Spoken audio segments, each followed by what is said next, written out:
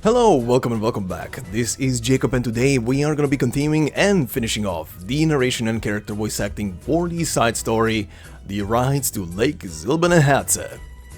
Alright everybody, final episode, and as always there's going to be quite a lot in this one, and it's a long one as always, considering I do like to make the finale super long. But anyway, before we do any of that, to anybody who bumps into the narration through this very episode, the playlist is linked in the description of the video or down below in the pinned comment in the comment section below. So just hit that, enjoy, and thank you very much. And speaking of thank yous, thank you very much guys as always for all the likes and the comments that you guys leave on these episodes. Really helping out a lot for the algorithm, and much appreciated as always.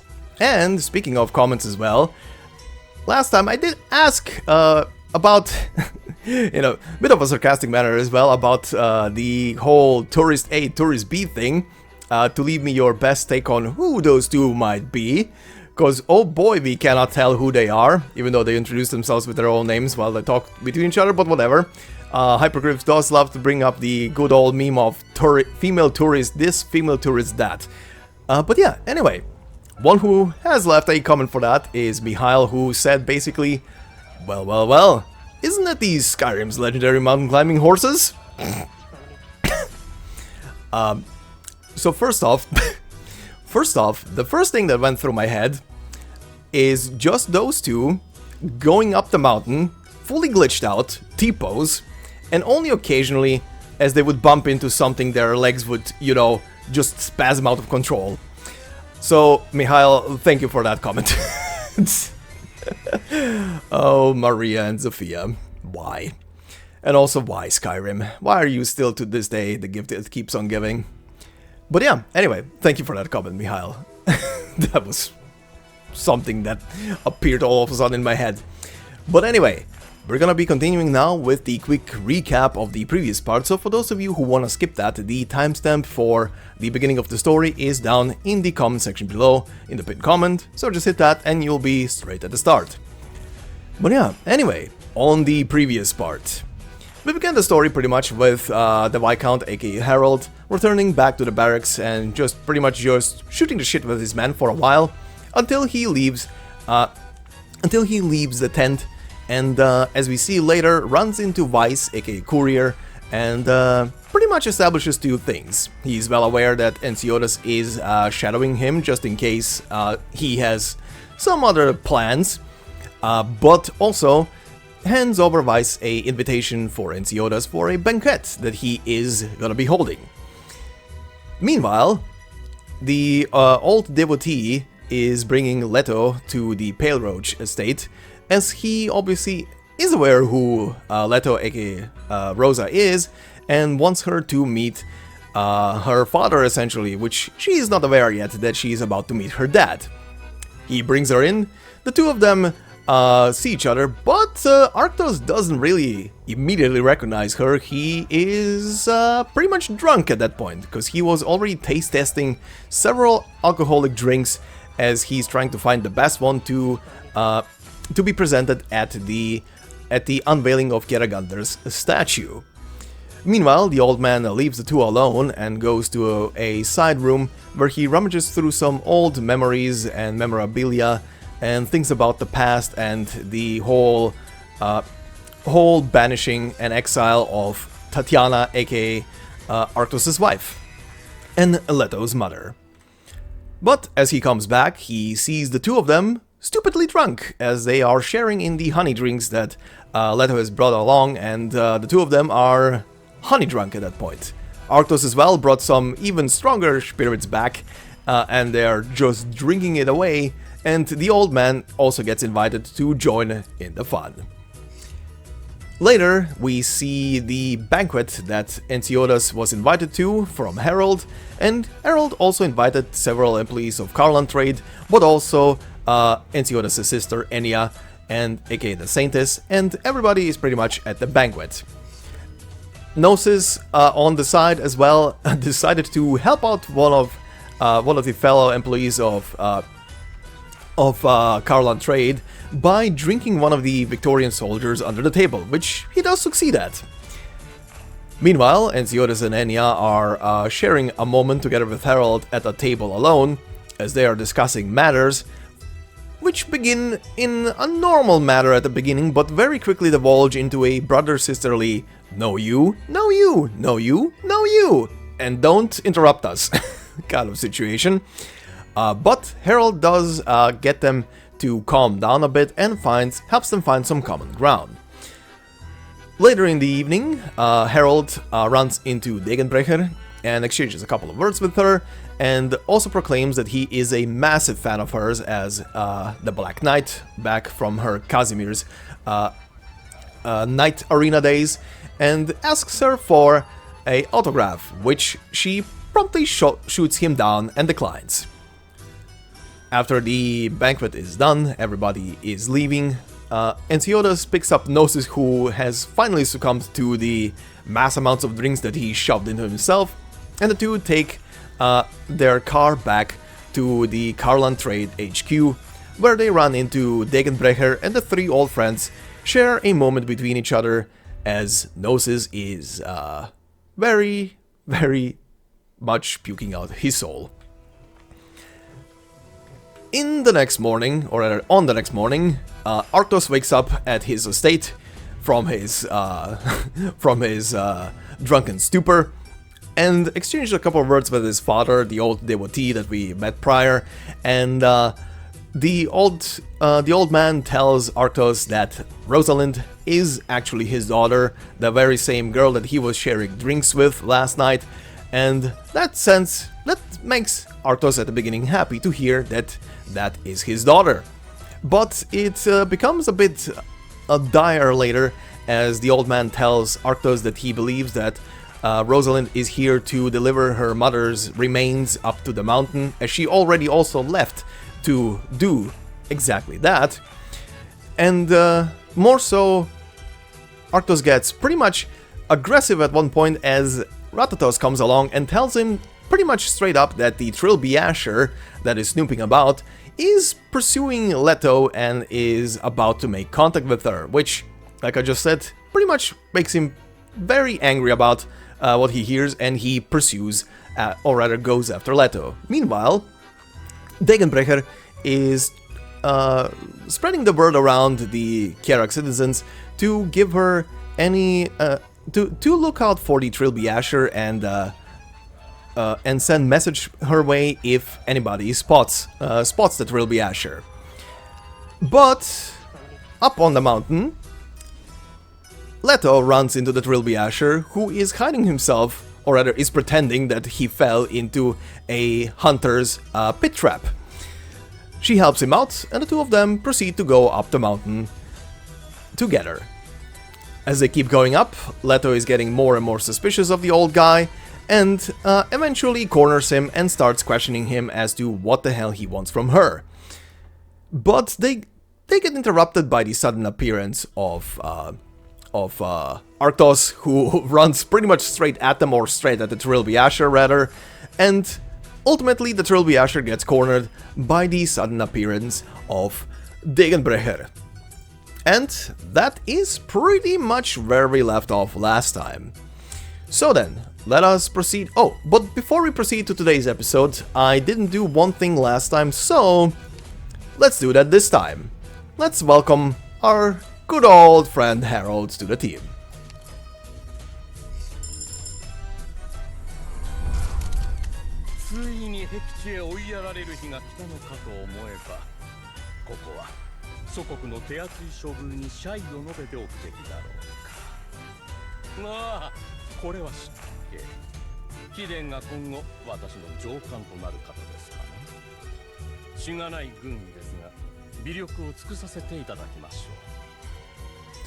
Welcome aboard, Harold. Sorry that I forgot to do that last time.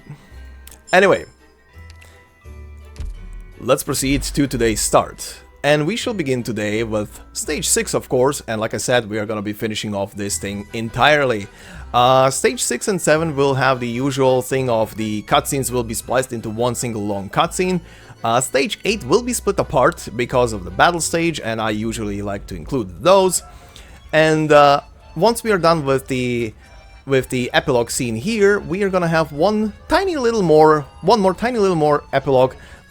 Well, yeah, sorta epilogue, which is more an epilogue to something that gets shown literally at the last second of today's story. Not gonna spoil what it is, just gonna say there's something literally at the last second.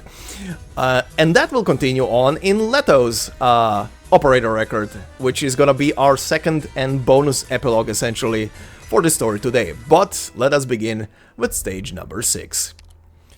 Titled Additional Ticket. All flukes must be repaid, all actions recorded.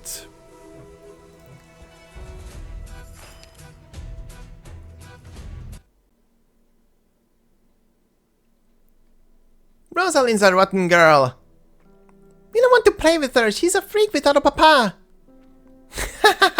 Rosalind's a rotten girl without a papa.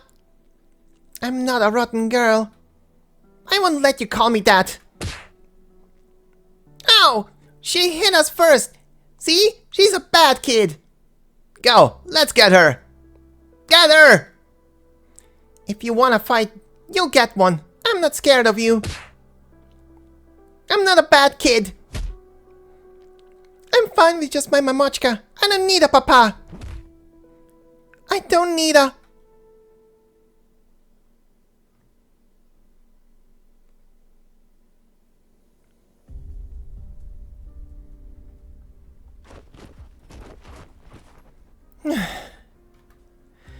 Didn't expect I'd fall headfirst into them.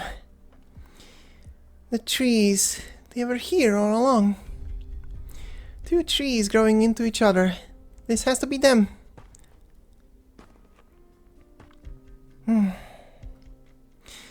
Okay, that should do it. Now that Mom's business is done, I'll...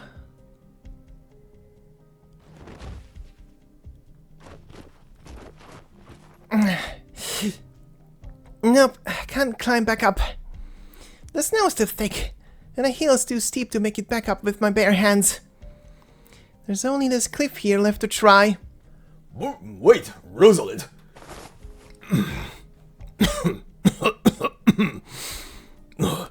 Get away from there, it's dangerous.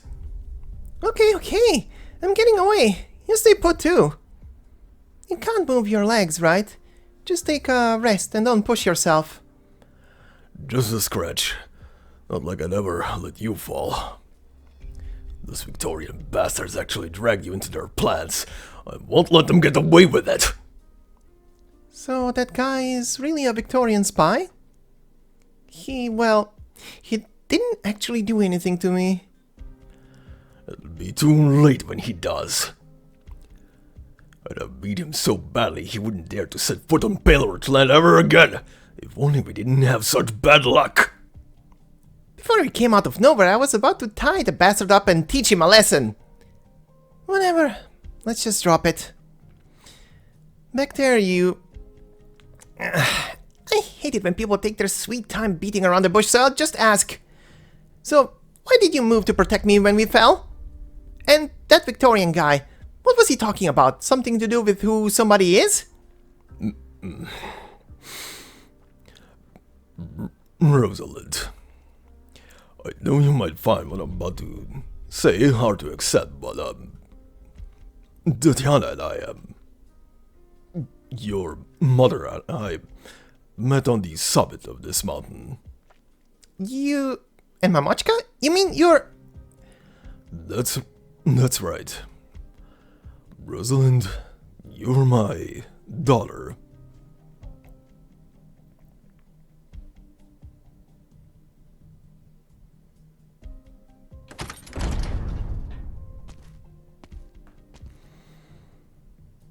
A most unusual guest. What business has you hurrying over here today, Ratatos? You must know exactly what it is, Ensiotis. Are you sure we can fool that Victorian Trilby Asher with our bait?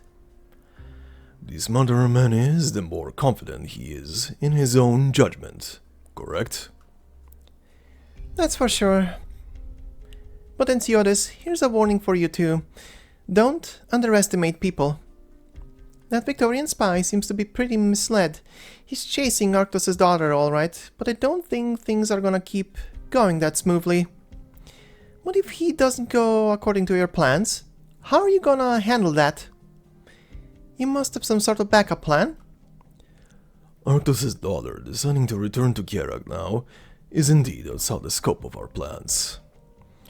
Of course, I couldn't possibly think such an improvised plan would suffice to solve our problem. It sounds like you have something up your sleeve. Let me see. Why haven't I seen Gnosis today? And the bodyguard always at your side. I heard from my sister and brother-in-law she hasn't been helping you train your Chigeti recently. You get your information fast, Arctos.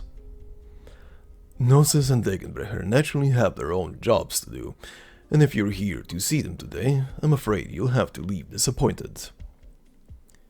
I'm not looking for them. Although... yes. I had a piece of good news for Gnosis if he was here. Oh?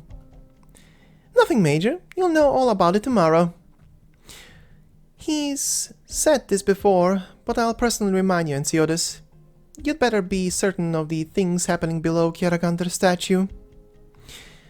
It's not just about one clan, Silver Ash. You do well to remember that us Browntails also have a stake in it. It's etched into my mind. Whether it be the three clans or the White Bear Court led by the Saints. Arctos, you should hold a little more confidence. Whether it be in you, me, Gnosis, or even Degenbrecher. All that we do here is for Kjerag's future. That is my firm belief.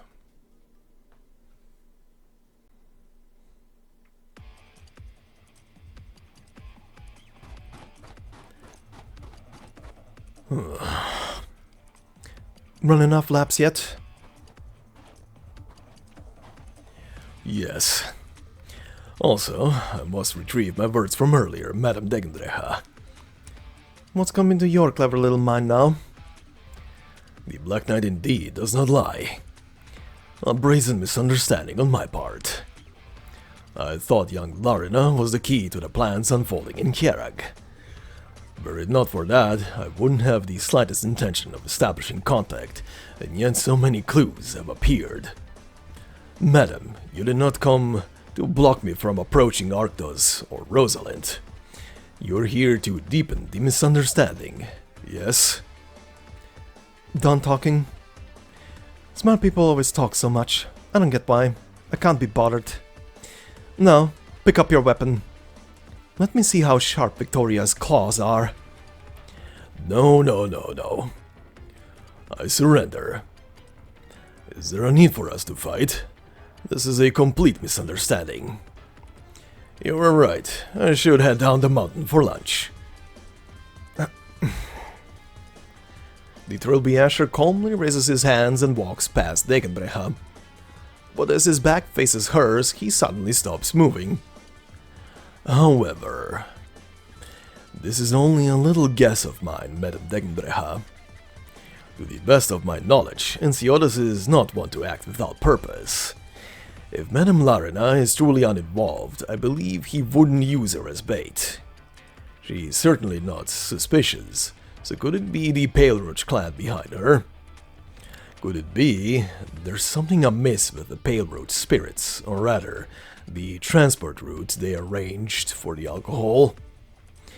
Madame Larina's appearance was an unexpected affair, and it is precisely because of that you worry that once I meet her, I might just stumble upon Clan Pale Roach in the course of my investigation and discover something I shouldn't have.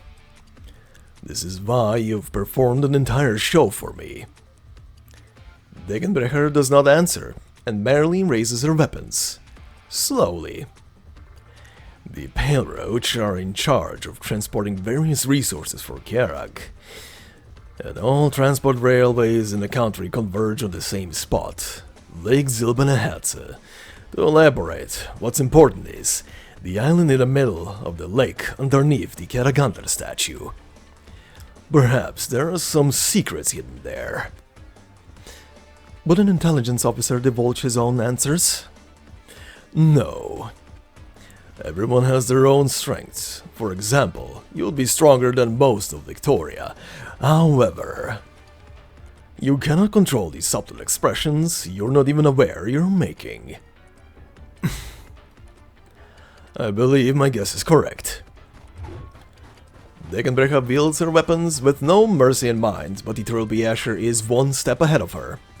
He dodges the blast waves, the snow flying everywhere, and her murderous intent as he leaps down the mountain. Degenbrecher gives chase.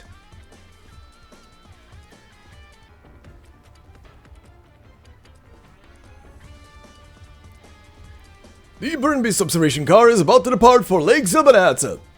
Our professionally trained Burden Beasts can bring you to every scenic spot and all the best views. Travelers who want to enjoy spectacular vistas on the way to the lake, don't miss this chance!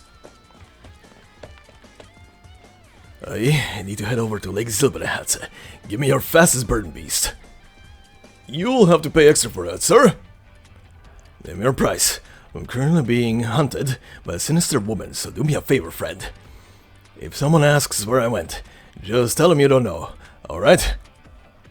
I've seen something like this before on those discs my daughter sent me.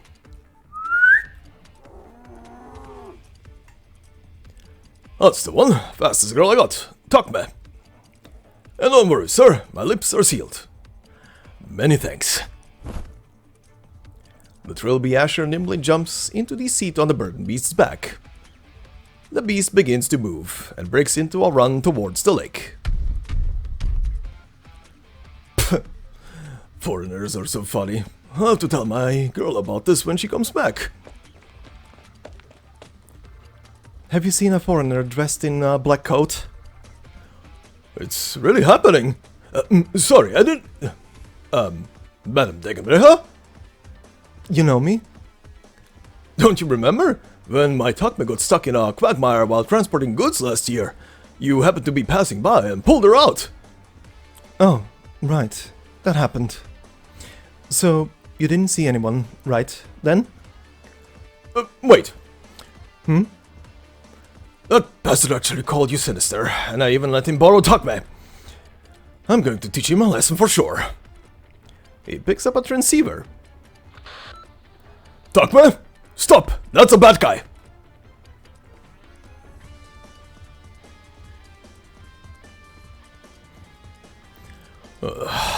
A Burden Beast's adaptability is not to be underestimated, but the crucial trait is its robust endurance. Perhaps it could serve as a strategic resource. The Burden Beast underneath him suddenly turns restless with impatience. Madam Degenbrecher, Takma's over here! Thanks. Have I been caught? Bloody!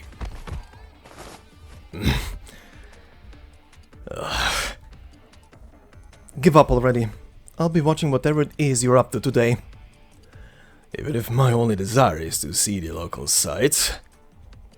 I know Kjerag pretty well. I can't be doing this.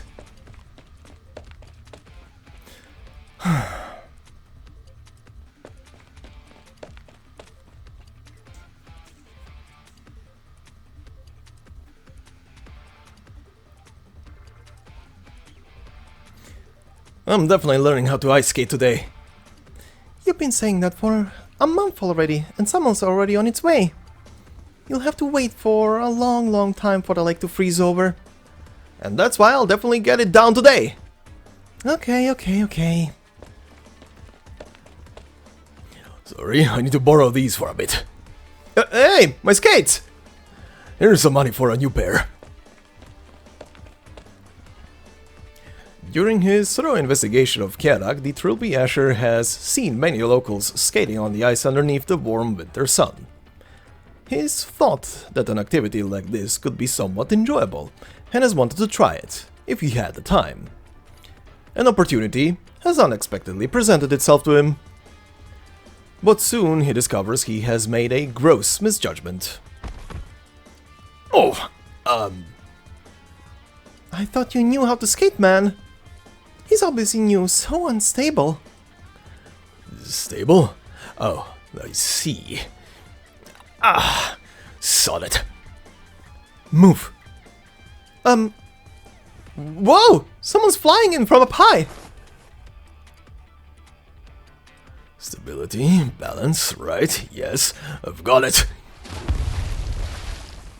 With a loud bang, Degenbrecher's attack smashes a gigantic hole into the icy surface. The Trilby Asher dodges the blow in the nick of time.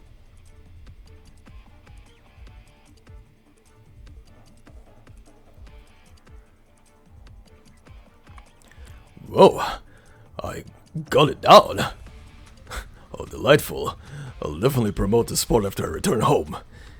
Of course, I have to survive the day first.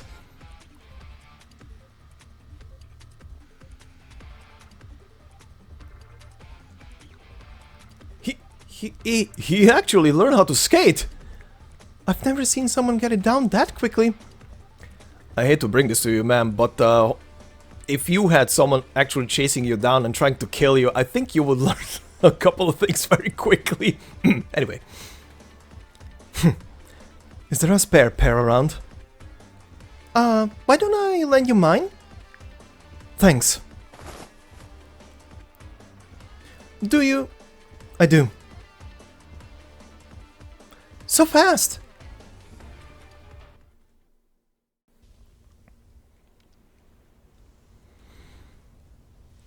It was more than 20 years ago.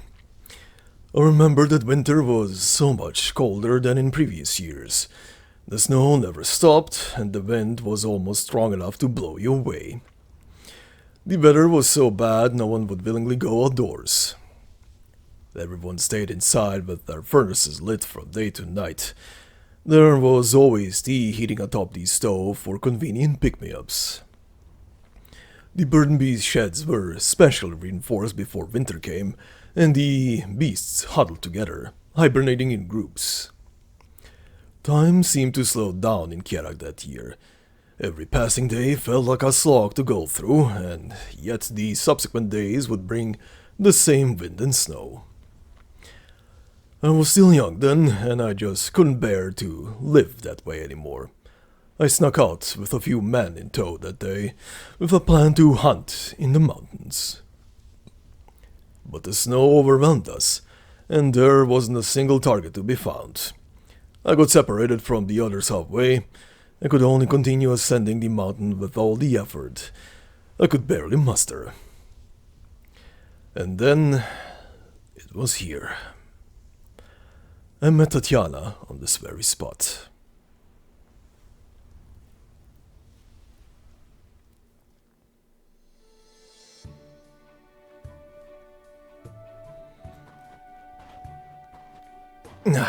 What lousy weather today. Don't even have a single strand of meat piece hair on my hands. That's going to call me up. Huh? What's that noise? Huh? Who's there? Enough with your tricks. Come out and face me if you have the guts to... Ow! As if responding to Arctos' words, a snowball falls from a tree branch up high and hits his head. A clear female voice rings from above. Right on target. Hey, I'm over here. Why didn't you hide, you big dummy? You! Me? What about me? You're a funny guy. Did you think you'd be able to hunt in weather this bad? Young man, I'll give you some advice on account of your handsome face. You should hurry home. Arctos raises his head. The snow and wind gradually subside, and bright rays pierce through the entwined branches of the trees before him, casting fragmented shadows on his face. A vaguely female figure seems to pop up from a patch of soft snow. Snowflakes scatter all around as she moves. The young Tatiana smiles as she looks down to meet the young man's gaze below. Arctos suddenly feels his eyes go dry. The snowy white he is so used to is suddenly so dazzling.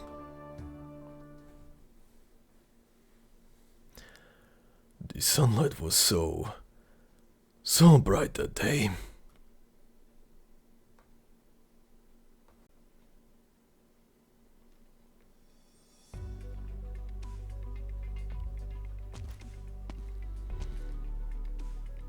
Saintus, please have a look. The main body of Kjeragandr's statue was built by us Browntails. It stands about 30 meters tall, and the adamant materials we used ensure no risk of damage for the next century at the very least.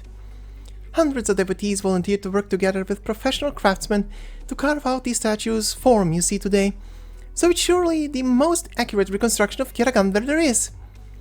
Although everyone was arguing about whether Kjeragandr should be humanoid or not, that boorish Arctos even nearly got into a fight over it. But I guarantee you, from today onwards, this statue will be the most eye-catching attraction in Kjerag. Thank you for all your hard work.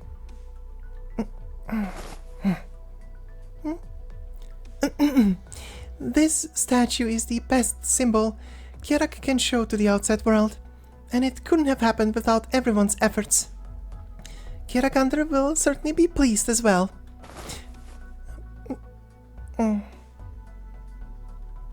Especially with you and your sister, Madame Sirius. I've heard that both of you spent a lot of effort on the construction and practically stayed on site until it was completed. It must have been difficult. It wasn't much, just doing our jobs. Besides, it's much easier than being forced to study. Study? No, nothing. Well then, great Saintus, allow me to give you a tour. Please, follow me.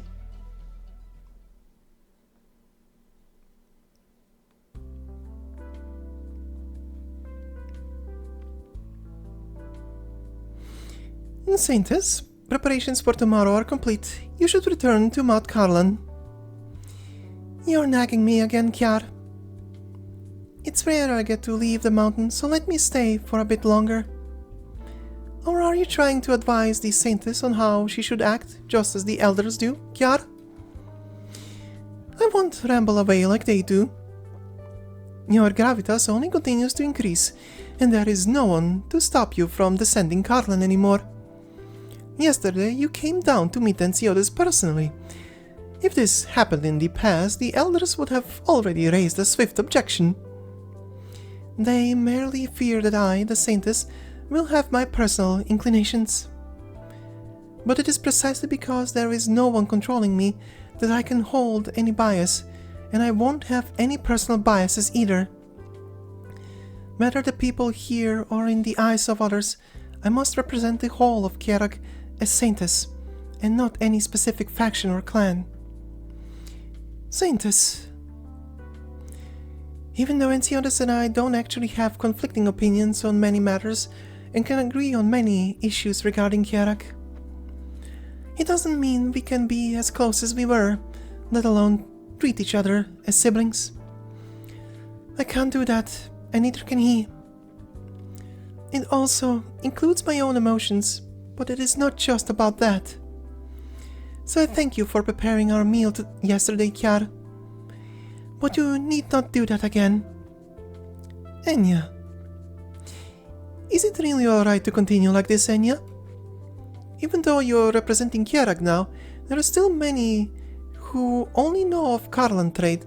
Clan Silberneherze has already started to dip their fingers in every facet of the country, and will only grow stronger in the future. I have some thoughts on that. What's important right now is to develop Kjerag as fast as we can. Some matters are just unavoidable, or things I let slide. We still need entities like Carlan trade after all. Besides, I'm fine with Ensiodes keeping himself there for the time being. But won't it be dangerous to continue like that? That's why I have my own plans. Oh, you mean the new school you've been in charge of the past few years? And the reforms over at the Weinberg court? It's fortunate I realize we have so many wise people here. Compared to a Kjerag with the voice of a soul saintess or a single clan Silberneherze, wouldn't it be better to have a Kjerag with a myriad of voices of Kjeragandr's people? It's the same as prayer. Didn't you say that making your wishes out loud instead of keeping them in your heart would let Kjeragandr hear them in earnest? I hope more people will get the chance to voice their hopes for Kjerag. This is what I wish for, my prayer to Kjeragandr. Well, that's a good wish indeed. It will certainly reach Kjeragandr. That's great to hear. Will you help me, Kjer? Of course. Didn't we agree as much already? I'm your mate, after all. Thank you, Kjer. If you really want to thank me, why not? Huh? Oh dear. They're headed this way. Kjer? Is someone headed our way? Yes, with an aggressive aura to boot. They're fast. They're heading straight here. It feels like a fight is about to erupt. Will there be any issues if that happens near the statue? Who knows? Anyway, you should return, Great Saintess. We also need to send someone to inform Madame Siurus as well. It'll be bad if you or something else gets hurt. I see. What about you? I will stay. If something happens... Oh, it would be terrible if something happens to damage Kjeragandr's statue. So let me stay here to keep an eye on things, and I'll make sure nothing big happens to the statue. Kjer...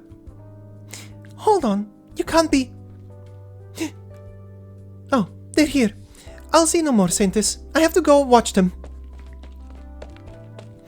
Hey, Kjer! She's gone. She can't possibly be looking for an opportunity to do a little something to the statue.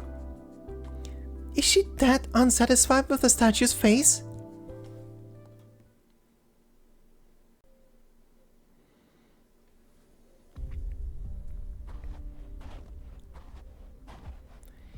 This part's easier to walk in, without as many trees around. Careful, the snow ahead is pretty deep. Are you reading my papa? I mean, Mamochka said... Tatiana mentioned me? What did she say? Not much. I didn't even know I still had a papa until I was grown. I thought he might have died long ago. I thought that was the reason she never mentioned a father, and she never really brought up Kjerag before either. We've been just the two of us for all these years. I never thought... Really? Maybe she still resented me. As she should have. After all, I was the one who let the both of you down back then. I deserve a resentment.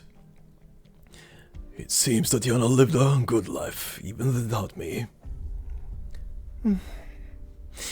Before I came here, she told me how the snow feels different in Kjerag. The snow you find on the mountain summits is different from the snow down here. She told me Kjerag is my home too, that even though I grew up in Ursus, I was born here. Tatiana.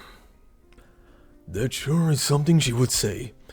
She liked the summit snows so much, and always told me how different it was. It's a pity a thug like me didn't get it back then. I don't get it either. But I remember what she told me. I might have forgotten what happened when I was small, but those experiences don't just disappear. She always said everything you've been through will always be shaping you as a person. Even if you forget it, its influence remains. She said the Rosalind of today has every stage of her life to thank, and even the little insignificant things that happened in between have also greatly contributed to who I am today. And that's why, even if she couldn't make it here, she hoped that I could at least know a part of me came from Kjerag. That's what she said, and that's why I'm here. Tatiana. When your mother and I first met here, you could say it was a mutual attraction. It didn't take long for us to fall in love. I'd hoped to marry Tatiana and spend the rest of our lives together. I was really looking forward to it. I've never wanted anything as much as I did to be with her. But that was no easy feat in Kjerag back then. But why? If you'd liked each other, then just stay together. It can't get any simpler than that, right? Yes, it should have been the simplest thing to do.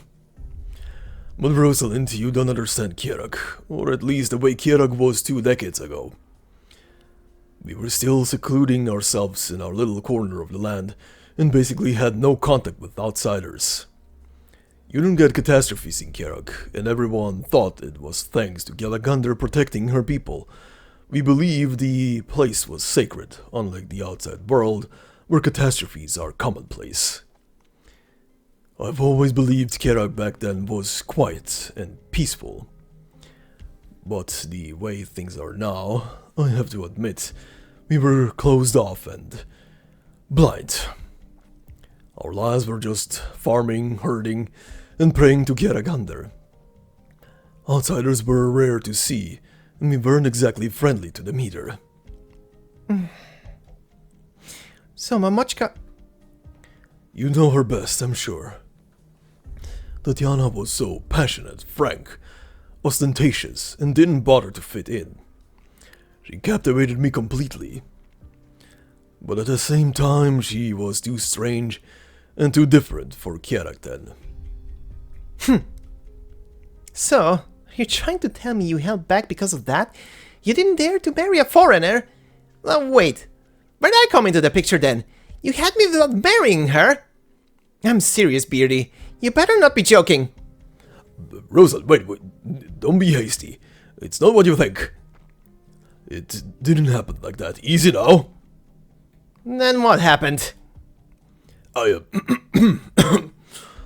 Of course, I married your mother.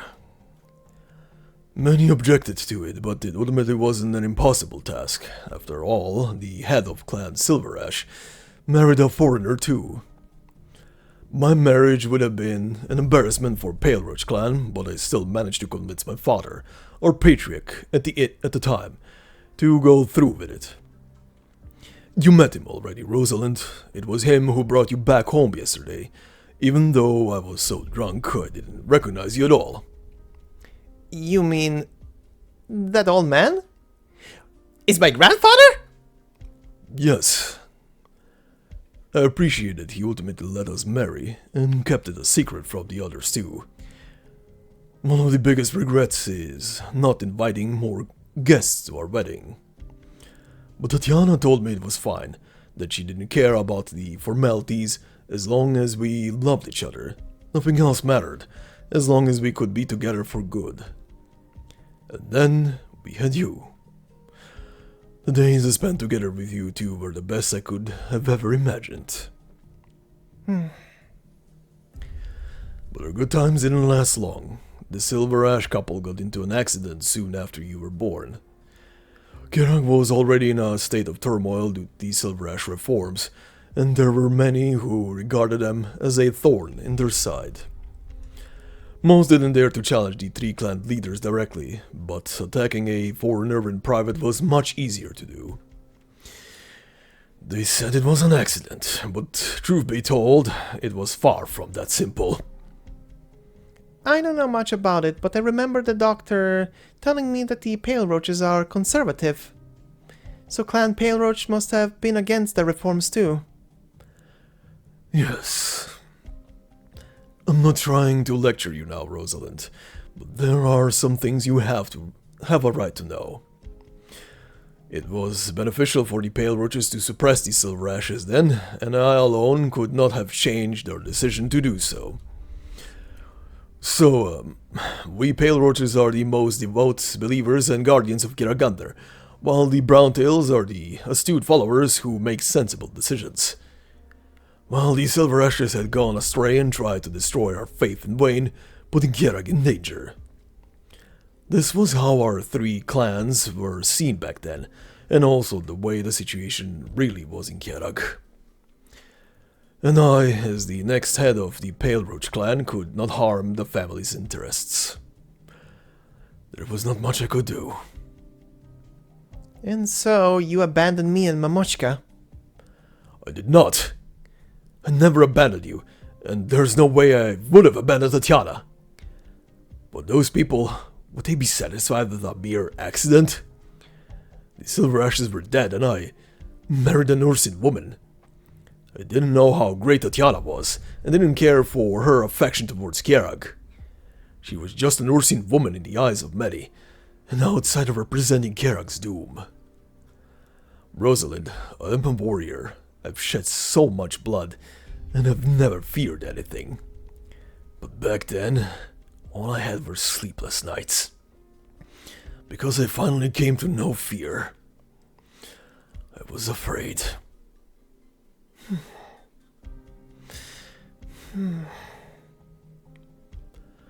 The best choice I could make at the time was to have you leave, to go far away from Kjerag. Even if we couldn't see each other again, even if I couldn't be by your side anymore. For I knew the two of you could live a normal and peaceful life somewhere at least. Instead of running into any strange accident somewhere I couldn't see, or even right under my nose. So I wouldn't be left with just an accident.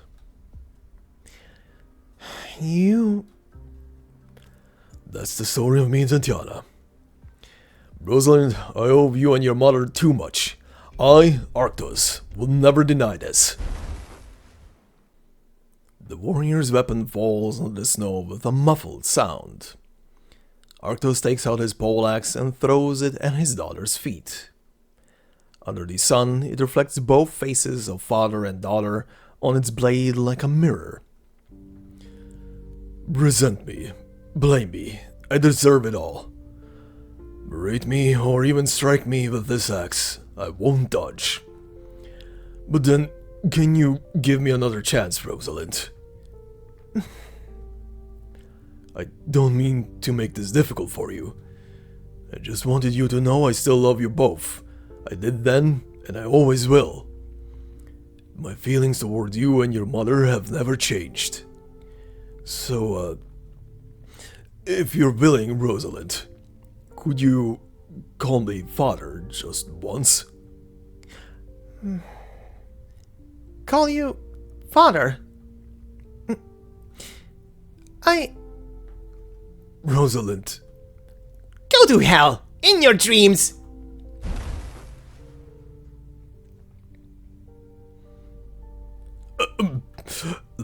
Rosalind? So you talked yourself in circles for a whole day just for that? Huh? Didn't want to make things difficult for me. You even threw down your rotten axe because you're so sure I wouldn't use it to cut you open, huh? No, that's not what I don't care what you meant. It sounds so neat convincing your family to let you marry, being forced to make us leave. Huh, you think I'm dumb? All I can think of hearing your story is how Mamochka dealt with it all. You left her all alone in a hostile environment for so many years, and she even raised a kid for you. She willingly put herself in danger, even with her life on the line, but you're telling me in the end all she could do was leave? Have you ever considered why she and Ursin had to endure being treated like that in your Kjerag? Yeah. My Mamochka loved to go on adventures. She liked to try new things. She liked to explore anywhere she could. She could never stay in one place for too long. She loved making friends, loved shopping, loved to eat all sorts of food. Could your Kjerag from 20 years ago even satisfy any of that? Do you care about any of those things at all? Why does it sound like you're the only character in your story, with nothing else? You said she's passionate, that she's frank, but I couldn't tell you were talking about Tatiana Yevgenyevna Larina at all. You're happy as long as you have your wife and daughter by your side?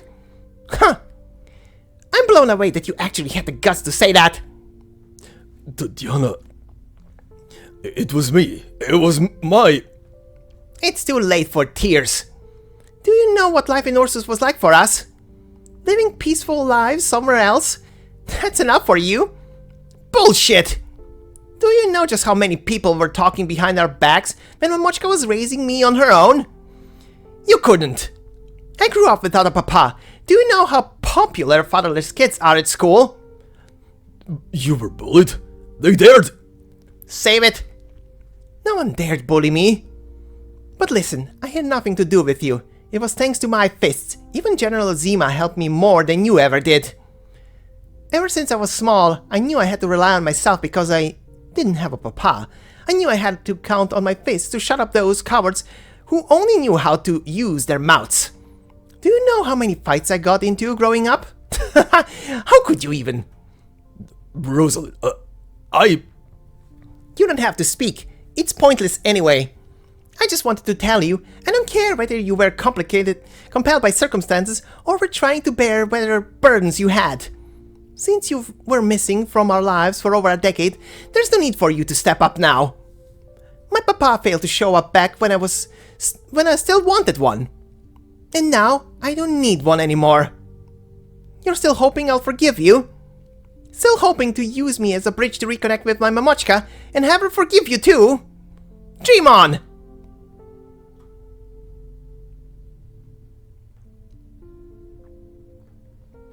No, I wouldn't dare make such an unreasonable demand.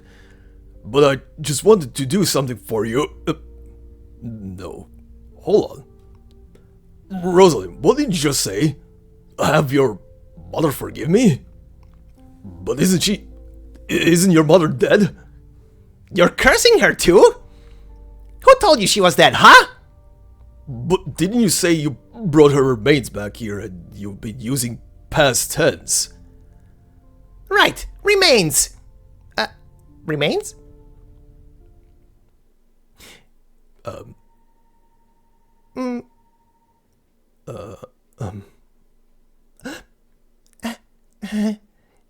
Hold up, let me check.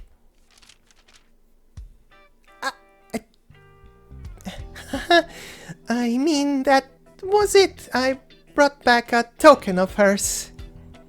Man, Kjerag language is hard as hell.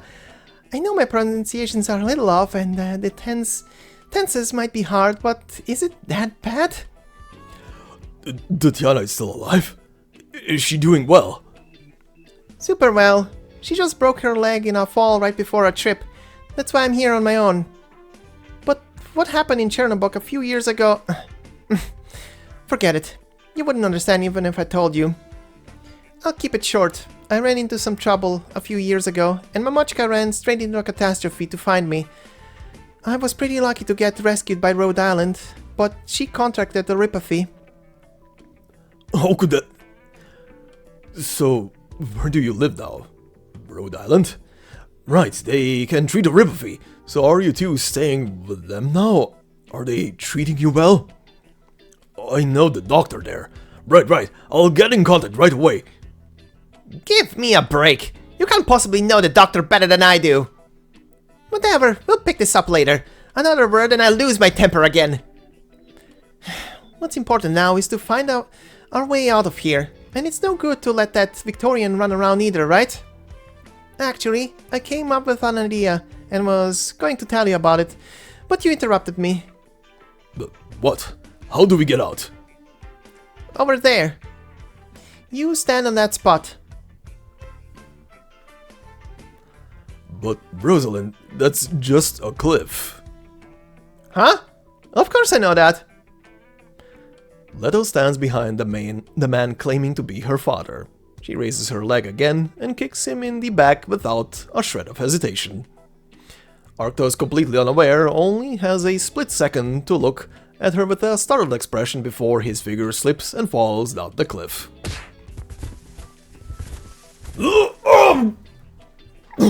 Rosalind, careful! Damn, you're pretty loud. Stop yelling! You sound like I was going to end you! I took a look earlier, and that short drop wouldn't do much with all that snow below. What's wrong with you, Kjerags? Do you guys not do any snow jumping here? Huh. Right. Hey, totally unhandsome beardy! Don't forget to settle your child support for the past decade or so. I'll send the bill to your clan later. That felt great. And now, I'd better tell the doctor and the rest what happened here, just to be safe. I was supposed to be a tourist here, though. What the hell am I doing? Oh, I got through. Doctor? Are you here yet? Yeah, I'm fine. but there's something I need to tell you.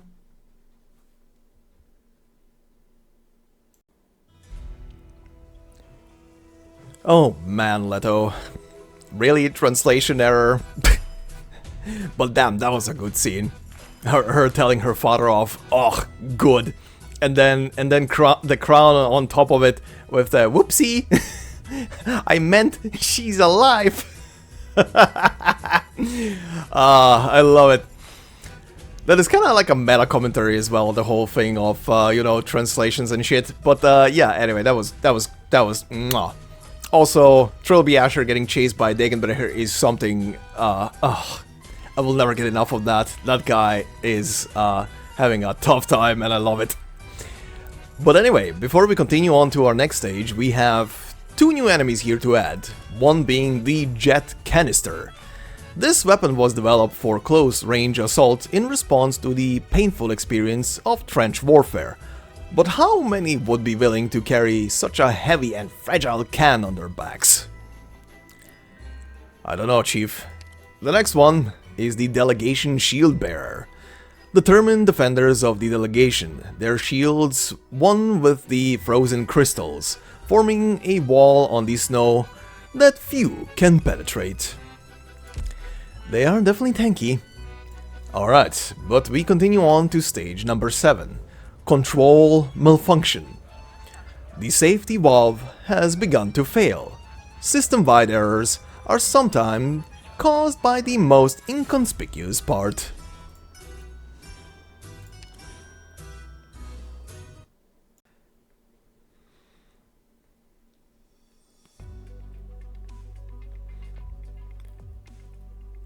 Hey, mate, everyone else about has already scarpered off. Why are you still here? Shouldn't you have left as well, Madam Ciurus? Do I really have to, just because you tell me to? This statue is the fruit of everyone's labors. If anything happened to it, how could I break the bad news to them? Is it the fruits of everyone's labors, or Ensiodis's? No wonder I saw the Saintess hold you back just now. Think I saw her tell you something too. You hardly sound surprised. I am not an idiot. She looked completely blindsided, but how could that possibly be? It's just that, looking at it from her perspective, the best position she can be in is knowing a little bit, but not too much. And so she sent you to go the last mile for her, huh? Well, what is it then? Of the people currently drawing close, one is Degenbrecher, while the other is a Trilby Asher from Victoria. A Trilby Asher? He couldn't... No, he wouldn't go that far. Did the Saintess ask you to stay, just so you could warn me about this? Let's go with that. Allow me to look after the statue in your stead.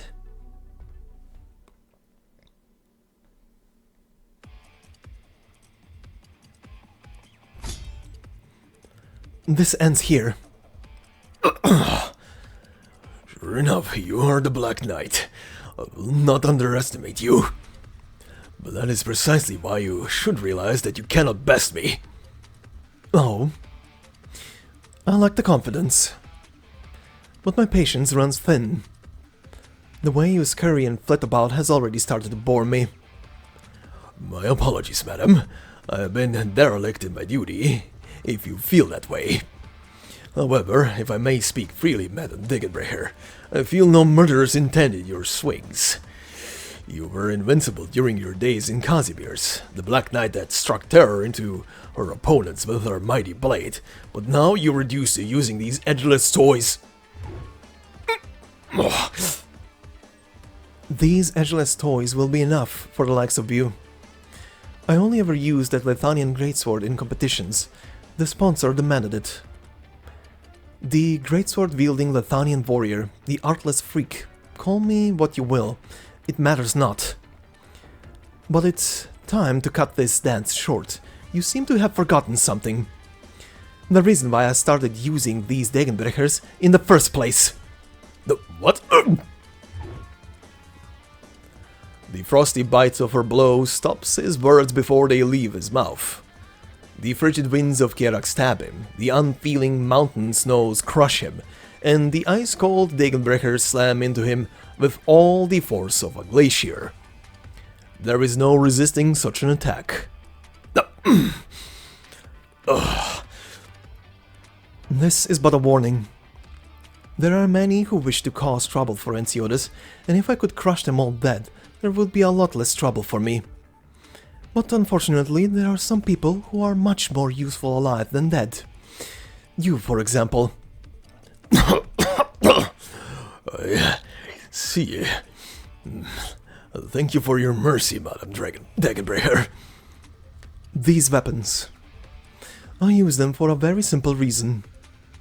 They have no edge, so it's much easier for me to keep a man like you alive.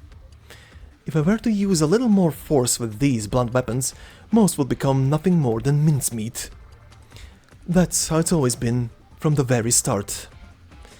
Among those who step up to fight me, many would be easily crushed. It does not matter if you are a caster of the Thanian or a knight of Casimir's. In the end, you are the same. Faith, ideals, grit and perseverance, firm determination, they all fall before sheer brute force. It's hilarious. Being broken too easily is its own complication. The woman who took her weapon's name looks down disdainfully upon the Victorian before her. He had been by no means an easy foe to handle, so it was up to her, and only her, to face him. But even so, it has not been particularly difficult to defeat him. The road from being a destitute, artless nobody to becoming the Black Knight, 3-time consecutive champion, was not an easy one to walk. Compared to that, anything that came after was only a trifle. By your standards, as the Black Knight, the natural-born warrior, there can't be many who aren't considered fragile. Hardly. If you had been even the slightest bit more serious, I would have had to put in a lot more effort. Unfortunately for me, as an intelligence officer, it is not in battle where I have to get serious.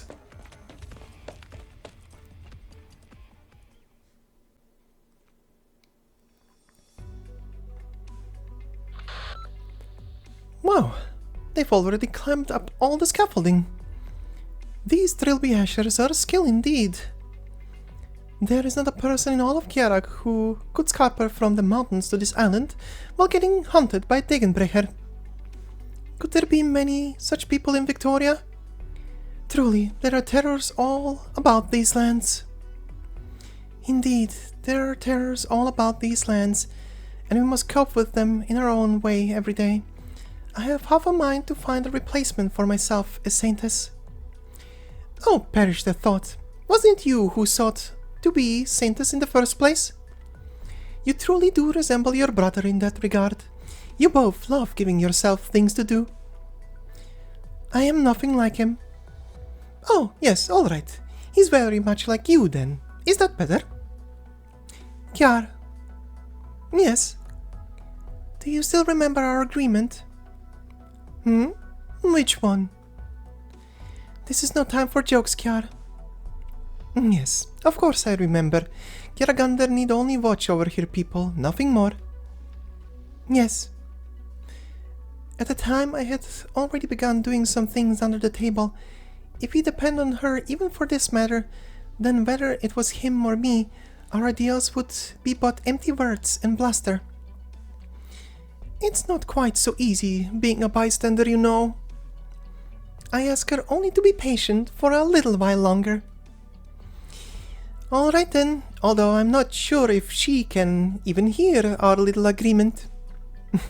Anyway, I just came to see if we could change this statue a bit, is all. I can't believe you haven't given up on the... This is one matter that I'm definitely not giving up on.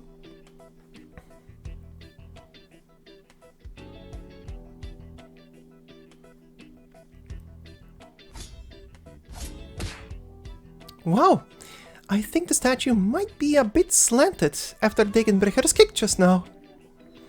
That Trilby Asher isn't half bad either. Him grabbing the statue's finger to adjust the balance of his body sure was a surprise. That there's the real deal. Do you think they could help me thin out the face a bit? I was far too naive from the start, thinking that it didn't matter what I looked like on the outside. Made me not really care much about my appearance.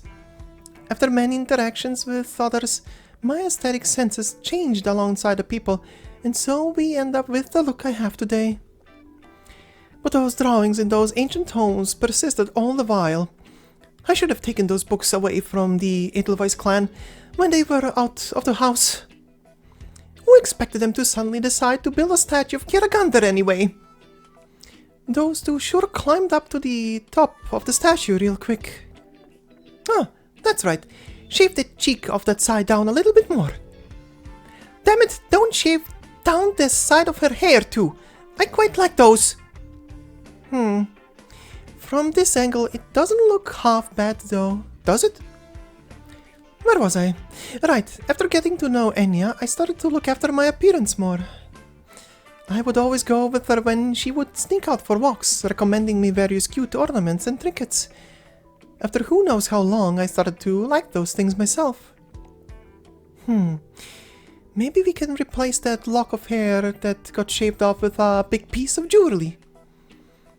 I should write that down somewhere.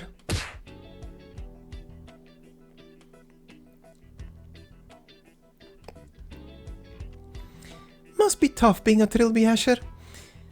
Looked like he was about to jump down from the top of the head himself, but then Degenbrecher sent him flying with a mean kick. Poor guy. No, this is fine. Don't worry about that.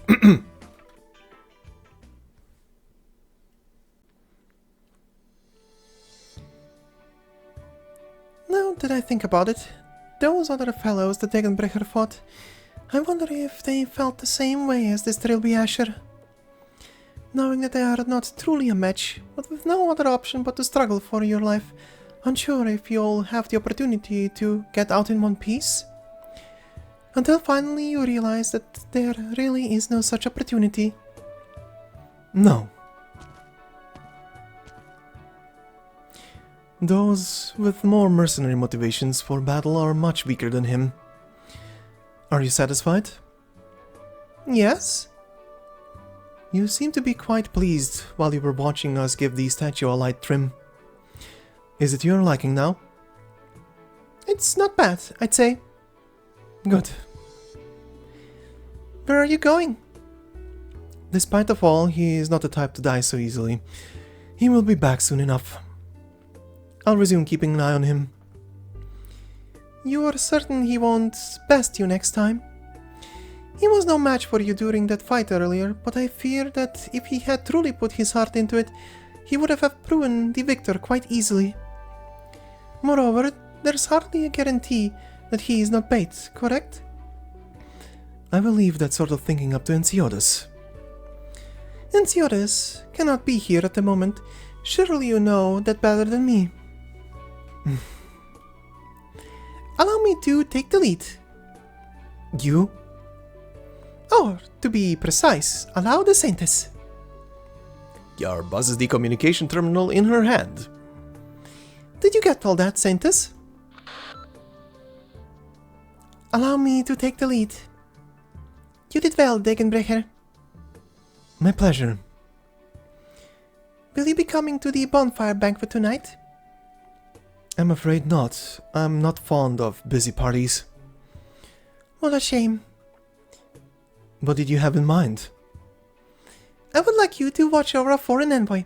I believe diplomacy will prove more effective than force in this case. He might not actually be a foreign envoy. He might very well be. Alright, I'm in your hands, Saintess.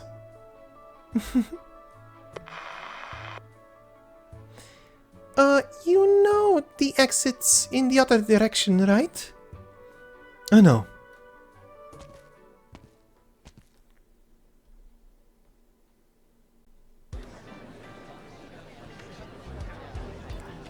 Phew! You should be able to pull through, right? Alright, stop rubbernecking, clear the way. Let's think of a way to get him out of that hole first. Based on his clothes, he looks like some kind of foreigner. I don't think even we could handle water that cold. Hey, mind if I ask what's going on here? Some poor fellow just flew on over here from the island in the middle of the lake. Smashed a hole right through the ice. What?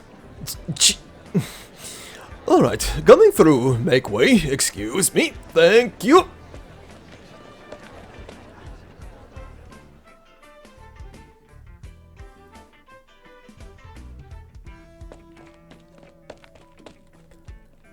Harold squeezes his way through the crowd, and the moment he sees what all the fuss is about, he cannot help but laugh. A perfect circle has been punched through the frozen surface of the lake, and in the center of that circle floats a corpse.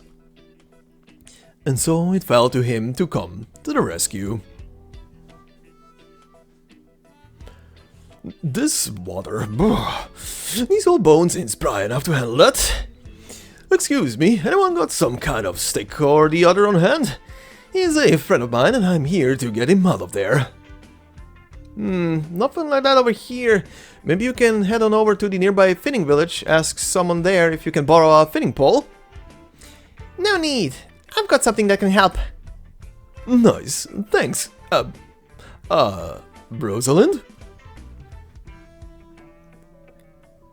Hey, Dedushka, fancy meeting you here.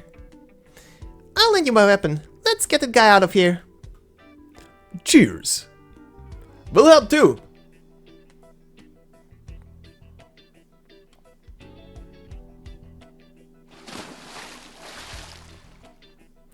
Using Rosalind's weapon, the people work together to dredge the corpse up and out of the hole. Looks like he still hasn't kicked a bucket. I probably shouldn't be saying this, but if he really had died, I would have had a whole lot of these shite on my hands. Thankfully, the one who did this had the same idea, so they held back a bit. Let's get this fellow somewhere warm for now. Yep.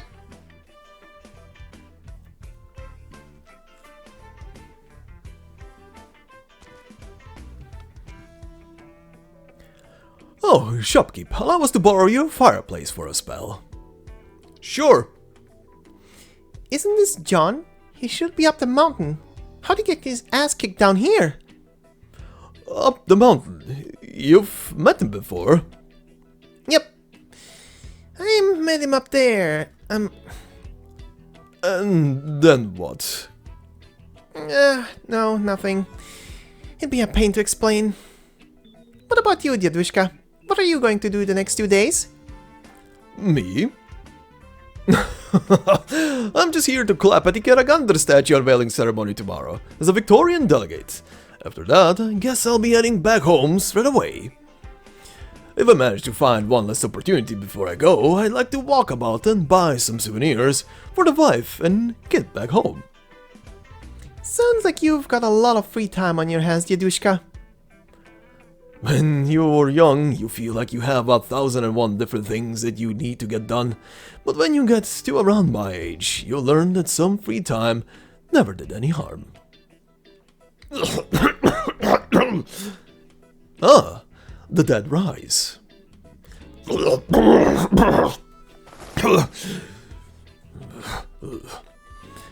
How's it hanging, John? Madame Larina and the Lord Viscount.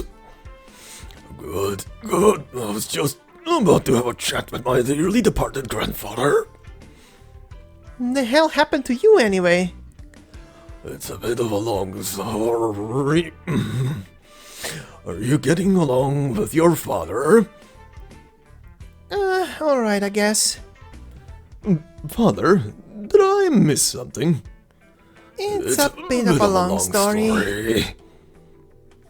Seriously, what happened, John?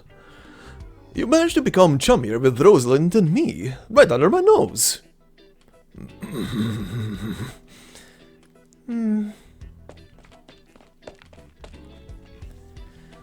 Finally found you.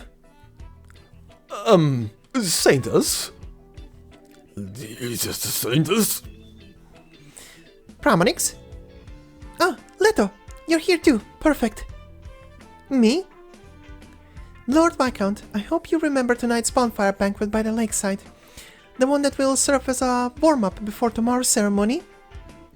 I had heard that you had been having your fill of scenic tours of Kjerag lately, and I feared that you had forgotten, which is why I decided to give you this little reminder. Of course I remember. Worry not, for I shall definitely be there. Will you be coming too, Leto? To the bonfire banquet? Sure, I'll come. And I believe this Trilby Asher is a friend of yours? Yes, quite. As a friend of the Lord Viscount, naturally you too are a guest of Kjerag. I hope that you will do me the honor of attending our humble banquet. Whatever reason could I have to refuse an invitation from the Saintess herself? Very well. It's settled then.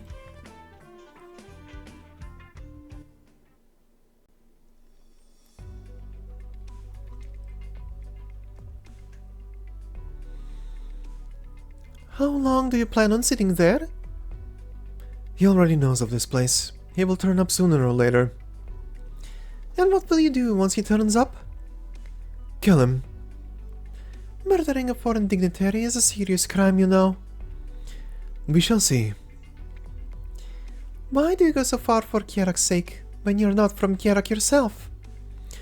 Is it so considered for Kjerag's sake, if it's Ensiodas' ambition? Who can deny that, up until now, despite him having his own lofty goals, that there is a part of them that is for Kjerag's sake? That sort of praise is probably what he would least like to hear. You still haven't answered my question, you know. When Ensiodas once mentioned to me that perhaps Kjeragandr truly existed, I thought to myself that maybe one day I could fight those so-called gods with my own two hands. Now I see that was simply wishful thinking. And why is that? Ensiodas had already dropped that particular plan for one. If you had stuck to it, do you think that you could face down a goddess who just might really exist? Perhaps. Here I can only find that sort of excitement during avalanches. If I ever had the opportunity, I would definitely give it a try. Do you think you will win? No, I have stood against the avalanche, but I have never once triumphed. I understand. You are simply in it for the challenge. And you consider the matter that are happening in this land to be suitable for that purpose. It's hardly as lofty as you think. This is just who I have grown to be, nothing more. Very well said. You may head back now, Degenbrecher. You will not find your battlefield here. If that is what the Saintess wills, then forgive me for being unable to comply. I will decide my own battlefield. And what if I said that it was Kjeragandr's will? I will then wonder, why are you the one conveying Kjeragandr's will? I'm the Saintess's maid, after all. So what you are saying is that the will of the Saintess is the will of Kjeragandr? Rather, that Kjeragandr supports the great Saintess's opinion on the matter. At least that is my guess.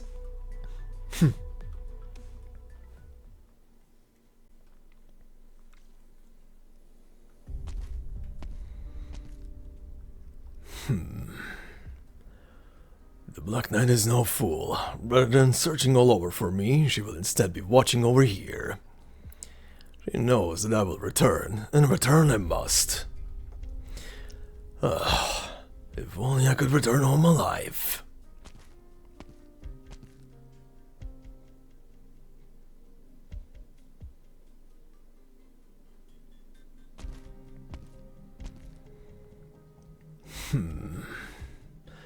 If I had only guessed that this place would be the center of my worries. No, how could I have guessed? How could anyone have thought that Ensiodas had the brass courage to use an entire nation's faith as a pretense for his own schemes? He truly is someone that the Duke was wise to invest in.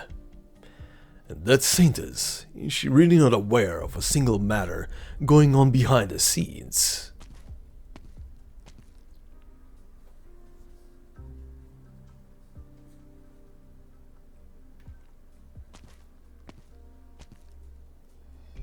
And, Degenbrecher? She couldn't possibly be quite so single-minded as to have missed the forest for a tree.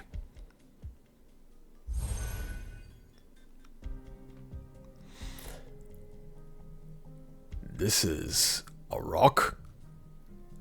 Why have you come, traveler from afar? I am but a man of steadfast faith, here to admire her visage. She tires and wishes to rest for today. Come back tomorrow. I had heard that Kjeragandr welcomes believers from afar. Do you mean to say that this is no longer the case? The pious need not prove themselves, while the insincere need not waste their words. You are not to take a step further today, says she. And if I insist... What?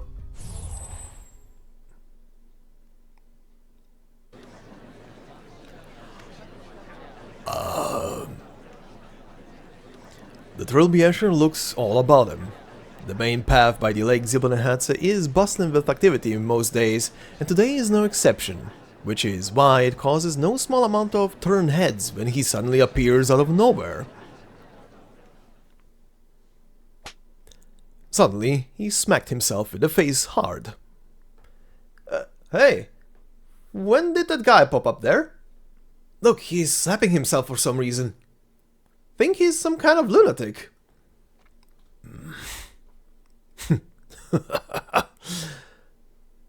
The Trilby Asher takes no note of the people around him, simply turning his body in the direction of the statue of Kjeragandr. In imitation of those devout followers, he performs a quick gesture of prayer. Kjeragandr's blessing be upon you.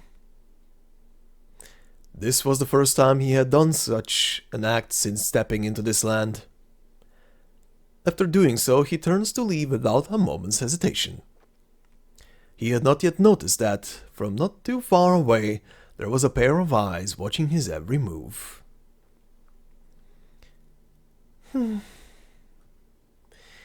Degenbrecher isn't a very talkative woman, so she probably won't tell any about this, would she? I don't think I went too far either, did I? I've said this before, but staying a spectator is harder than it looks. She sighs once more, then turns, looking every bit like a woman grumbling about the troublesome requests of her younger sister, before blending into the throng of people like she was never there.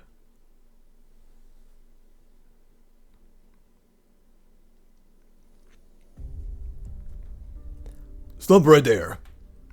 Hello, Captain. Who are you? Well, it's like this, see? There's going to be a banquet held by Lake Silberneherze tonight, right? I'm here to deliver the wine. Wine?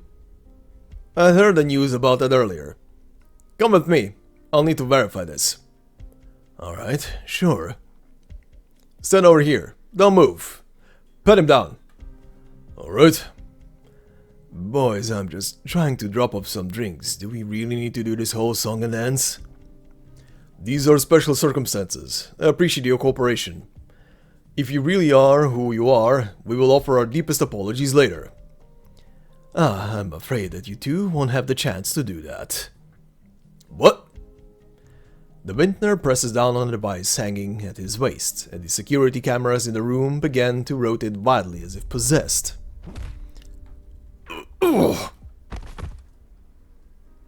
There's an enemy!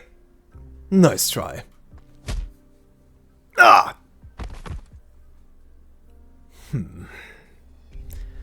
After the two Chegeti fall over, the vintner swiftly begins to operate the terminal.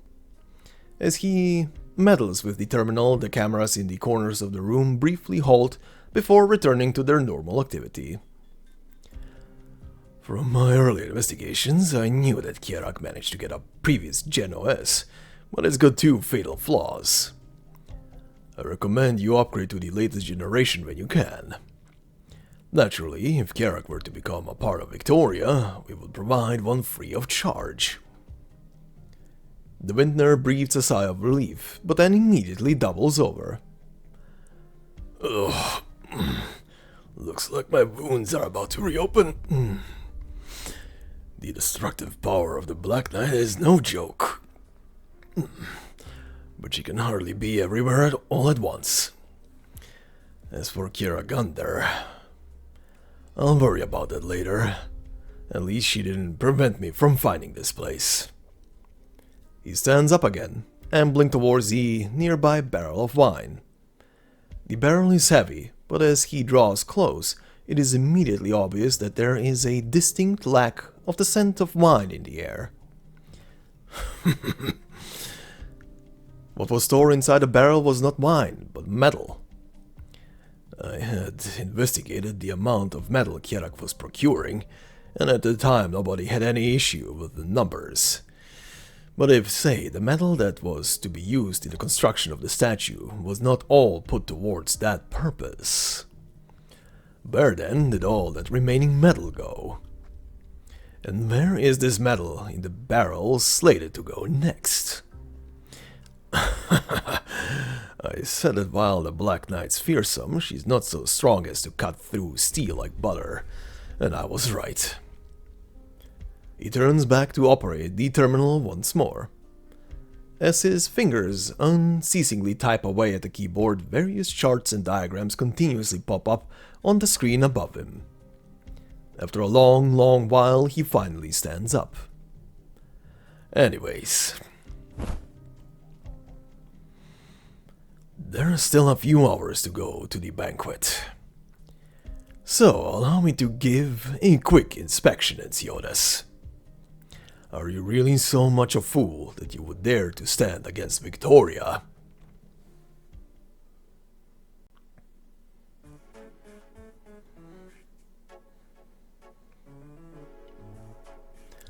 So, let me get this straight. You saw your father, and then you gave him a kick. Yep, felt real good. I wasn't that angry to begin with, but once I saw that he looked like what I assumed my papa would look like, I had a sudden urge to give him a real big kick. Atta girl! Speaking of which, I had the pleasure of meeting Patriarch Arctos once when I had just arrived to Kjerag, but I haven't seen him since. If I had remembered how he had looked, you wouldn't have had to wander around willy-nilly to find him. Hey, are you trying to say that I actually do look a lot like him? Well, now that I think about it more, thanks to that beard of his, even if I had been drinking with him yesterday, I don't think I would have been that easy to notice.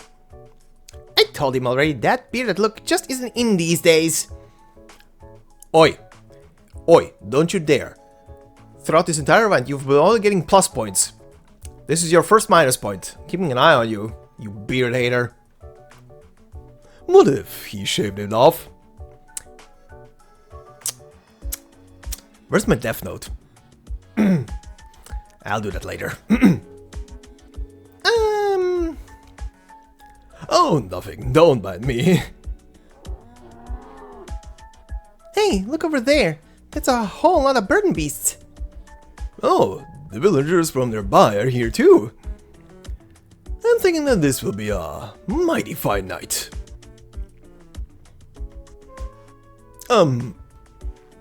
There's a burden beast bumping its head against you.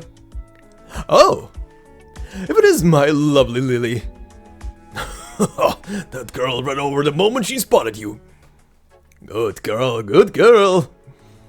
Hey, Dedushka, this is the Lily you were talking about? Indeed, she was the first burn beast I met when I arrived in Kjerag. And she has become, dare I say, my dearest friend ever since I arrived. Oh, aren't you a little cutie pie? Oh, can I pet her? But of course, Lily's an affectionate girl. I think she likes you.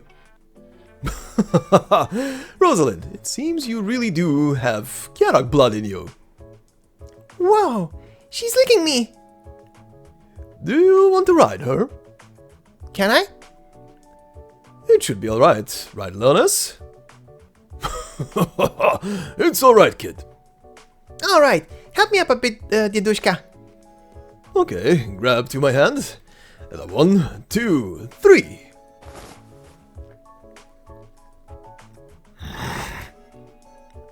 Wow, that is real steady. I think I'll go on a stroll with her. Go on ahead. She sure is a lively little kid now, isn't she? You don't need to tell me. My daughter was the same at her age. Here, for you. This is some of our best cheese, just finished ripening today. I remember that you were going back home pretty soon, so I whipped up this block just for you. I hoped I would see you tonight, so I brought it along just in case. I appreciate the gesture, but are you sure it's alright? Doesn't your family need this cheese to sell? I'll think nothing of it. You've helped my family and our burden beasts plenty. I'd say that I owe you for medical expenses. So here, consider this cheese your veterinary fee. Alright, if you insist. Couldn't ask for a better parting gift if you ask me. Truth be told, when you first showed up, we were pretty wary of you. But after a whole month with you, I feel like we're the best of friends. So I'm not going to get too mushy with you. Just remember that the next time you're in Kjerag, we'll always have space at the table for you at my farm. I will. I really will. Leon, are you acquainted with the Lord Viscount as well? Ah, Saintus. Yes, Harold here has become a right celebrity here in our little village. I see. I hope that you and your bird bees continue to enjoy yourselves. Oh, please, getting to meet the Saintus is plenty of joy for me already. This banquet sure is festive, Holy Saintus. Indeed. Though there will be plenty of pomp and circumstance at the ceremony tomorrow, the populace at large will only be able to watch it via the news cameras.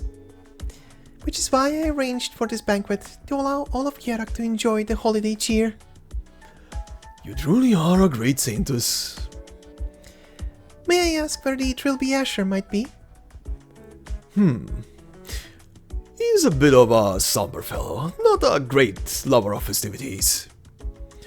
I would hardly say that, my lord. While it's true that I'm not a fan of festive crowds, that has hardly anything to do with my personality.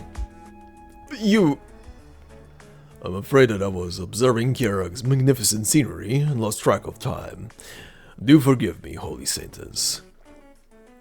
I am glad to hear that you appreciate Kjerag's natural beauty. I hope that you enjoy tonight's banquet just as much. Indeed I will. Oh, that's right, Harold. I have some wine here. Does your friend here drink? Come, let's have a cup or two together. I am... The Trilby Asher surreptitiously shares a hand signal with Harold. It is a military hand signal, indicating withdrawal. Terribly sorry, Leoness. I'm afraid the drink will have to wait.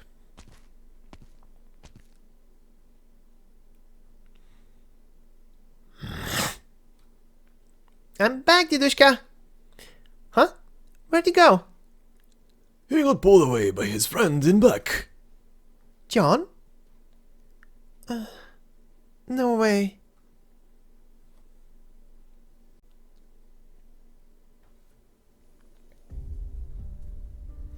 I do hope that you managed to enjoy yourself at tonight's banquet, my lord.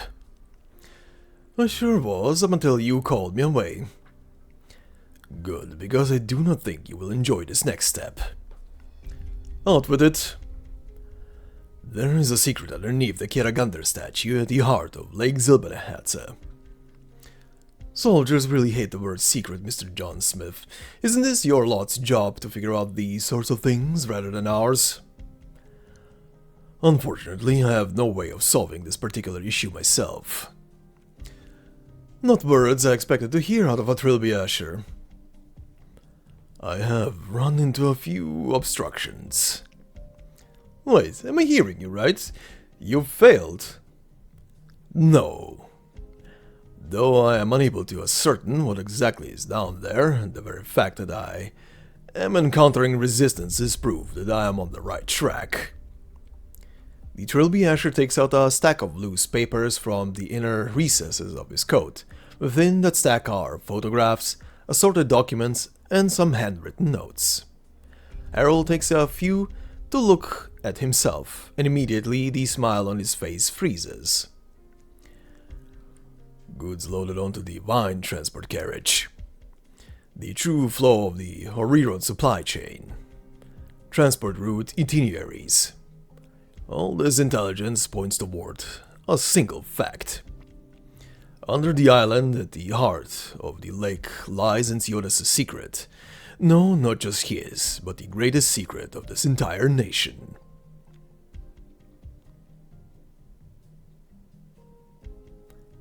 Meanwhile, outside...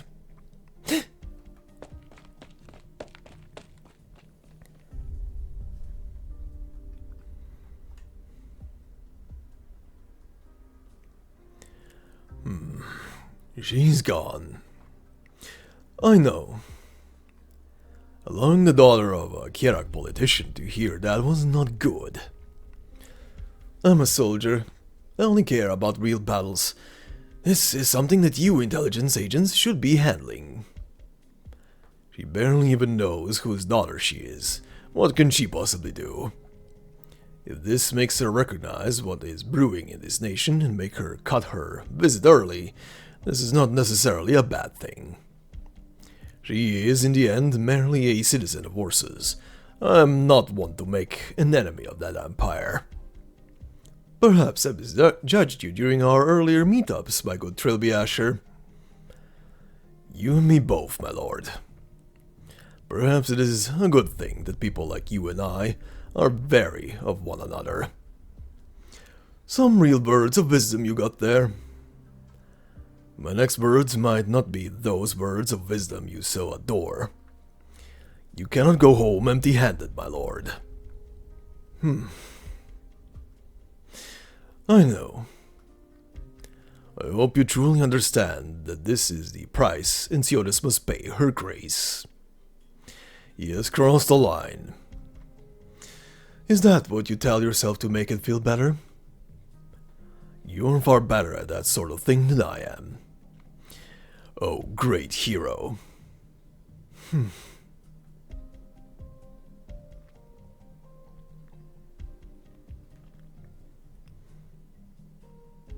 The banquet continues. People gather around the bonfire singing merry tunes and dancing, welcoming the arrival of tomorrow. In their minds, tomorrow will certainly be a bright, jubilant, festive day, one that would compel anyone to break out into ecstatic dance and vibrant song. I'm probably the only one in the room who doesn't feel that way, thought Harold. He suddenly feels a little chilly.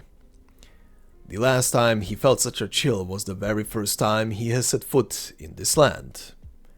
He felt like what he really needed was a bottle of wine, perhaps a whole barrel. Harold, I've been waiting ages for you. If you were any later, I would have finished the entire bottle myself.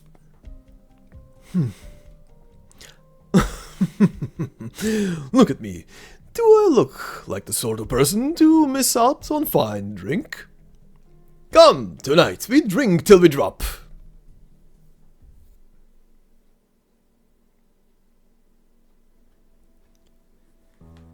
He's forgotten some of the finer details of what he did that night.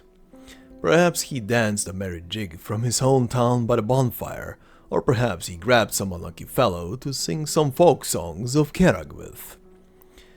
Ah, that's right. He seemed to have spent a good amount of time discussing the finer points of Kjerag veterinary techniques with a guardrail. How did he get to this point? Alas, nobody knows.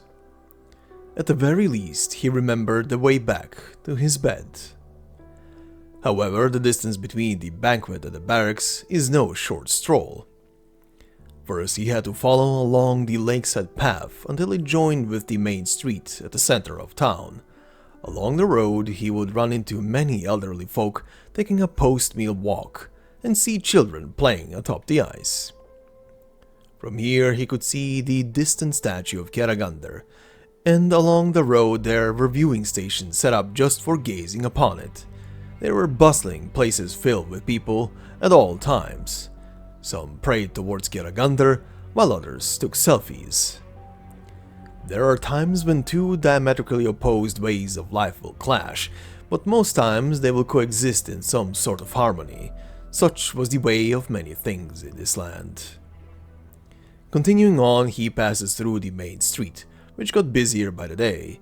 He distinctly remembered noticing that some of these stores that were there when he first arrived in Kjerag had changed ownership. In a small alley close to the center of the road, there was the latest restaurant that he had fallen in love with. This restaurant had managed to meld together the flavors of Victoria and Kjerag together into their dishes, and suffice it to say that he was a big fan. The restaurant was run by a young couple, the wife a Kjerag native who had learned the culinary arts in Victoria, meeting her spouse in the process. The two of them started a family, returning to Kjerag to set up their restaurant, hoping that they would be able to have a better life in this flourishing land. After the alley, he had to cross a highway still under construction, then a patch of woods before arriving at the hillside where he could look out over the whole land, where a roaring fireplace awaited him. At the moment when he stepped over the edge of the road onto the soft soil, he became quite aware of just how much further this nation had to go to be considered well developed.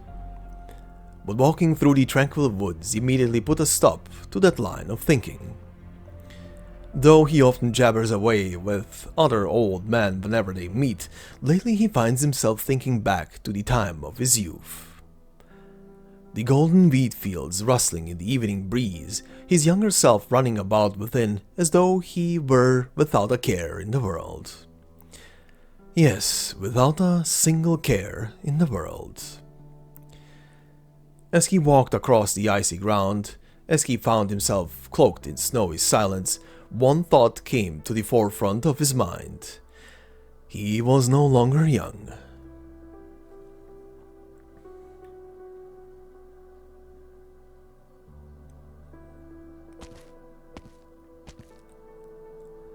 Oof! Eureka booze! Boss, if you're going out to get roaring drunk, can't you at least bring some back for your boys? Boss, look here! These damn Burden Beast blind boxes! We've gotten 3 full sets now except for the mystery variant. This has got to be some kind of scam by Carland Trade. He pulls out a remote control from the deepest recesses of his room, constantly flicking through the various slides on a projector. Every single one has information regarding Kjerag, possible marching routes, the location of military bases, the distribution of sentry posts, investigations into the Chigeti. Within a week of him arriving in Kjerag, all this intelligence was already neatly organized before him, and yet again and again he forced himself to stop thinking about these matters, to the point that he has managed to memorize most of it. He throws aside the remote control and grabs a collapsible chair close at hand, throwing himself deep into its embrace as he closes his eyes. Rather than looking at maps and military sand tables, he much prefers listening to the subtle sound of snow falling on branches, making them rustle and creak under its weight. It reminds him of the sound of waves of wheat, rustling under the moonlight breeze. Boss, what's the matter? Don't mind him, he's probably just drunk off his guard. Let's get back to what we were talking about just now. I heard that the Lethanians want to build a new city, mostly to get foreign trade going. Check out these preferential policies. The calculated returns for investments are unreal. But reality never goes the way he wishes it to. Just like how his father always yelled at him to get out of the wheat field and to continue his training at home. Just like when his pipe stem loses a piece without him knowing. Just like how his lost leg would never return. The hubbub of the barracks fades away, as his men all look towards him. His men, his lads, his soldiers. Everyone, change to live ammunition, then be on standby. At the break of dawn tomorrow, we begin our operation. Our target is the statue of Kjeragandr. His voice is somewhat hoarse. The rustling of wheat in the wind has stopped.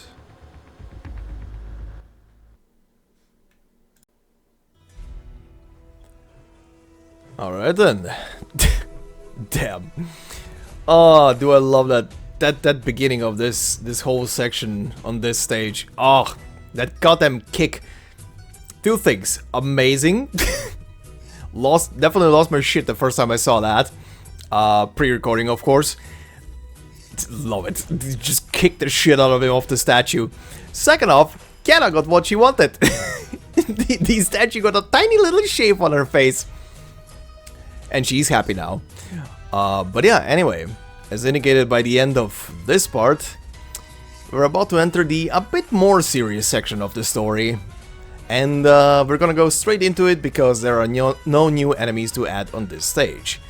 So once again, a reminder, stage 8 will be split into 3 parts: story of before, then the battle stage with the boss description, and then the after scene.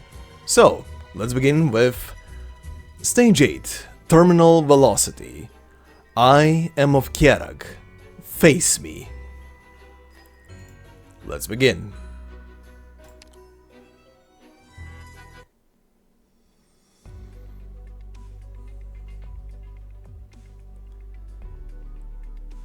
They say Lake Silberneherze is most beautiful during winter. Winter seals the lake in a case of ice, and from afar it looks for all the world like a great gemstone, revealing a most breathtaking beauty in the brilliant sunlight.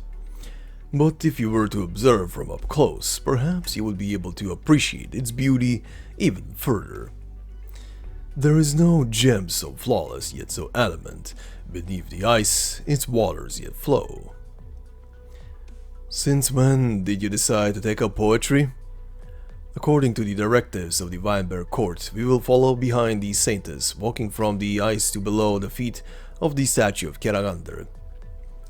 This is hardly what I would call a short stroll, and all sorts of mishaps can befall us while we walk. Gnosis, are you worried that the ice beneath your feet might shatter? How very unlike you. You know that's not what I'm talking about. Many of the guests of ours who are here to attend will be watching us with keen eyes.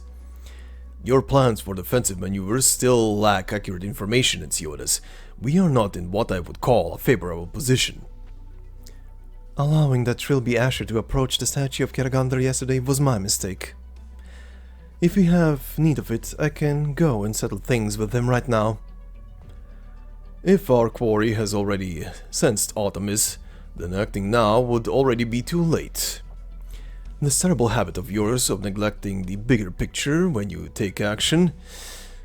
forget it, you and Ensiodas are pretty much the same. I'm not asking either of you to change your ways. All I ask is that next time, please go to the trouble of restraining yourselves, just for a little bit. You'll save me from having to rack my brain to find ways to clean up your messes. Duly noted, Gnosis. What do you think, Ensiodas? I have not the strength to casually cut apart a giant statue tens of meters high. Indeed. You merely invited that doctor over, who then proceeded to nearly ruin our plans and is all.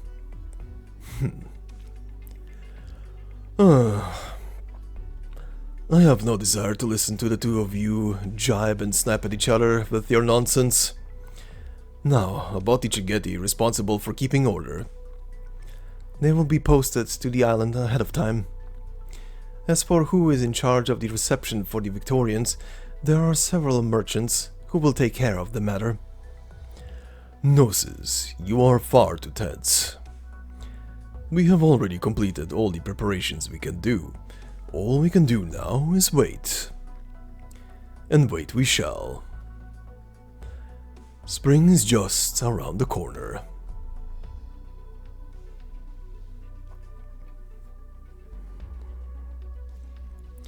I still remember when the Saints descended from atop Mount Carlan 3 years ago. That day, Kjeragandr sent us her blessings, and even that Ensiotis couldn't help but kneel. I do not know if we will ever see such miracles again these days. Seems like seeing these sights of today has hooked up your old memories, my friend. But Arctos, don't you think you've been wallowing in those memories too often these past few years?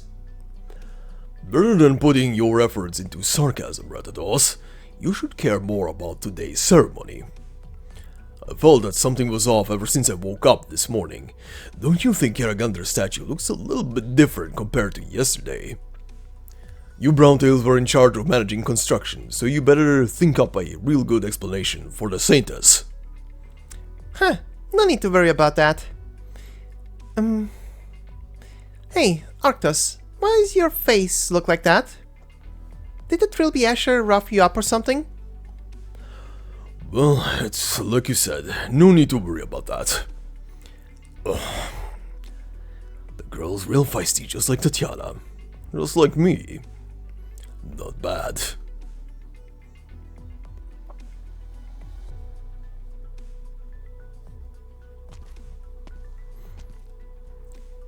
Patriarch, matriarch, everyone is present. Good. Let the people below know that they can head to their designated positions and wait for now. The Saintess will arrive soon. If anyone dares to tarnish the Browntail name at this critical moment, I won't be showing any mercy. Understood, matriarch. Wait a moment, Yucatan. Why is it just you? Where's your wife? It's almost time already. Why is she not here? Ras told me this morning that she had a few things to do. She wants to prepare a pleasant surprise for you, matriarch. I'm not sure if I should look forward to a pleasant surprise from her. What could possibly be more important than today's ceremony? Can't she pick a better time to give me a headache? I'll send her a message right away. Don't worry, matriarch. Russ is very clear on what she should be prioritizing. I should have figured that you'd be on your wife's side. Alright. She's no longer a girl. Guess I just have to wait and see what this pleasant surprise of hers is. Anyway, if she's off doing things, why didn't she bring you along? Russ already has someone helping her out. Everyone, the time has come. The Saintess arrives. Please, lend me your ears. It has been 3 years since the Bear Court has recognized those foreigners who wish to devote themselves to Kjeragandr. Kjerag today is capable of incredible growth and development, but that growth rests on the shoulders of the good folk here today, alongside the toil and devotion of all Kjerag's people. I believe that you all have seen the change that has come to Kjerag these past few years with your own eyes. Kjeragandr has given her people, her children, a challenge, and we have already given her our answer. Yet these past 3 years are merely the beginning. In the coming days we will meet with more complex situations than ever before, and Kjerag will see its fair share of trials and tribulations. However, I hope that we all believe that Kjeragandr will not abandon this land of Kjerag, and neither will she abandon the lives of those who live upon it, for she so loves her people. This great statue of Kjeragandr will be the main symbol of Kjerag to the outside world. At the same time, it will become a vessel for all the love that her faithful show to her. Hereafter, one need not climb Mount Carlan to make one's devotions to her. You need but face towards her during your prayers. It is my wish that the faith you have in her is not constrained by the trappings of ceremony. I believe that true faith has taken root in the hearts of all of Kjerag's people. Now, I ask of you to walk with me. Walk with me under her gaze of Kjeragandr towards the foot of her holy statue, where we will pray for her to bestow her blessings upon Kjerag. By Kjeragandr. By Kjeragandr. By Kjeragandr. The many voices by the lake that cry out Kjeragandr's name blend and merge together. The saintess stands at the head of the crowd and takes the first step onto the ice. The frozen Lake Silberneherze shines like a flawless gem when looked upon from afar, but only once you stand atop it will you see that this gem is covered in chips and cracks. The ice is covered in cracks, bending and weaving across the surface, the endlessly churning waters beneath the ice surging about together.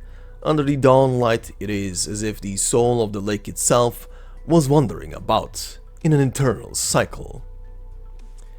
In the eyes of the people of Kjerag, such a sight was so beautiful as to be breathtaking. Kjeragandr's saintess steps across the cracks that seem like they were carved by the biting winds, as if walking past a millennium's worth of Kjerag's bitterly cold hardships, as if walking past its endless winter days. Because now spring was just around the corner.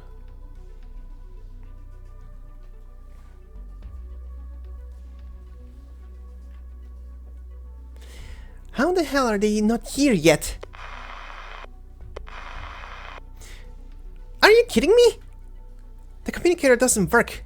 Didn't they say they'd be getting into Kjerag last night, so they definitely catch the train today? Calm down, Skurus. Calm down. Okay, I've calmed down. The saintess needs to walk across the ice to the island, so the ceremony won't be starting quite so soon. I've still got time. Think about the look on Arctos' face when this is all over.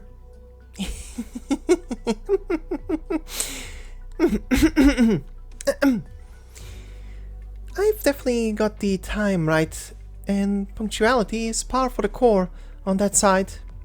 A little lateness is one thing. We won't be too late now, I'm sure. I think the train to Lake Silberneherze should be pulling into the station right around now. Alright, let me see. The next train is arriving at... Why is it so late? Madam Skurus, that train is a local that stops at every station. It's natural that it's somewhat delayed. I don't care if it's natural. I need a train here, right now. Damn it all, I can't just sit here and wait. Get me in touch with the station master. I want the train sped up right away. If it doesn't need to stop, then it better not stop. Make sure it's going at full speed too. But madam, if we do that, it would greatly inconvenience the passengers aboard the train. As long as they are where they want to go, it should be fine, right? Well, yes, but... No buts! Monk! Monk! Here, madam. Get in touch with the manager of Bang Bang Burden Beast for me. Get them to round up every single one of their free Burden Beasts right now. Anyone waiting to get on the train at the station that is passes, get them a Burden Beast to take them wherever they want. Yes, madam. Madam Skurus, is this really alright? You got a problem with it? Right, thanks for reminding me. We'll need to prepare a small gift for everyone already aboard the train. We'll call it a token of apology for disrupting their journey. Use the souvenirs that you sell on the trains for that. All expenses can go to Clan Browntail. No, wait. Put it all on my personal account. Understood. It shall be done. I hope that's enough. No, it's definitely enough. For sure.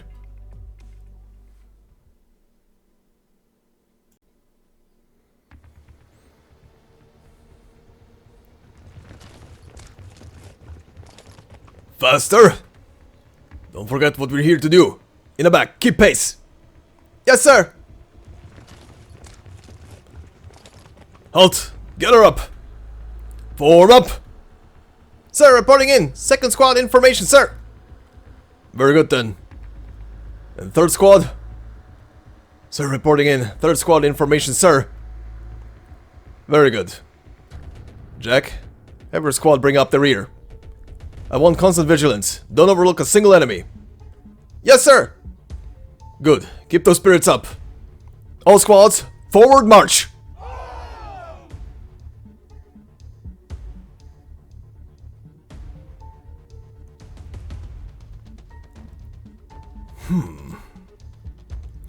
What are those Victorians up to now? Are they holding weapons? Surely not. Aren't they here to attend the ceremony or something? Have you ever seen them line up information like that before? It must be all just for show. But, I've gotta say, I don't think they've got the same look to them as they did before. Bye, Kjeragandr. Kjeragandr, protect us from harm.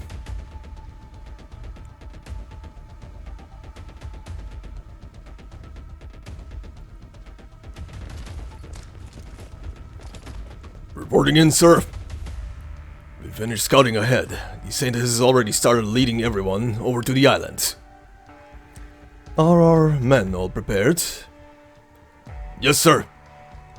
All troops information, ready to commence operations at any time.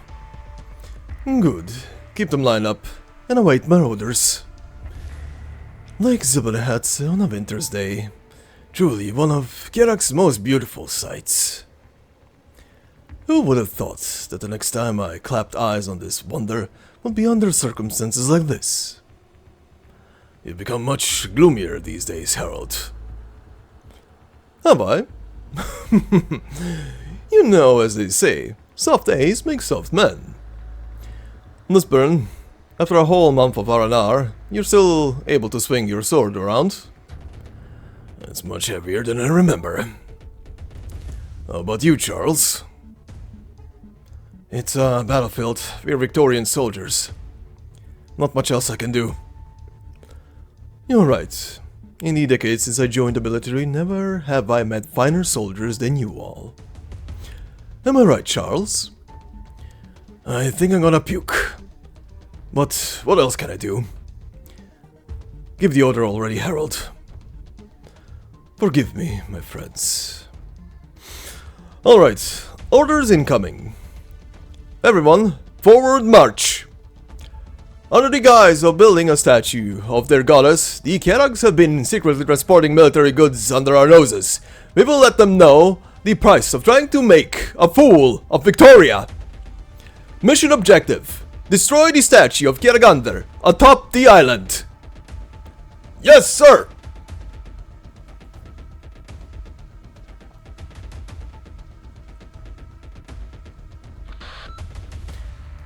What? The train won't be making further stops? Are you certain of this? Okay, understood. What's going on? Why didn't we stop at that station just now? I am truly incredibly sorry. Ladies and gentlemen, our train has run into a small operational issue. Until we arrive at the station at Lake Silberneherze, the train will be increasing in speed and will not be stopping at intervening stations. Not stopping? This is unacceptable. I'm meant to get off these for sightseeing at the next station. Me too.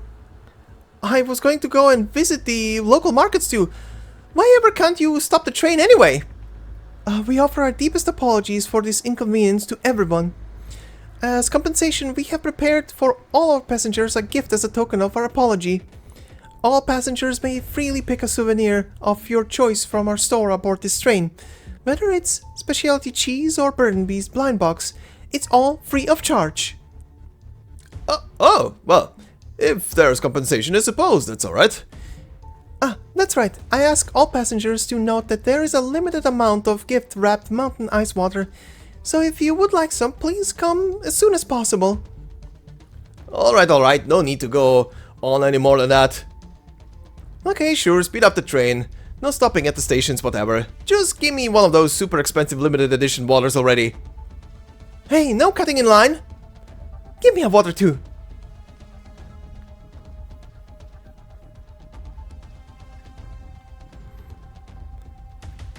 Things sure are lively today. What could possibly be so urgent as to rush this train to Lake Silberneherze? Is it to deliver some mystery goods, or perhaps people? Either way, I believe I win this hand.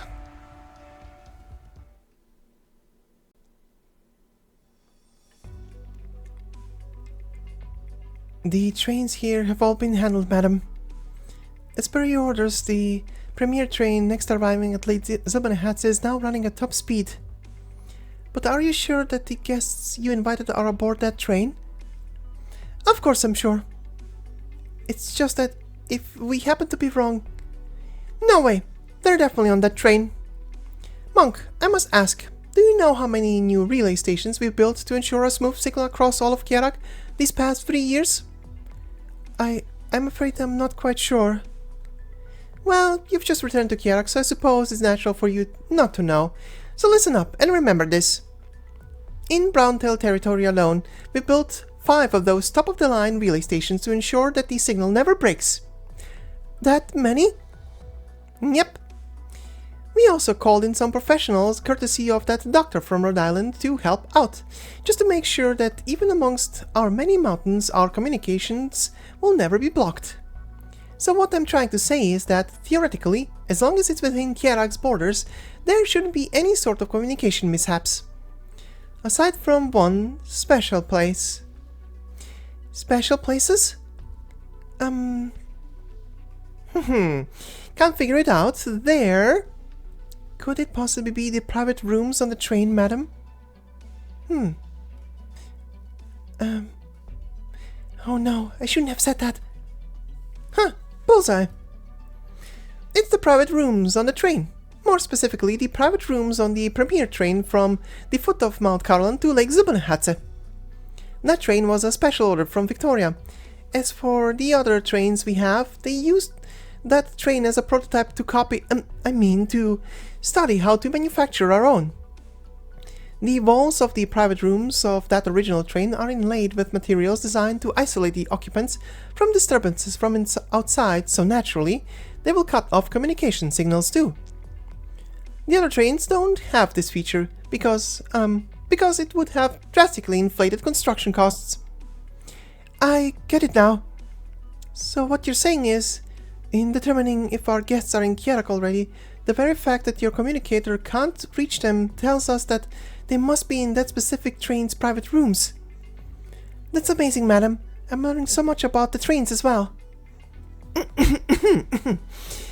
Anyways, Kjerag as it is now and Kjerag as of a few years ago couldn't be more different. I'm not going to ask whether you've been these past few years, Monk, and I don't intend to pry into what you've been up to then. I don't even really care about why you didn't go back to that Gnosis either. But if you really want to be my assistant, then you better get used to the modern-day Kjerag already. And you better not think that I'm still the same old Russ from 3 years ago. You hear me? Yes, madam. I'll do my best. Glad to hear it. Why is there so many people outside? Hey, wait, aren't they...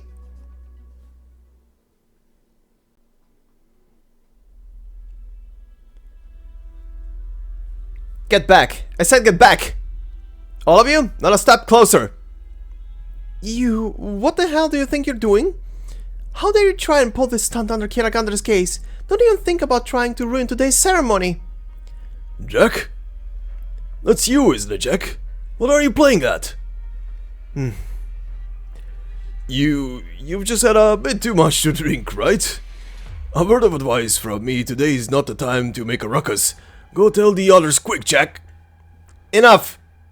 I'm under orders to shoot dead the next person who steps forward. You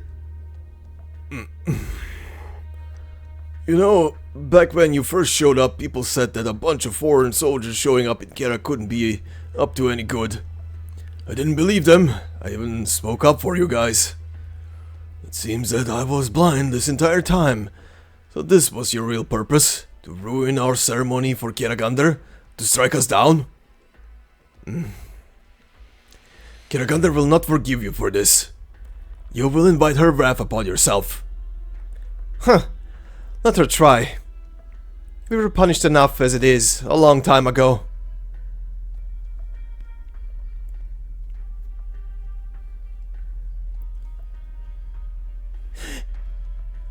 Those are Victorian soldiers. Something's not right. They have their uniforms on, and they've got their weapons out too. It looks like there's been some sort of commotion outside. Please, hide yourself, madam. The black-haired girl is about to subconsciously hold out her arm to protect her employer, but before the words can even leave her mouth, Skirius proves to be a step ahead of her, covering her mouth with her own hand and pulling her into a corner. Shh! Don't say a word, monk. We need to stay hidden. Those Victorians, didn't they say they were just here to attend the ceremony? I guess they've finally shown their true colors. This operation of theirs seems pretty big. That bitch Arctos wouldn't know about this trouble yet, would she? Madam, they have a whole squad of Chigeti stationed there, alongside Degenbrecher from Karlan. If trouble reaches them, it probably won't last very long. Yeah, you're probably right. And with Yucatan there, my sister will be safe. Madam, allow me to escort you somewhere safe. I'll go and assist Sir Yucatan next. Now I have to stay here and watch them. If things get even more heated here, at least I can stop them for a bit.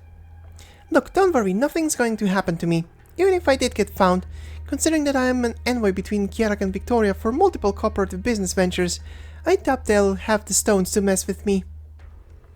Madam, don't look at me like that. I already told you, I'm not the same as I was 3 years ago. Okay, listen up, monk. I've got something I need you to do. Yes, madam. You need only say the word. That Ensiodas definitely has some sort of contingency plan up his sleeve for these Victorians, considering how big this commotion's grown. I can only suspect that something's gone wrong with the deployment of his men. Monk, I need you to investigate things for me. Go check up on what's happening over there, and if you get the chance, making the Silver Ashes owe the Browntails a favor would be nice. Understood. I'll get it done. What? Something on my face? Madam, you really have grown. Who asked you? You're a lot younger than me, you know. Stop acting like you're the big sister. Really, you should be treating me like the big sister. Can I really call you sister? We'll discuss this later. Alright, get moving already. Yes, madam.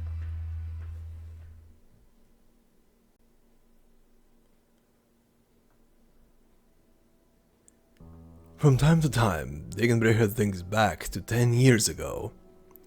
Back then, every winter, she would accompany Ensiodas all across Kjerag. That young man who had just returned to his home country was not yet the deeply experienced person he was now, still quite underripe. He had to do many things himself, rushing about to and fro. One could say that he was hot-blooded, or one could say that he had ambition. Degenbrecher remembered that in the winter of that year, Ensiodas brought all his plans and stratagems that he had devised in Victoria back to Kjerag, where he single-handedly founded Karlan trade. Of the few people who could be called his confidants, she would have just barely been within their number. And thus she found herself staying in this cold, snowy land. If you were to ask her, while she has long gotten used to the bitter chill, she does not actually like cold weather very much. Kazimier's winters were cold indeed. Those days she would make her way through many matches in the majors in winter. This made the KGCC very unhappy, but whether or not her opponent was happy was never in her mind. Going back even further, Lithanian's winters too were cold. Was Kjerag's winter not colder than Kazimier's or Lithanian's? Degenbrecher stamped her foot upon the icy surface, frost crystals breaking loose under her step. Thinking back to old times, I remember that year when we had just arrived back in Kjerag from Victoria. We had crossed Lake Silberneherze as well.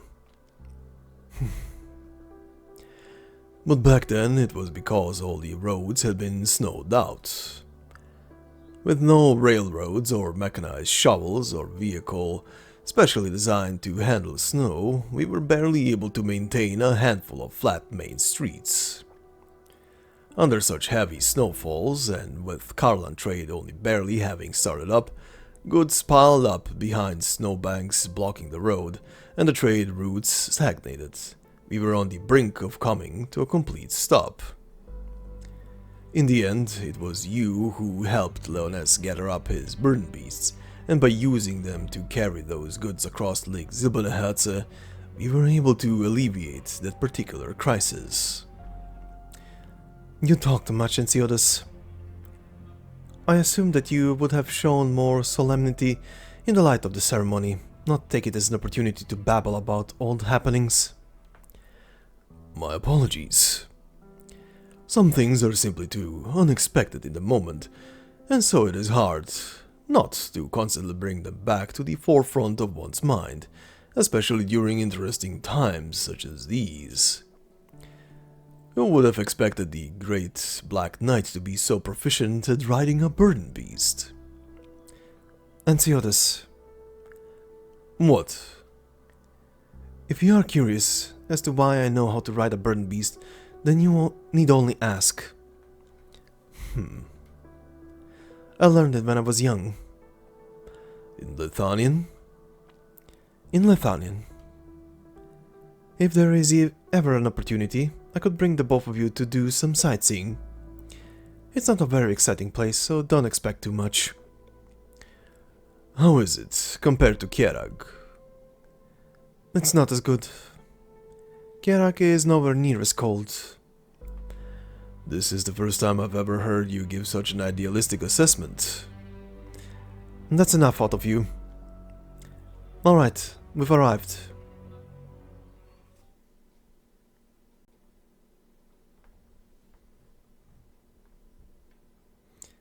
Everyone, please come forward. With Kjeragandr as our witness, this ceremony shall soon begin. Let us pray.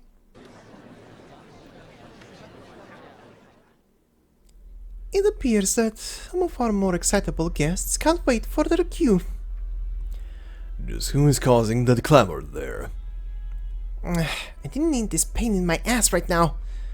Yucatan, why the hell is your wife here yet? I just got in contact with her, and she says she's nearly here. What do you mean nearly here? Listen, you get back in touch with her right now. Tell her to go to the moons or something. As far away as possible. Just don't come over.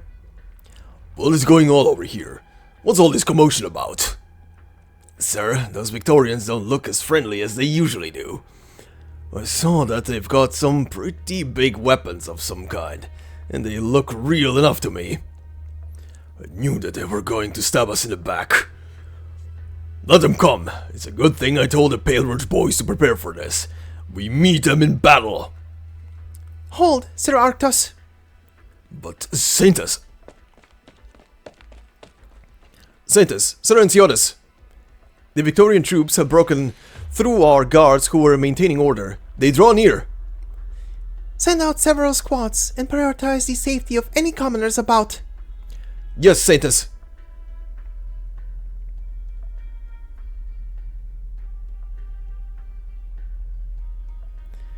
They have made their move. It appears they have several squads of their own lined up to approach us. And at their head is that Viscount. What's the plan? Where are Weiss and Matterhorn? We haven't received any news from them since last night. They should have been watching the movements of the Victorian army very closely, and an operation of this size would have prompted a report by now. Unless they had no way of sending that report. Beware Victorians, even as they bear gifts.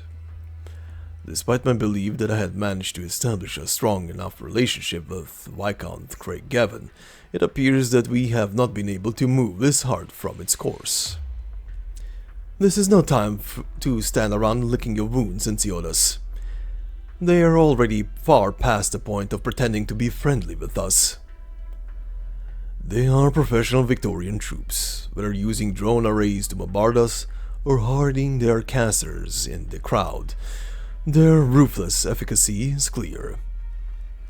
This is still what they consider pressure. They have not begun to use force just yet. And I assume you have some sort of plan for this? We cannot allow them to disrupt the ceremony. Not only will the Weinberg court and the three clans suffer a drastic blow to their reputations, they will lose the trust of the people of Kjerag, alongside the respects of those outside its borders. We would be caught in truly dire straits. Not exactly the easiest task. Indeed. You sound concerned, Ensiodas. We must not allow a true war with Victoria to begin. We need only wait until the next distinguished guest arrives. But at the very least, we cannot allow them to get any closer to the statue of Kjeragandr. But they're pretty much here already. I'll go stop them. Now's not a good time for jokes.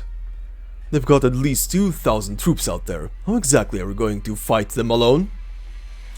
It'll be easier than me having to handle you after a night out, Gnosis. Like I said, this really isn't a good time to joke around. Who do you think, out of the many people that he knows, Ensiodas always calls first? You're going to get yourself killed. If you don't want me to be killed, then you should put in some more work, Gnosis. Degenbrecher, I'm sure you already aware of the risks at hand. I need you to hold them back, at least until we have settled our arrangements here. At this time, Kjerag cannot assist you in the slightest. This is to be the sole work of the Black Knight. Are you able to do it? This wouldn't be the first time. You all wait here.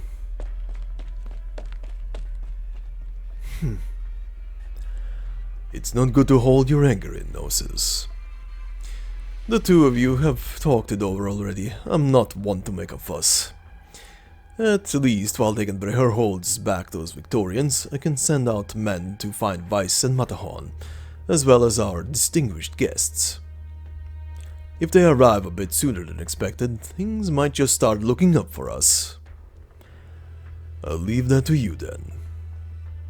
News of what is happening here will spread fast. I should be bracing myself right about now, so that I can deal with these beasts who saw fit to bear their fangs. Hark, they come.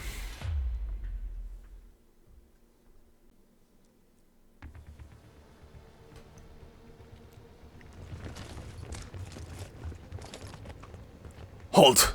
Everyone get her up. Get back in formation. Yes, sir! This fog's mighty thick. Strange, have the Chigedi not made their move yet? Were they just watching from all around the sides? Sure, our operation might have caught them with their pants down, but surely they're going to put up some resistance, right? Don't be so quick to dismiss them. The head of the Silberneherze clan's one wily fellow. Kjerag can't afford to go to war with Victoria, but us, we can pretty much take a crap atop their holiest of holies. It's a real funny thing, diplomacy. The way things are now, I don't think they've got any room to play defense at the moment. Well, won't know until you give them a poke. Let some other men advance for now. If the Saintes and Clan Silberneherze still don't react, then we continue with our original plan and prepare to bombard the statue of Kjeragandr. Understood. Wait, it looks like there's movement on their side. No, that can't be. They've only got one person over there. It's her. The Black Knight, of course. It could only be her. Although I had guessed that this sort of thing might happen. Seeing the real deal with your own eyes, it's enough to make a man's heart drum with excitement. A lone woman holding back 1,000 soldiers. Wow, this really is right out of one of those night novels. You're joking. There's no one person who's got the strength to resist a whole army. The Zayadings can't, the Silverhands Pegasi can't, not even one of the Devil's Royal Courts could. We've seen this sort of thing before ourselves, Harold. I know, of course I do. You might kill us, but you won't kill any more. But do we really have to pay this price to get what we want? Our army is a machine, consuming an unending amount of fresh meat just so that it can lurch forward once more. Right now, there's just us old boys left. We can't bear the cost of it much longer. You know me, Lisburn. I've always been a bit of a miser. And a miser's heart weeps at every coin lost. As long as they keep bubbling up to the top of my mind, I can hardly sleep soundly at night. We're soldiers. We've got no choice. You're right. It's all for Victoria. Send the order down. All men, prepare for war. I'll take the lead and bring along my top brass to meet the legendary Black Knight face to face. Yes, sir. Hey, Harold. I'm not going to stop you now. But I've got to ask, how's it feel having to face down the Black Knight that you like so much in the ring? Not great. Reminds me of one time during my youth when I was getting teased at one of the Duke's parties. I ended up drinking an entire cup's worth of straight shots at once. A lot of bitterness, a lot of burning, and a lot of retching. Enough to make you faint, but I will say that I also feel a bit of excitement. Harold Craig Gavin looked towards Kjerag's endless snowscape. All about him, frost blanketed the icy surface of Lake Silberneherze, mist gathered in the air, and in the distance the statue of Kjeragandr loomed, her face fuzzy and indistinct. The chill extending all about her feet made people feel as though they had truly entered the realm of a snow god. The frozen surface of the lake looked as though it was a great shard of rock sugar covered in icing. In this unreal, dreamlike environment, these men wearing their valor on their sleeve stood out like a sore thumb, and across from them, a vague silhouette appeared within the dense fog that lay thick in the air. Their adversary walked forward, step by step, treading atop the ice and snow towards them. It felt like with every step, she commanded the strength to stop 1,000 men in their tracks. This is as far as you go, and you will go no further. If you wish to watch the ceremony, you may watch from here alongside me. I would be truly honored to have you accompany me, Madame Degenbrecher. By all rights, I should accept your kind offer, but as a most trusted partner, Her Grace is very concerned about Kjerag's development issues, and has given me orders to approach the base of Kjeragandr, so as to show our good faith. Concern? Concern armed to the teeth and carrying cannons is a very rare sight indeed. Force of circumstance, I do hope you understand.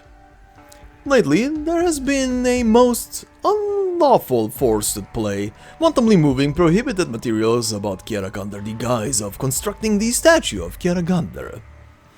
According to our intelligence, the stronghold of this force happens to be exactly under this holy statue of yours. And so, Her Grace was so concerned about this issue that she commissioned me and my men overnight to investigate. A likely story. It is, in the end, Her Grace's intent. Who could say if there truly is such a dangerous power underneath the feet of Kjeragandr's statue? But if the great Saintess and Silenciotus were to meet with unfortunate accidents, it would be far too late for regrets by then. Nobody would like to see something like that happen. Am I right, Madame Degenbrecher?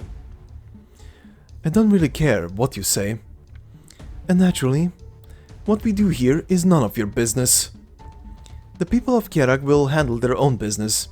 We don't need outsiders to order us about. I'm afraid that's that then. I'm truly sorry it came to this, but this is where it must carry out my duties. And also, please excuse my curiosity, Madame Degenbrecher, but considering you managed to hold your tongue so well while I jabbered on, you don't plan on causing delay for us, do you? You talk far too much. Well, when you're at my age, it's hard not to be a bit of a windbag. But as for you, Madame Degenbrecher, as I've now learned, you're not the sort of person to indulge in mindless chatter.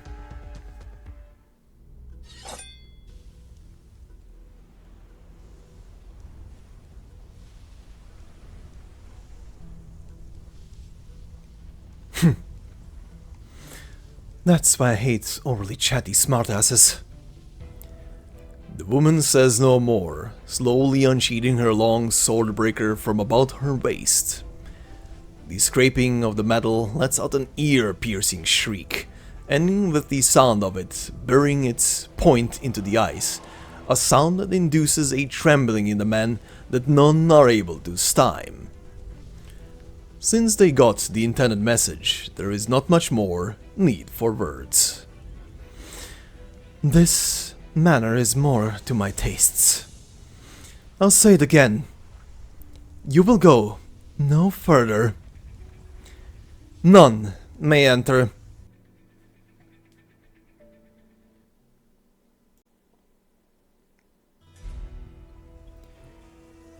Alright then, the standoff is about to happen. But before we do so, let us introduce our boss, which is obviously Harold Craig Gavin, a visitor from Victoria who witnessed the rise and fall of Victoria, and who will shape Kjerag's future with his own hands. Does he stand here for the Duke, the Empire, or himself? So then, before I let you guys enjoy the stage, as always, I will leave the first bit until close to the phase transition on double speed. Otherwise, the stage is gonna take quite a bit while. But phase 2 I will leave on regular speed until we are done. So for now, let us head in. This will be the team. It's pretty much all the characters from well, not all the characters from the story, but mostly who are present and available. And yes, I just wanted to include all of the kids from Ursus. So yeah. Anyway, let's begin. Enjoy the stage.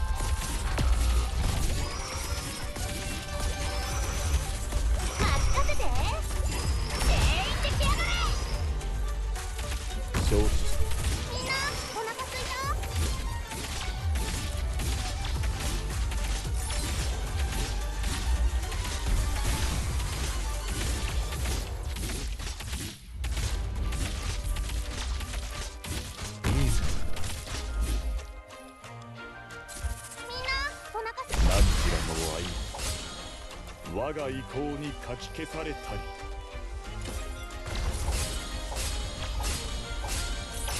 おいしいもの食べよう始めましょうライフを飼う溶岩がどうか穏やかにまずは戦闘信念がその歩調をかき乱力と栄光元気だって自分を信じなさいあなたならできるわ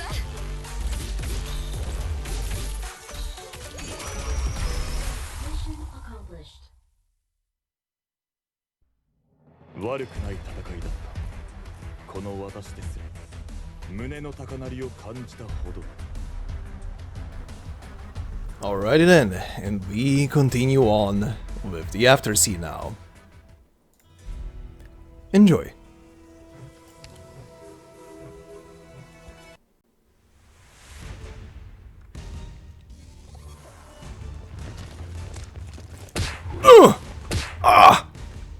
Watch out! Next.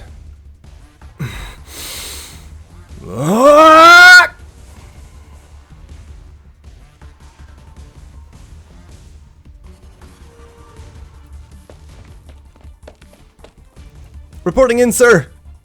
With Colonel Harold's support, we've brought all of our current casualties back to safety.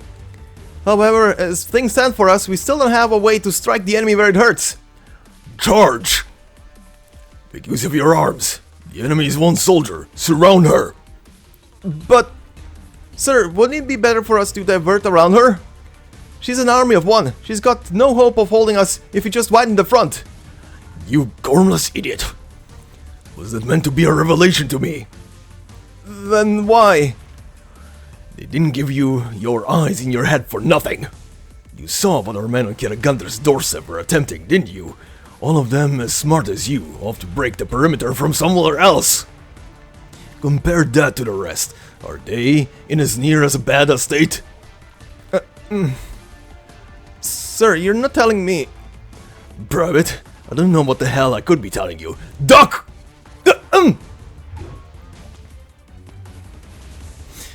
My hand slipped. Done gossiping? When in the hell did you get here? Just now. If you were counting on a few dozen men there to stop me, then you really weren't ready for me. Monster incarnate. A few dozen won't do the trick, then surely a few hundred will. Oh, but over 1,000. You'll learn, in the face of a real army, there is no army of one. Clench your teeth. What? Keep your mouth shut when I hit you. You don't want to bite your tongue. A bitter slice of wind whistles through. 1 against 2,000 should be the pinnacle of despair. Her golden eyes tell of no such qualms, stern and still and steady. She is the predator without dispute. She is the ruler over this battlefield. Slight and affairs of one Miss Degenbrecher dare to even begin to scorn her, and you too are an affront to her. You'd best hope your own life meant as little to you. Steady now, Madame Degenbrecher. If my subordinates have cocked up talks with you, then it falls to me to apologize in their stead. Oh? You? And how long can you shield them for? Well, might I suggest until I die a soldier's death? I'm no match for your namesakes. Clearly I have not the horns to lock with you in a fight. Do you recall, Madame Degenbrecher, when I asked after your name? I no longer see any time like the present. Might I be elucidated? You have the guts to stall with me.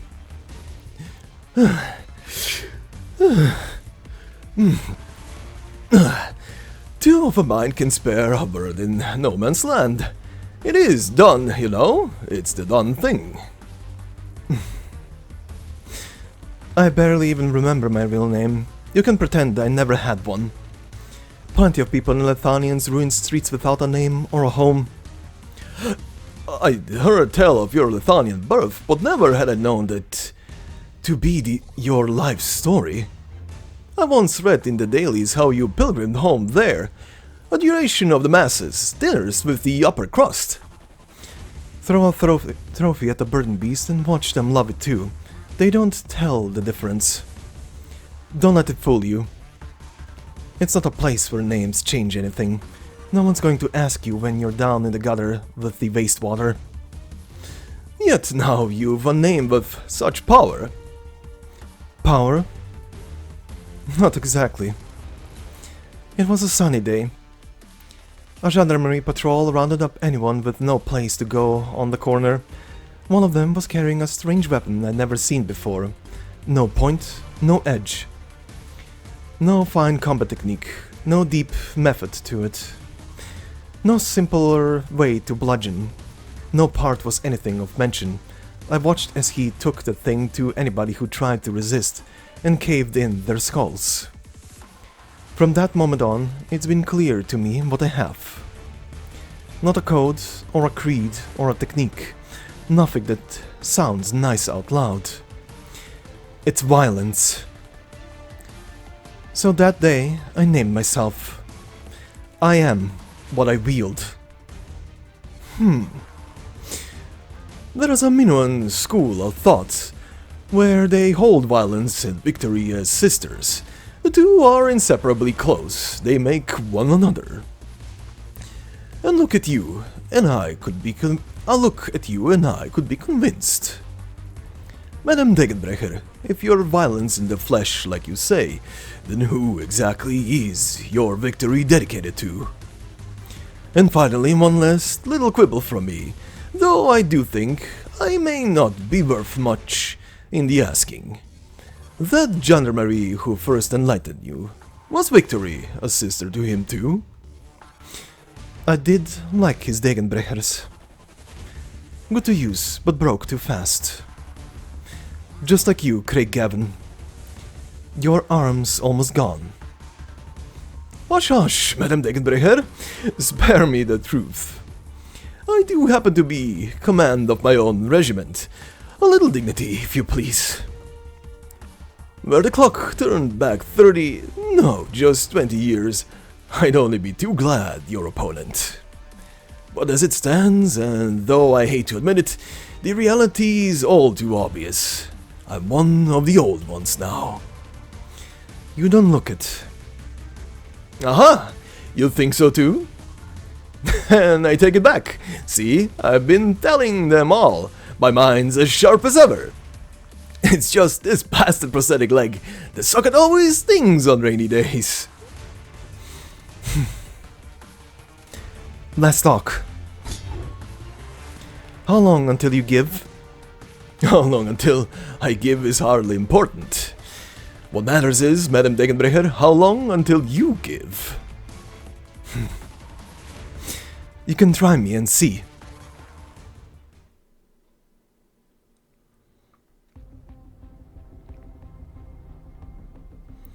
Now both sides have made their move. It seems Degenbrecher can still bear out for the moment. Harold is saving his strength, and his bombers and casters are all but smelling the roses. Your wine may not have been wasted after all, Enciodas. What of Weiss and Matterhorn? I have sent a team of Chigeti to find them. Given what reports have returned so far, the two were likely taken by surprise. Viscount Craigavon wouldn't place them in mortal danger. That takes senility, and he has none. We can only hope. Our people are en route to the station to stand by. They'll send us word immediately once they intercept. May it be that our guest arrives on time. What of the merchants that just contacted you? They won't be too daring for now. Gnosis, pass word on to the Saintess for me. You can save that step.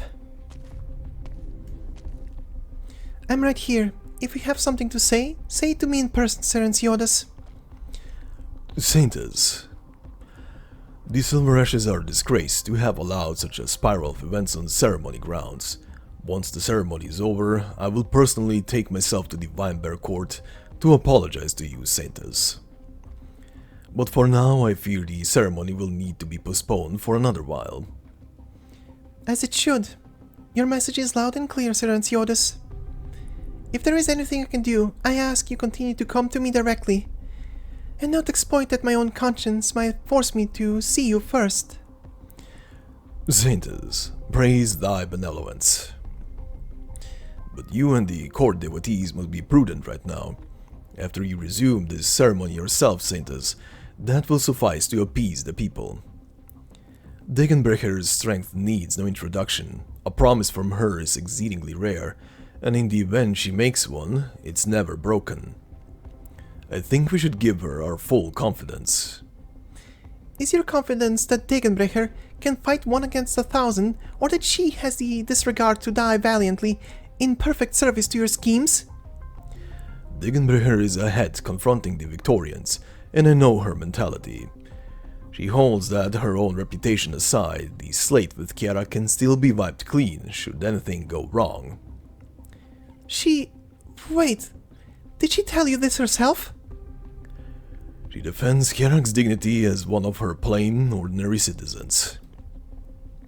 Saintess, do you believe that I bluntly ordered her, provoked her? Even I might say she's changed some. Thus, I've trusted her this once. I've gambled on her. Had I not, you might have watched that affable Viscount lose his life to a few panicked tourists. We gamble for a best-case scenario. Gamble. I have always considered the success or failure of anything to hinge on one's own grasp, and not entreaties to gods. Nothing goes unaccounted for. If I put all the chips down, I see it through, win or lose. I've never complained about it.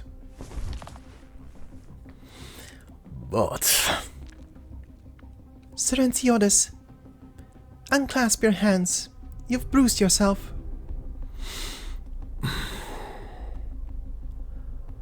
I ask you pray for Degenbrecher, great Saintess.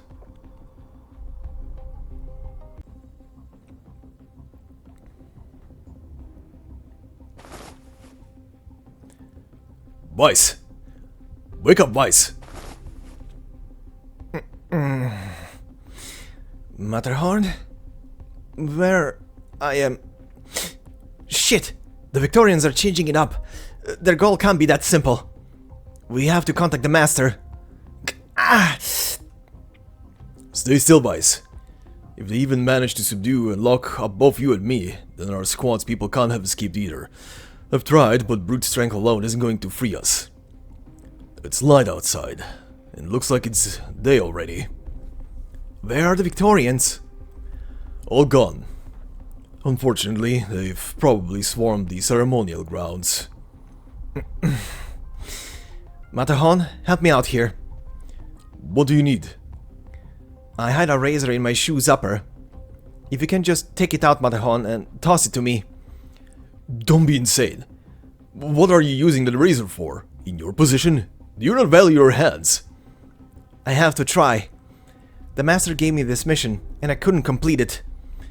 And if that's forced him into a passive situation, then In any case, even if I'm too late and he doesn't need it, I'm still going to redeem what isn't lost. I have to make up for my disappointment. I suppose you're right. Matterhorn heaves his body around, laying his fingers over the curve of Weiss's boot. But what follows betrays Weiss's hopes. He doesn't toss the razor over, but instead pinches the paper-thin tool of murder between his fingers, and with great effort strains and slashes at the rope over Weiss's wrists. In its tenuous grip, the blade slips down between his fingers and cuts into their pulp. Vivid red blood trickles down his wrist. Matterhorn! Your hand! It'll be fine, it's just a scratch. You were going to do the same thing, weren't you? You do have a point, Weiss. The master is expecting us. We can't leave him waiting too long. Just give me one moment, and I can get this rope cut. Matterhorn. Who's there? I'm not your enemy. Sorry, you two were having a moment, weren't you? Monk? Didn't you leave Kjerag? About that, well, I'll explain in full later. Madame Skewers sent me out to scout. That's how I found you all tied up in this Victorian camp. Where are the others? I already sent them free. Anyway, both of you, get going. The Victorians kicked off a battle at Lake Silberneherze. We need to be there as soon as we can.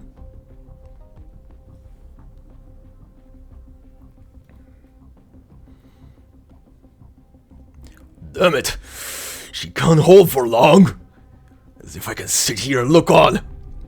You get back here, Arctos! Do you seriously think you have the monopoly on righteous anger, Arctos? We wish we could step in. If your eyes are shut, then try using your brain. The acting will definitely ruin things. Stooping behind others so I can feel sorry for myself runs counter to the Palewards clan's blood. I can't bear to see this. Bear to see it, you baby.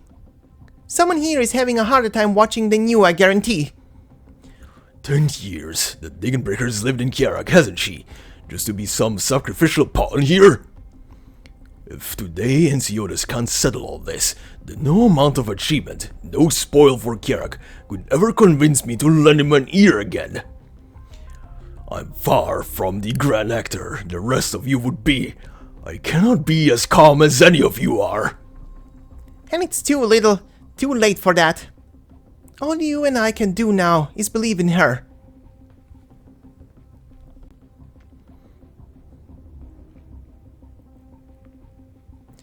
I won't be arranging treatment for your wounded hands, then.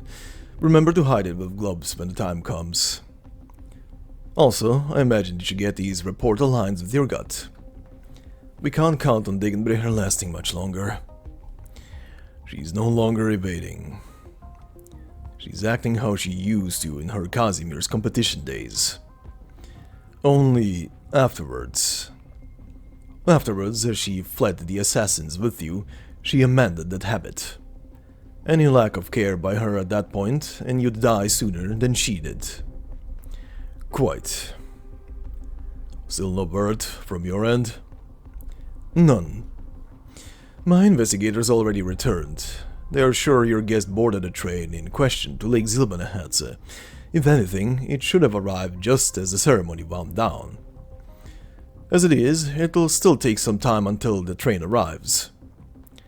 I see. Gnosis, never have I feared any wager. Every step that I take, that I've ever taken, I've staked it all. This time is no different. I know. I believe myself to be sufficiently prepared. And yet I find my patience is made of poorer stuff. Thank you for telling me what's on your mind, and I know what you want to hear me say. I'll say it for you. If you want to ensure the Black Knight's life, or you don't believe she can last until the end, then give the order now. I can tell you there are still odds of success. The archers and casters at our call are best of the best, blow up the lake surface, create confusion, and draw the civilians and soldiers both into Midwinter's icy pocket. Ensiodas, the decision lies with you. Whatever you do, I will support it, but whatever you do, you carry the consequences in kind. Those consequences are no simple political game. You might fail to even bear them. That I can determine for you. One quick question. If it were you, then the Great Winter Swim would already be in full swing. Let's trust in Degenbrecher. Trust she won't fall.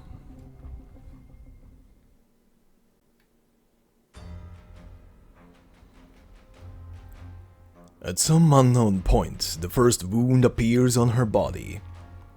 It lies about her shoulder, a slash over her suit, an imperceptible trace of blood drawn. Compared to the kinds of wounds she's used to, this one's worth no mention. Degenbrecher fells the few soldiers about her. Ironically, the subtle sting only sharpens the heavy mix of fear her eyes strike into you, makes her movements that much more steely cold. The second wound is brought on by Reginium arts. An average caster means nothing to Degenbrecher, but the numbers advantage mutates the nature of the Reginium arts' efficacy. The casters among the troops cast behind their human wall. Fire, ice, and thunder burst forth in unison, with staggering momentum. Degenbrecher flings her weapons, running one of the caster's shoulders clean through, while she stubbornly approaches through the full length of their art's range and plows straight into the soldier's midst. That puts an end to that display. The third wound comes as the artillerymen aim a third ballista volley at her. An opponent armed to the teeth is no fear of Degenbrecher's, but with limbs less than free and ballistae pestering her in spades, it does get a little annoying to cope. A shell slips through and lands a scorch mark on her abdomen. Her skin is seared in an instant, but hardly any blood comes. That's good, all things considered. Degenbrecher is under no impression she'll lose. She's just not too sure she has enough blood to last much longer. The fourth wound, the fifth. She loses track. Counting them is a pain.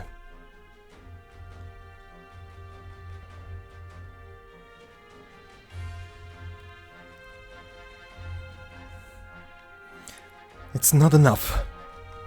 Again! Lisburn! Charles, withdraw Lisburn to the rear. You staunch his bleeding. I'll be right there with first aid.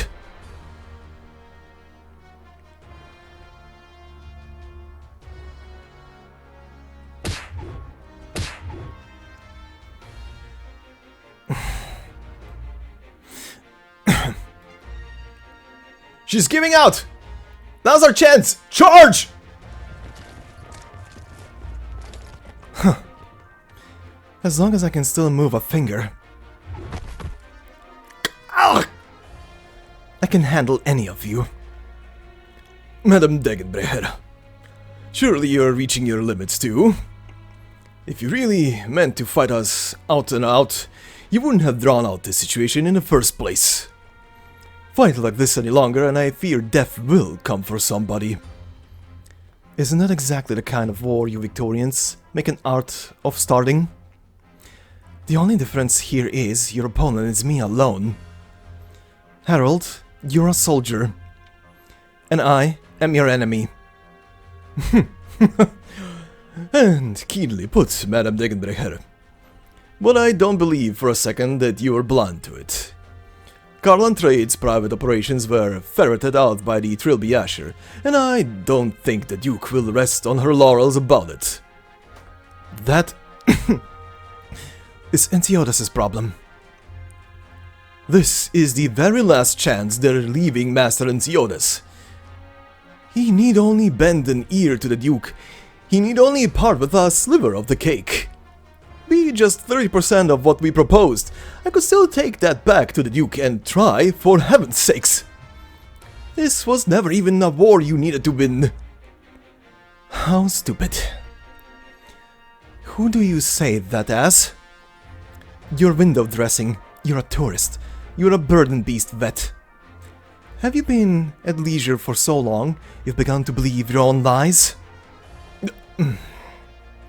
No. You've never forgotten who you are. You hate war, absolutely. You abandoned what real power was in your hands. You took what men of yours sympathized. You left the males from far behind and fled to Kjerag. To a land where you thought war could never really happen. But you were still a Victorian inside. No. It wasn't even something you had to remind yourself. You might say that. I am a Victorian soldier, madam. That much is ordained, and I might loathe it, and I might flee it. But I could never sue Victoria's interests. Good. I'm the same. Is she the same as this Victorian? They don't seem very identical. She's Lethanian born, Casimir's raised, and only then came to Kjerag. They don't need to know her name. All they know is she's born to fight solo. A victor of the night competitions, the only one to ever win 3 years running. Turn the clock further back, and she's a freak cut off from Originiumarts, a pariah in Lethanian. Gaining and losing any of these things is dead simple. They bore her to death.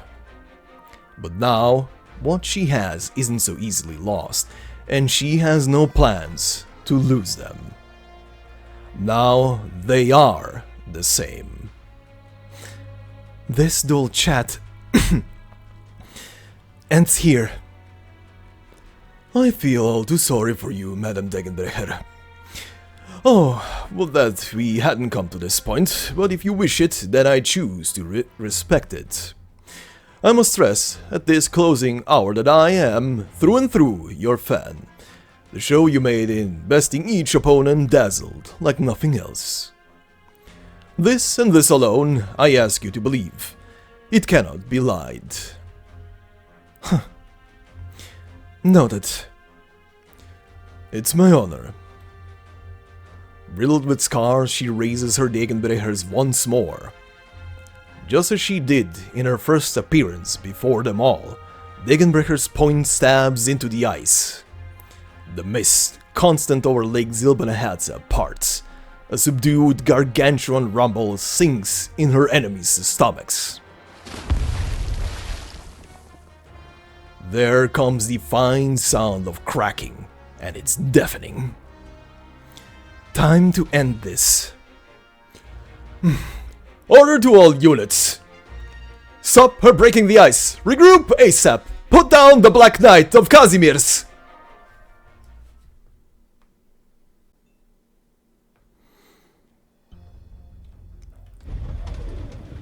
Nothing. It's not in here. Oh, and it's not here either. Well, that just leaves.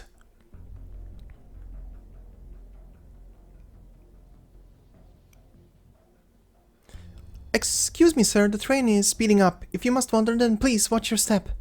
Oh, right, you haven't received your complimentary gift yet, have you? Can I ask what you'd like? As compensation for your journey's delay, your purchase is completely free this time. No need. But, sir, it's a free gift. Then I give this gift to you, madam. But that's not... Take it. Now excuse me, if I could pass through. Oh, alright. Thank you.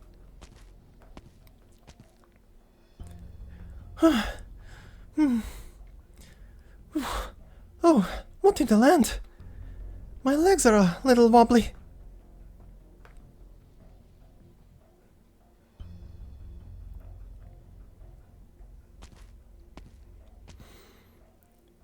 Now, only the last cabin remains. After all this time running around, I'm ragged. I could retire. Not when Londinium's still refining its footing. Her Grace would never let me. What will I find behind this door?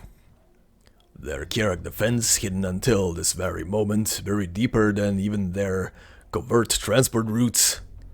Whatever it is, it's a shame. It's a shame Silverash will never get to meet his.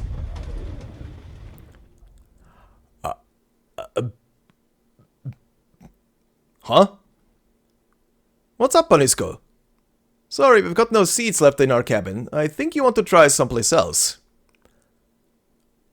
Actually, I can just leave.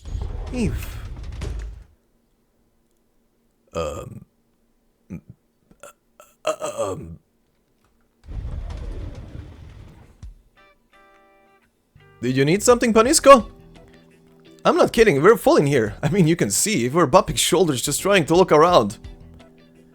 Yeah, that's why I'm saying I can absolutely just leave and find my own seat. I'm not kidding either. You guys seriously don't gotta sit in a cabin with me.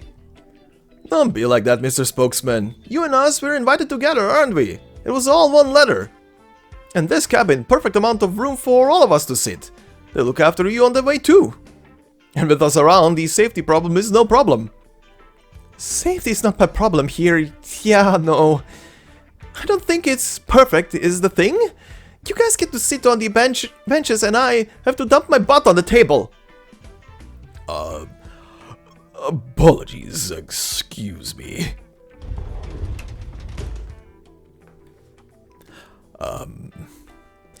I see, I understand. I must be dreaming.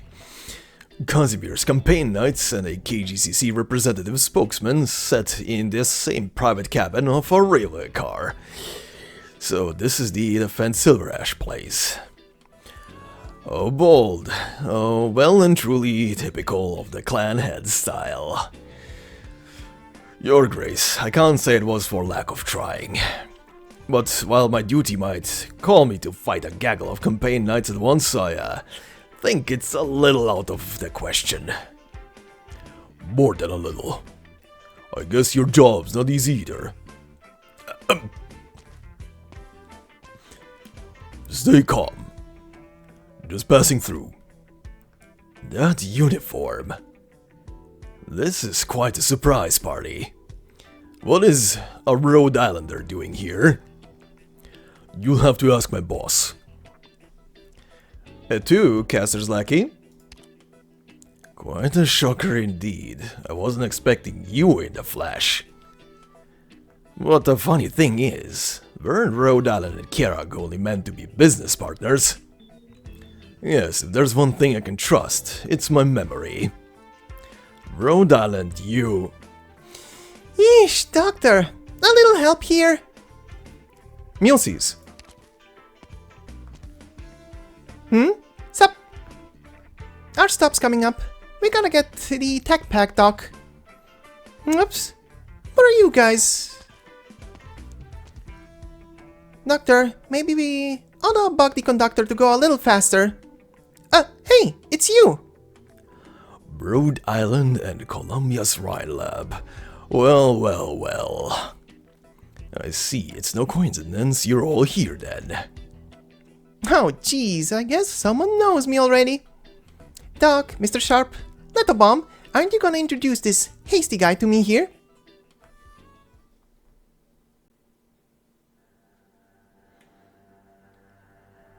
Kjer, I'd like to know, would Kjeragandr bless the woman waging such a bloody battle for this statue? Though she is born from other lands, though in Kjeragandr she has also little faith? That's a very easy question, Saintess.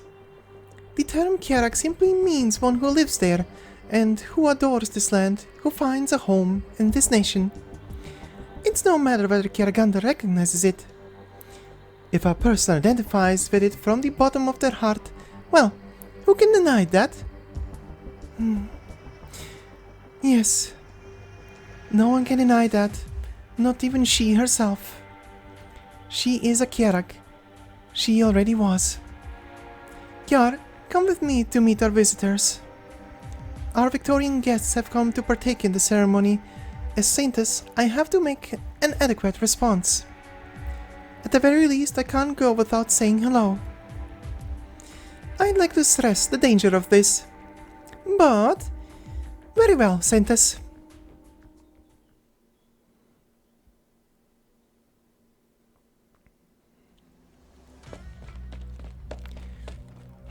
Matriarch, Skirus is back. She is? Sumner being late. Oh wait, no, I told her to keep out of this. Why did she come here? No saying I can't come. And I didn't just come, I brought some special guests with me too. Is this let's bring guests timing to you? You make a language out of inane, you silly sister. I am not being silly. Indeed, Madame Skirus hand is deft and wise. I find her admirable. Ratatas, you do well to finally raise your opinion of her. What the hell is this, Enciores? Madame Skirus, the guests have arrived safely. Good, bring them all in. I'm out. Master, your guests are here already. You're who? These are my guests I invited. You're Madame Skirus of the Browntail clan? Very pleased you invited us to be part of this ceremony. Skirus, is this your pleasant surprise? Duh. Let me introduce you all. We have here our campaign knight from the Adeptus Praviltivli Casimirs, here to celebrate the erection of our statue to Kjeragandr. I sent an invitation especially to the Adeptus. That was not an easy invitation to make. So they're my guests. It's just a coincidence, Madame Skirus. I cannot laud you enough that you were able to invite a campaign knight. My guest of honor, meanwhile, would be this fellow. Welcome, Sir Spokesman of the General Chamber of Commerce. And yeah, very quickly before we continue, if this guy seems familiar, and was already familiar on the train, yep, it's Mob. It's good old Mob. He is a spokesman now. Anyway. Hello to you. I'm taking it you're Mr. Silverash. Good to meet ya, and hello from my company. Thank you for all the effort of inviting me out to Kjerag. The scenery here in Kjerag, supremely beautiful. I believe your company and mine will absolutely end the day here with a partnership we both love.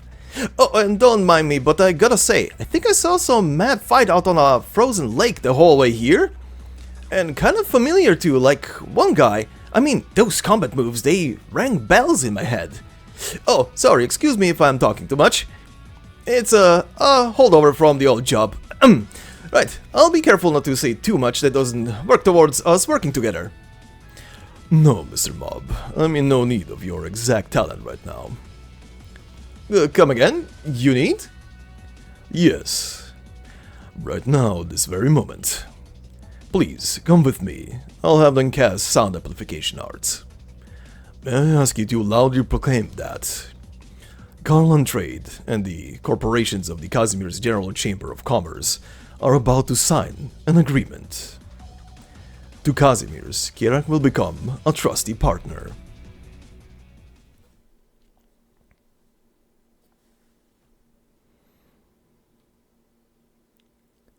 What's that noise? It's not anyone splashing into the ice water, and it's not cries for help. It sounds like someone loudly saying something, and then the people all about her stumble in disarray. That loud voice, whatever it's saying, she can't tell clearly. Her field of view narrows and dims by a fraction more. The sounds almost turn to fuzz in her ears. She can't feel her own limbs anymore, but she can be sure she still has a grip on her old companions. Her Degenbrechers.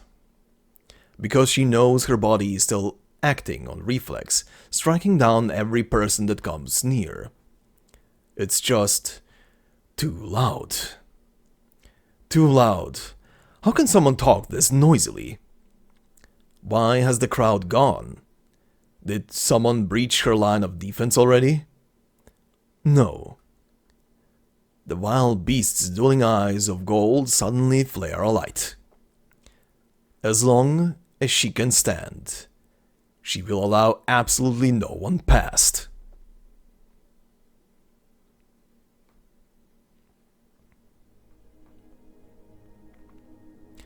Brecher, Madam Degenbrecher, stop fighting!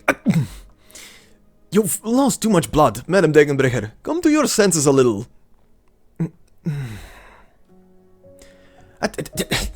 Keep flailing at this rate and you'll sink us both into the lake. We're not fighting? No more fighting, no more. Goodness, however much the Duke wants to slap Kjerag in the face, we can't be showing Casimir the hand in the process, at least not now. Camp between Victoria and Kjerag, one might still call it the Duke's personal Silver Ash grievances, but the moment you bring Casimir's into it too, things become far less simple.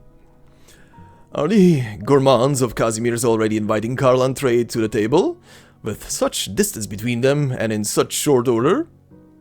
What a talented young individual. And I know the Duke won't reproach me for deciding to stay my hand. Spiffing excuse. A good half my men you bathed into the lake, Madam Degenbrecher. It was a backbreaker to scoop them out again. if we'd kept going like that, I'd need another pair of arms to treat you all. I say you need them as is. I take no criticism from anyone still hacking up blood. We're done? Well and truly done. Okay. And Ziodas pulled it off. She did what she needed to. That's all Degenbrecher hears. No, madam, stop there! The lives we live, they always tend to be out of our hands. I wanted to retire eons ago myself, but I have to keep my own men, my all too often down and out brothers in mind. With this, it finally ought to be my turn for once, And in light of the fact your faithful fans been beaten black and blue, could you give me your autograph? You're still in the mood for that? This card... Do tell. The first time I won the major, they wouldn't leave me alone until I agreed to a photo shoot. After that, I never agreed to another one. They were too boring for me. I see, no wonder the Black Knight's night trumps always come in those same poses, edition after edition. Degenbrecher accepts the pen Harold holds out to her, and writes her name, Degenbrecher. Take it. You'd better not have anything else for me to sign. Madam, where are you going? Do you need some quick treatment? My first aid's excellent, you know. Degenbrecher lifts her head to look to the dawn. In the distance, two figures walk, approaching her. She still can't make them out, but she knows who they are. It's like Kjeragandr on high is gazing down on her, someplace as high as the sun. No need. I'm going back. There's people waiting for me.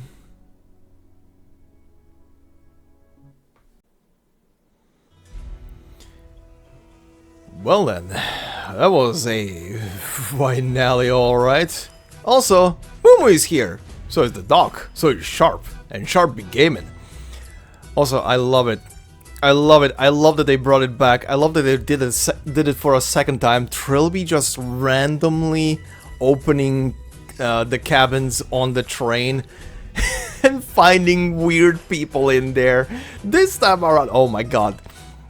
That CG, that picture is amazing. Just opening the door and just seeing a group of knights just staring him down. That is amazing. And then there is the spokesman in the back just, haha, I'm also here. How's it going, everybody?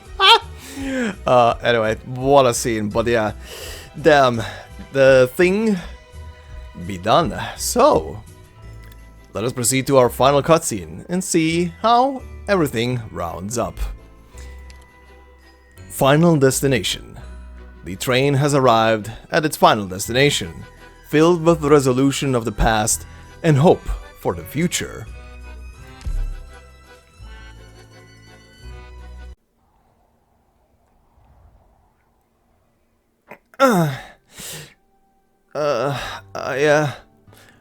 Is it over? Did we win? Ow! Good, at least you can still feel your arm. Now get up if you're still alive. Ow! Take it easy, Charles. Enough fooling around. Harold has enough work to do without you adding to it. Get to the lakeside if you can still walk. Patch yourself up if you can. I need a few volunteers to help me carry the ones that can't get up themselves. I'll come with you, Jefferson. Just say it if you don't want that leg of yours anymore. We can have Harold make one for you. God's wounds, I can't believe everyone's still breathing after all that. What a bloody miracle. Could it really be Kjeragandr's protection? Isn't it the other way around? 1,000 against 1 and she's still breathing. Maybe it really is Kjeragandr's protection. It's not. Kjeragandr is kind and watchful, but this result is not the result of her power. That no one has lost their life here is a miracle that we created together. That's what I believe. You're the Saintess of Kjerag? Your words honor us more than we deserve. What are your instructions? I wouldn't call it instructions per se. Just an invitation to attend the post-ceremony banquet, as is the place of the host. After, aren't you here in Kjerag for the ceremony? I thought exile would be the best case scenario. We're allowed to participate in a banquet? Would you rather be here for the banquet, or admit that you're here for a military operation and go to prison? Go on, be my guest.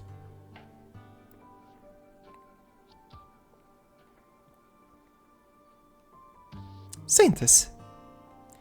Everything is ready. The banquet can begin at any time. Thank you, Kjar. Why thank me? No particular reason, just wanted to thank you. Kjerag will become a better place, Kjar.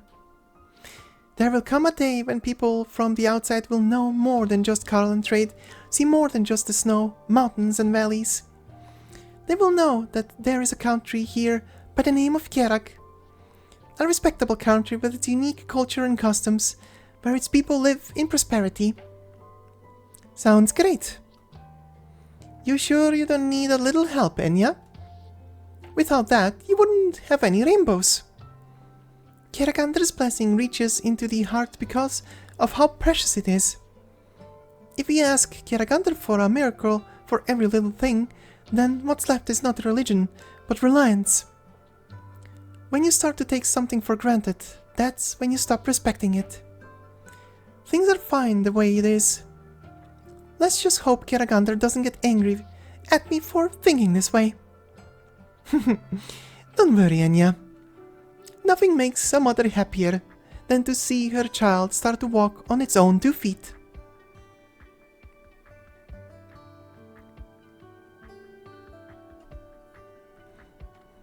I'm none, Mr. Silverash. This is my first outdoor speech. Are you sure this is going to work? It was perfect, Mr. Mob. Your voice was filled with passion. No one could pick a flaw in it. Even though you declined my offer to have someone magnify your voice with Originium Arts, the amplification device that you used performed above and beyond expectations. Is this your company's new product? This amplifier? No, of course not. It's good, but the market for amplifiers is cornered by a few big companies. There's no place for us there. Forget I said anything. I've heard about corporate competition in Kazimierz. You didn't say anything that I didn't know. So, what is it that you're using? A gift from a friend I met on the train. They probably thought it was just a toy. Who could have thought that it would come in so handy when Mr. Silverneherze made that abrupt request? I see.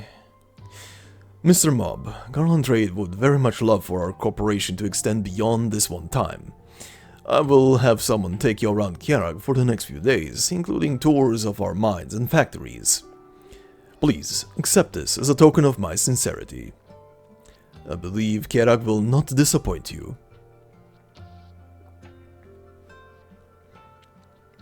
They stopped. They really stopped. It's like you said.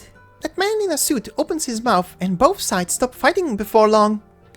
I thought we were in for a real fight. Didn't Silverneherze tell you guys to get here quick? But it was all over in an instant. Why did the Victorians in Kjerag stop fighting as soon as he arrived? Because he's a spokesman for the Kazimierz General Chamber of Commerce.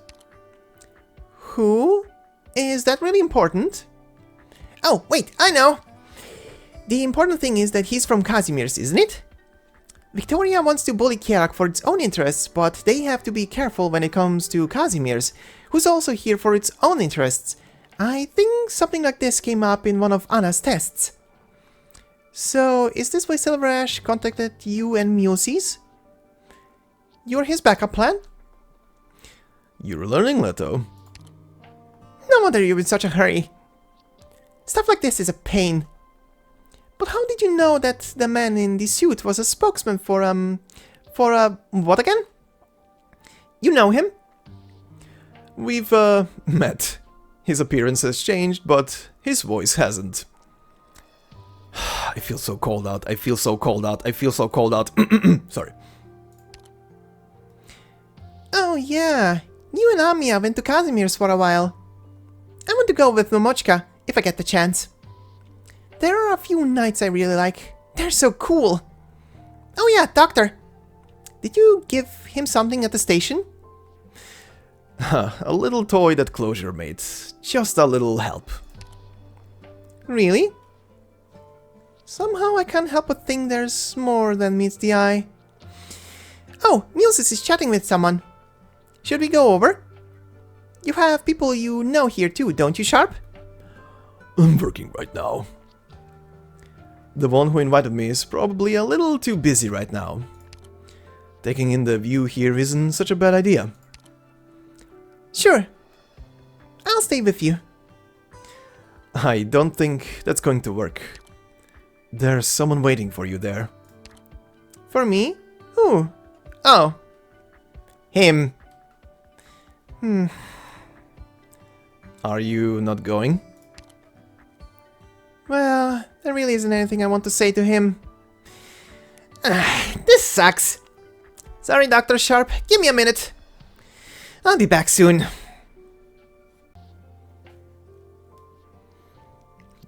Rosalind. You got something to say? Spit it out. Otherwise, I've got places to be. Wait. I just wanted to make sure that you're safe. I couldn't come and find you in that chaos. I'm fine. The Victorians weren't looking for me. Even the Trilby Asher guy is no match for Sharp and the Doctor. That bastard's still after you? I don't think so. It didn't look like he was here for me. Well, he's lucky he ran away. Sharp and I would have given him a nice little beating. Don't underestimate the Trilby Asher. I don't like their methods either, but the Trilby Ashers are a big deal. Him? Didn't seem like he was anything special. That's because Ensiodas has Degenbrecher to keep him down. The warrior must never underestimate an enemy, Rosalind. Alright, you done then? I gotta go. But wait. 3, 2... Rosalind. I spent a lot of time thinking about it last night. I was weak back then. The days with your mother were like honey. I couldn't keep myself from thinking about her.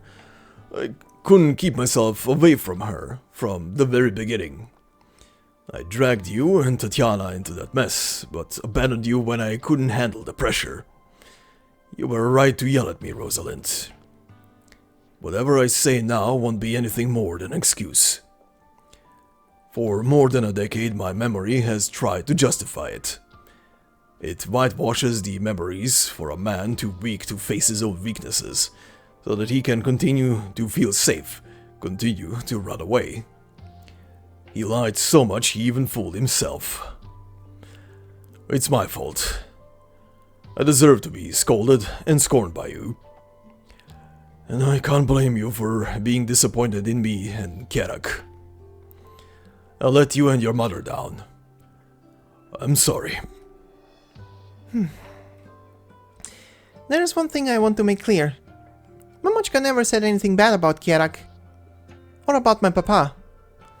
She even taught me how to pray to Kjeragandr, even though I never really believed in it.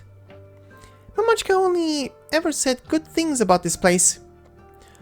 Tatiana, she doesn't hate Kjerag? Why would I lie?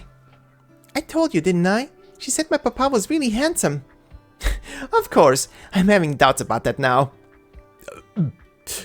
It was before he started in with the beard. Tatiana did say she liked my face. Wait, why did she tell you all this? Could it be that she doesn't blame me? Stop. Don't get too ahead of yourself. Don't count on other people not blaming you, if you know you're wrong. But it's exhausting to live with hatred. You underestimate Mamochka. If you thought she would spend a decade hating you and Kjerag, you're not worth it. You're right. It's not worth it to live in pain for a man like me. It's all for the better. Good, you get it. I didn't know who my papa was, and now I do, but it's all there is to it. I don't need recognition from your family. Pale Roach business is none of my business. I'm the daughter of Tatiana Yevgenyevna Larina. I'm Rosalind Tatianovna Larina, codename Leto. Remember that. It was Tatiana who named you. Rosalind Tatianovna Larina. Rolls more smoothly off the tongue than Pale Roach. Leto. Not bad. Not bad. A nice codename. At least you have taste. Oh yeah. This is for you. Bank account? Child support for all these years. The amount is in the back. I run it down for you. Please make the transfer at your earliest convenience. The child support? I said it yesterday, didn't I? Living expenses, tuition, medical bills, emotional damages for a deadbeat dad. It's all there. Gotta go. Wait, Rosalind! The currency conversion might take some time. I'll find someone to take care of it as soon as possible. Rosalind! Please, can I see Tatiana one more time? Just once? In your dreams!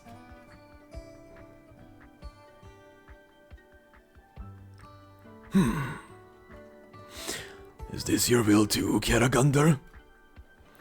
The matters of the world are beyond a mere mortal's ability to predict. Master? Why are you standing all the way up front? There's nothing to see in particular. Just passing by. You said you just became a grandfather the last time you came to pray, Lucas? Yes. My son's daughter. Good thing she looks like her mother. That forward woman, my son, insisted on marrying from, what's the name? Syracusa. Fierce woman, that. Well, at least the kids of mine got a taker. Were you against the marriage? What's the point if the young ones are in love? I might have said a word or two in my younger days, but now, just let them be. You said you wanted a warding stone for your granddaughter, didn't you? Hoping that some of Kjeragandr's and the Saintess's blessings would rub off, you know. You can have this. This mark, it's a stone blessed by the Saintess herself? That's too precious for someone like me, master. Take it. Consider it a welcome gift for your granddaughter as she comes into this world. I'll pray to Kjeragandr that the children of Kjerag can grow up without illness, pain, or sorrow. By Kjeragandr. By Kjeragandr.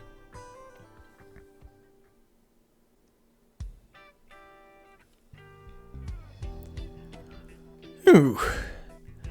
The Black Knight is definitely more than just a name. The thing she wasn't even trying to kill. A little too much for old bones like mine. Sir, your injuries. Just a scratch. Don't want to miss the Saintess' banquet after all. It's not every day that I get to be called Sir by you though. I think I just lost my appetite for some reason. My condolences concerning your appetite, my lord. I will report the facts of your performance in Kjerag and the changes in the situation to the Duke. Suit yourself. I'm confident that I did nothing to displease her grace. What about you, Trilby Asher? The waters of Londinium you could muddle, but Kjerag gives you little room to maneuver. No need to worry about me, my lord. I have completed the mission assigned to me by her grace. Oh?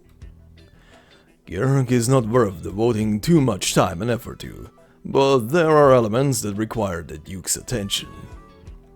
You mean... We thought it was Karlan trade or Kjerag's geographical advantages as a natural fortress and commerce hub. Seems like her grace is truly grounded, or visionary?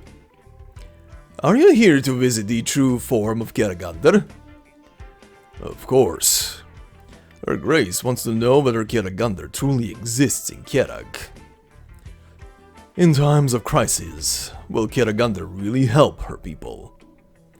Interesting. And your conclusion? I do not recommend that the Duke confront Kjerag military at this time.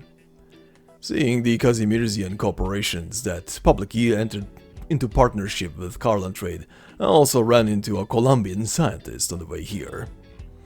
Force is not a smart plan. Winning is easy, making money is hard. We're not Urson. It's not worth it. It's not every day that we agree with each other. Did you hit your head or something? Like you, I'm a pacifist.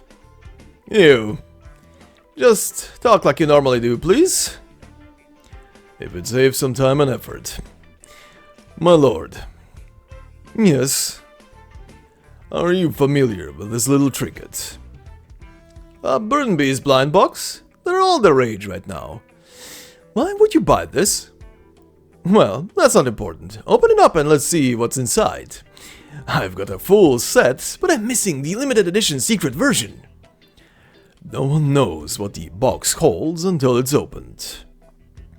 The mystery is what makes it alluring. Perhaps I shouldn't open it. Well, aren't you going to open it or not?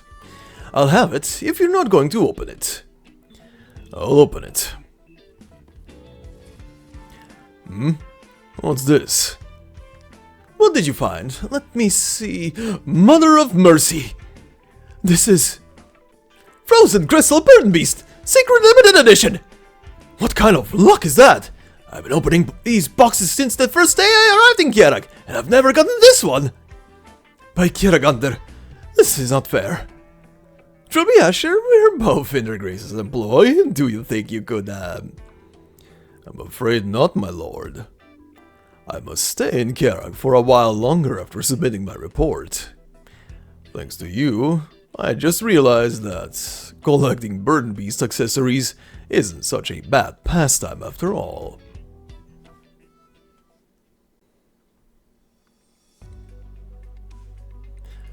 Can you stand? Not that yet. I'll be fine in a few days. Good. Gnosis? Even down first. He says he's putting the bill tonight. He has lousy taste. Pick for him. Okay. You've been walking around in circles there for ages. You got something to say? Out with it. I'm thinking that my debt to you seems to keep growing from Casimir's to here. One that I don't see a way to repay. You're afraid I'd jump ship? It would be a big loss. You want to repay me? Name your price. Gnosis will find a way. Forget it. All I did was follow an arrogant young man to these bleak frozen hills 10 years ago on a whim, a place where the temperature hovers around freezing on the warmest days. Life here didn't turn out to be so bad, so I started doing what I could. What does any of that have to do with you, Ensiodas? I guess you're right. You stayed for the land, not for me. I didn't think I would hear it from your own mouth.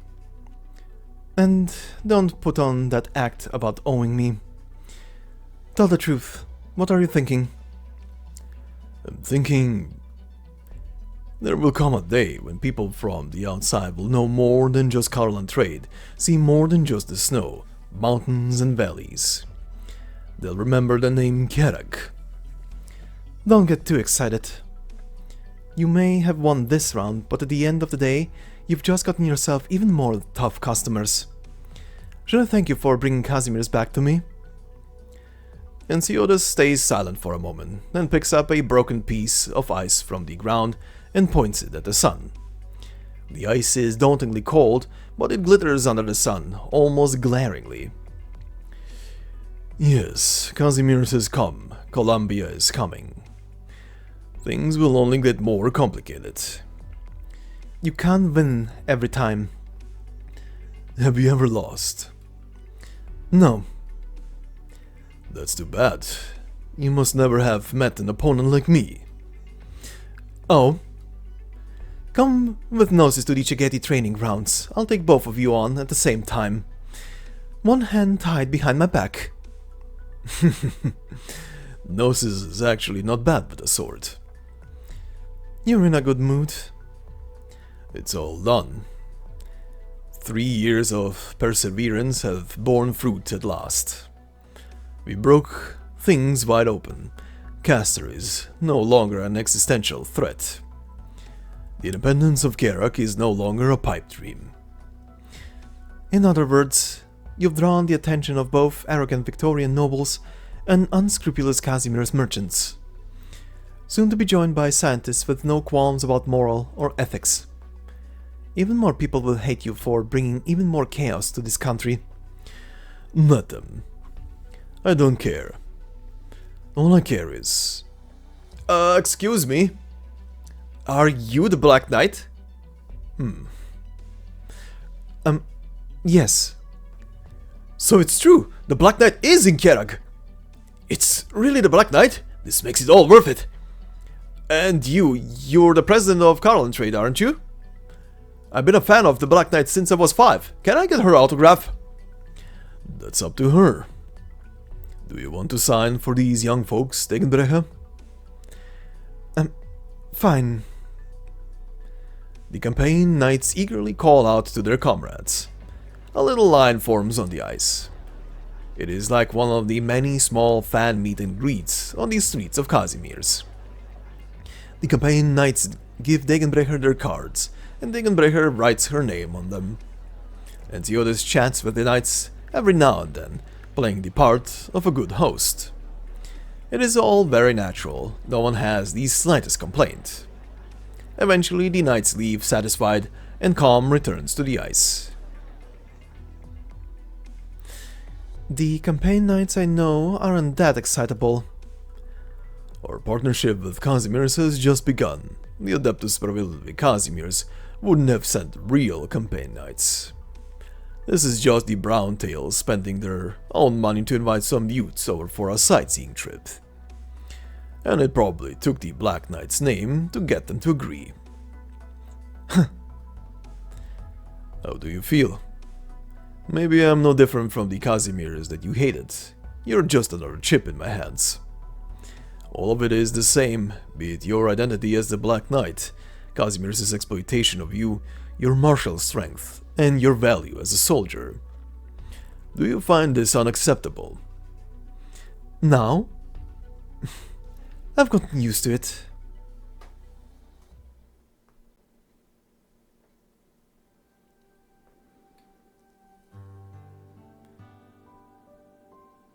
Let us once again welcome our friends from far away. The doors of Kjerag are always open to those who come in good faith. Let us remember the friendships forged today. By Kjeragandr.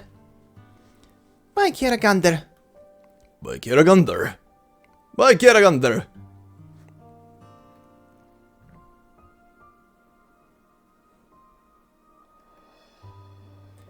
Thank you for the invitation, Saintess. Your muses from Rhinelab.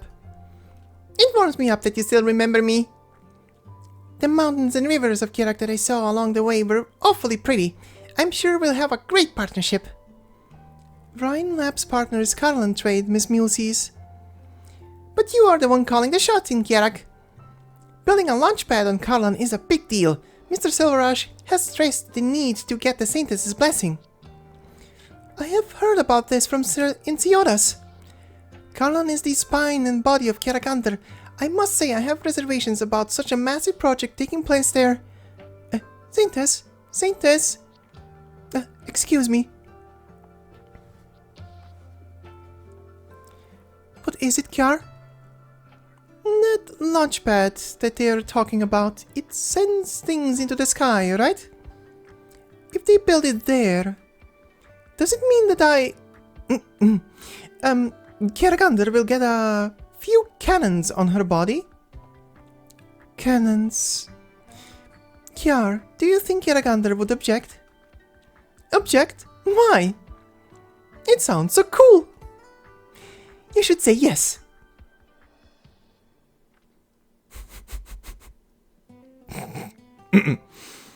Someone introduced that woman to Gundams, or mecha in general. Have her at it. Anyway. Lisburn, what happened? Those wounds. It's nothing. Freya, I have something important to tell you.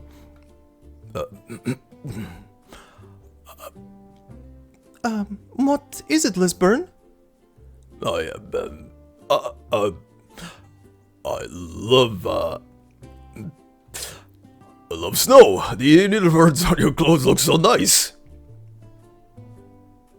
This man just faced death, and he chickens out here. I kinda understand that. Anyway. The snowy mountains are so beautiful on a fine day like this. Huh? Yeah. Oh, damn it all.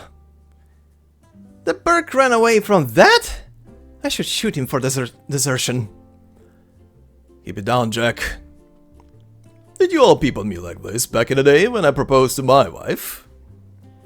Come now, Harold, this isn't personal. We do this to everyone who proposes.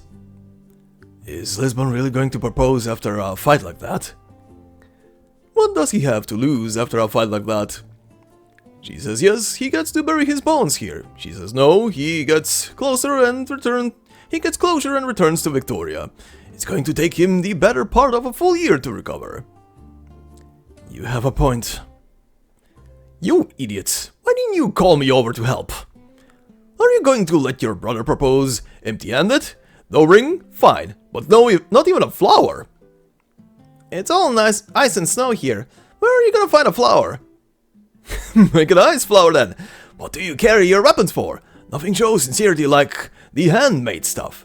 That's what the ladies like, don't you understand? Well, you're in a better position to understand than any of us.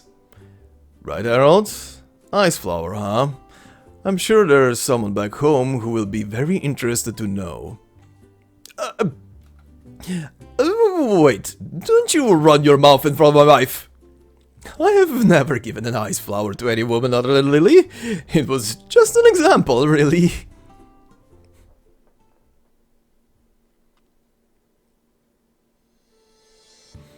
I didn't expect to see you here. It's my job to protect the doctor. Same old story. Care to spar? After you fully recovered. We can do it after hours. If I'm still in Kjerag then. Alright. How many people do you have who are better than you? I wouldn't mind making the trip myself, if there are enough of them. Sharp big gaming.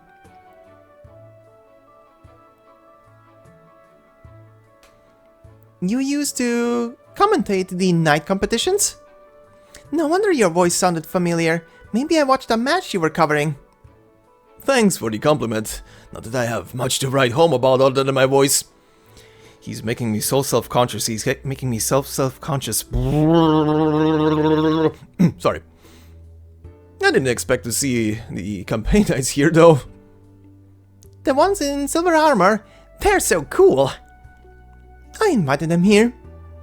And you too, Rosalind. You're a guest of mine as well. Enjoy the hospitality of Kjerag.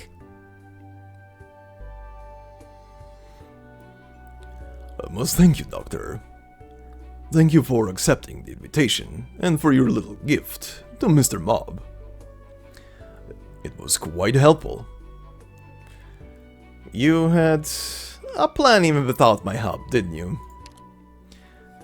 I would have involved more effort. Under the circumstances, I'm plenty thankful just to speed things up by a step. I hope you're happy with our hospitality. Don't think you can hook me with an invitation letter next time. Was it you who invited Rhine? I thought Rhode Island was the extent of your manipulation. Carl Trade invited Rhine to discuss cooperation. But I and Ziodas invited you, Doctor, for the sole purpose of attending the ceremony, and nothing else. You can take part of the credit for this festive scene before us. Come, ally. I will be happy to be your guide, if you would like to see what Kjerag is like now. I guess we could do worse than a shore leave. I'll be your guest then, so to speak. One more thing. Next time, if you want me to bring someone with me, just say it. Are you surprised that she didn't come? As an ally, I'm sure you understand what I mean. Text for Ants. Hold on. Cliffheart is doing fine. It's just that this was on short notice and she happened to be away from Rhode Island. Your sister is busy with her own business. Send the invitation earlier next time. She'll come back to Kjerag next time. She said she'll give you a surprise. The plural, you. Glad to hear that. It's a shame that she couldn't come on such an important occasion, but if she continues to climb, then whatever peak she reaches, she'll hear the event of Karlan from the top.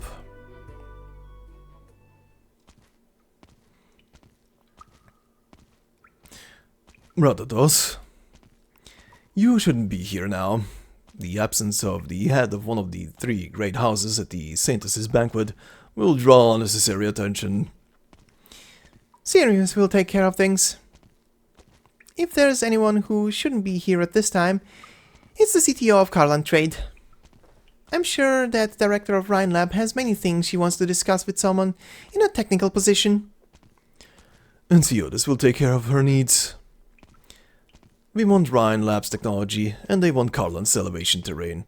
Fundamentally, this is a business deal. That's more in Ziodas' domain. I guess you're right. I am thinking that Ziodas must have had a dozen contingency plans for today's incident. He put up a good act of being worried though. Did it fool you? That's the kind of person he is. I'm not surprised. But there's one thing you're off the mark about Arctos. This is the rare occasion that he didn't put up an act. Yes, it's not like him. Not sufficiently profit-driven. Too much risk. Yet the best outcome was achieved for everyone. You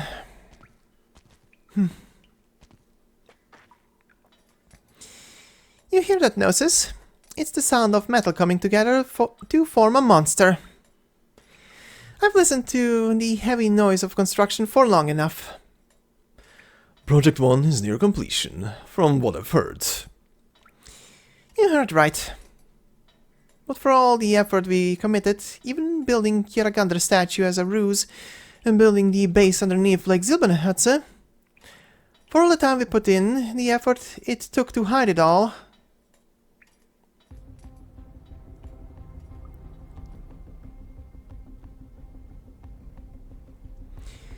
One battleship is all we managed to build. We can't hide it for long. Even if Victoria lets it go this once, the world will eventually figure out what we're doing. That's why we don't need to hide it on purpose.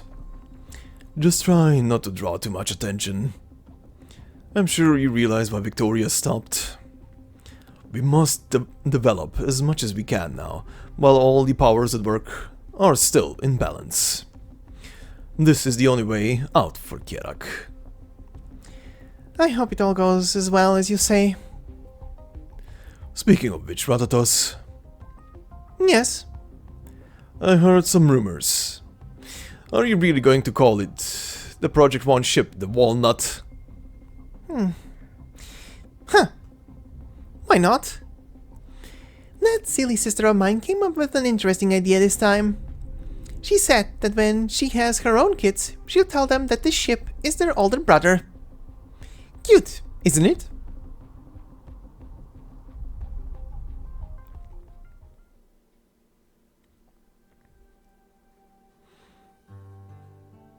Rosalind? I'm sorry I couldn't come with you to Kjerag this time.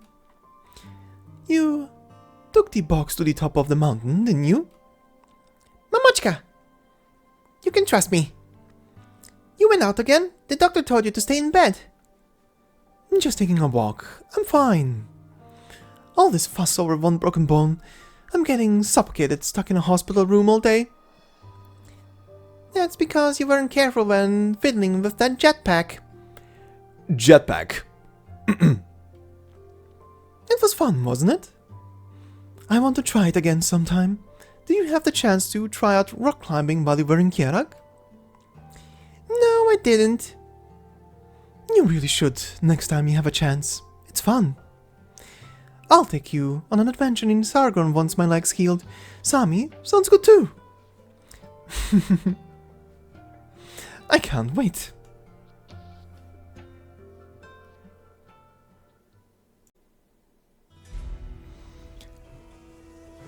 They waited until the final frame of this story to actually show Leto's mother. And if you remember at the beginning of the video, I said that we were gonna be using Leto's operator record to continue this little thing that they're gonna be just showing literally in the last second. Yes, this is pretty much it. This is literally what is gonna continue in her operator record. But yeah, a lot of stuff has happened in this whole thing, in this final cutscene. And I was suspecting already that they are building some kind of ship below that ice, but damn, they built quite the ship there. Also, launch platform, yes, launch platform. It seems they're gonna be using the mountains in Kjerag as a sorta just to be closer to the sky to save up the fuel. Because, yes, this is definitely taking place after the events of Lone Trail, if that is not clear enough already. And seems that we are being teased with some satellites being shot into space. Exploration, seeing what's out there. It will happen eventually, and I'm terrified what's gonna be out there. But yeah, more on that in the ramble section once we are completely done. For now, let us proceed to a certain operator record and conclude for today.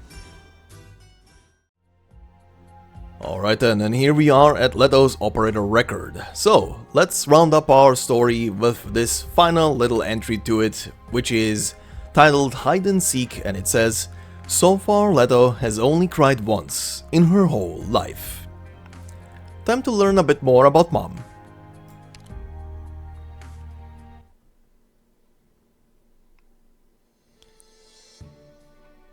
A game? That's right. You don't want Mamochka to leave for her adventure, right? I don't want to make my darling crybaby weep by vanishing into thin air either, so let's play a little game. I'm not a crybaby. Really? I remember the wailing at the reunion on the Landship Bridge. Isn't that what you'd call a... Stop. It's not like I'm trying to keep you from stepping out, but you haven't fully recovered yet. So what's with the game? Oripathy can't be cured, so what even counts as fully recovered? But I know you're concerned about me, but the best medicine for us adventurers is always a sight we've never seen before. Most importantly, do you think you could really stop me from going if I really wanted to? Fine, I get it. So, what game is this? A simple one. Hide and seek. Tomorrow I'll hide somewhere on the ship, find me in the afternoon, and I'll stay. But if you don't, you have to give up on trying to stop me. Well, Hey, this landship is humongous! you can ask anyone to help you out. Does that make it fair? Oh, fine. I'll go pack up my luggage then. You should get an early night, Lapochka. Very quickly here, Lapochka, honey. Don't get too happy yet. I'll definitely find you. No, that's my daughter. I'll be waiting for you. Alright, better get an early night. I have to find Mamochka tomorrow.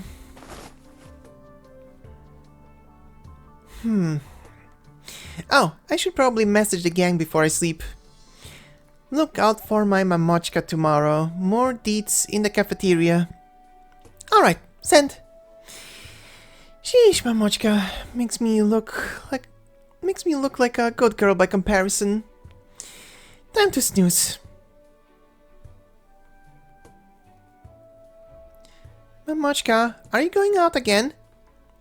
Yes, be good at your aunt's place. Mamochka will bring you a souvenir. I want to go with you. No can do. It's too dangerous for you. When you're older and stronger, I'll take you along with me. Really? Of course. I promise.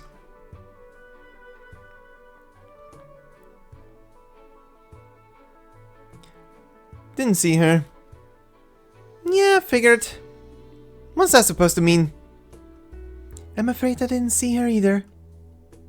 Aren't you pretty chummy with her? We occasionally exchange makeup tips, that's all. What about you, Anna? Sorry. Lala, forget it. I'm guessing you didn't see Mamochka either. Seems like she's serious about this. Huh? I saw her. What? Yeah, she came pretty early for breakfast. You should have told me. But you were still sleeping, also you didn't tell me to let you know ASAP. Fine.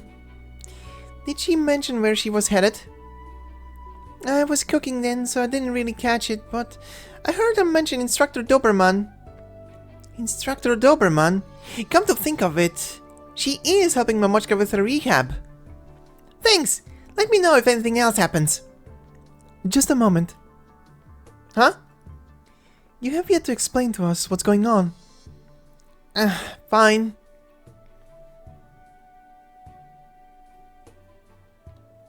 Huh. So it's just a game. I thought something serious was going down. It's not just a game. If I lose, Mamochka's going out on her adventure. Why not let her go? Wouldn't be good for her. You're asking why. Mamochka has a ripathy, you know. But she showed us her physical results last time we ate together and said her condition's stable now. Even so, you can't just take off right away, right? Anna, what's with that look? Nothing, I just thought it was quite strange to hear that coming from your mouth when you're the flightiest one here. Anyway, just let me know if you see her before dinner. I'll head over to Instructor Doberman first. Rosalind became a totally different person the moment you bring up her mother. It's the one thing she's guilty about after all. Госпожа Tatiana Larina contracted a ripathy on her account, so it's no wonder she's rather hung up about it. Also very quickly here, the word right there. Госпожа, pretty much just madam. But do you think Госпожа Larina requires our concern? Fine, she probably wouldn't back down, even with all of us united. So let's just help Rosalind out and leave the rest to them.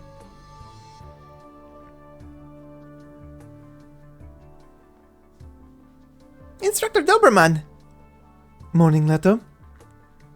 Did you see my Mamochka today? Senora Tatiana, I did see her earlier. Is she still around? No, we only had a brief chat before she left. Probably went to get ready for her trip. Did she talk about anything else beside that? I think she knew you'd come. And asked me to pass this to you. These are... climbing rubs. Is this what she usually uses? Yes, well, you have your own classes and missions, so it's no surprise this is new information to you. Senora Tatiana may not be exceptionally strong, but she's extremely nimble. She holds the record for scaling that wall over there. Can I try to? I figured you'd ask. Come with me.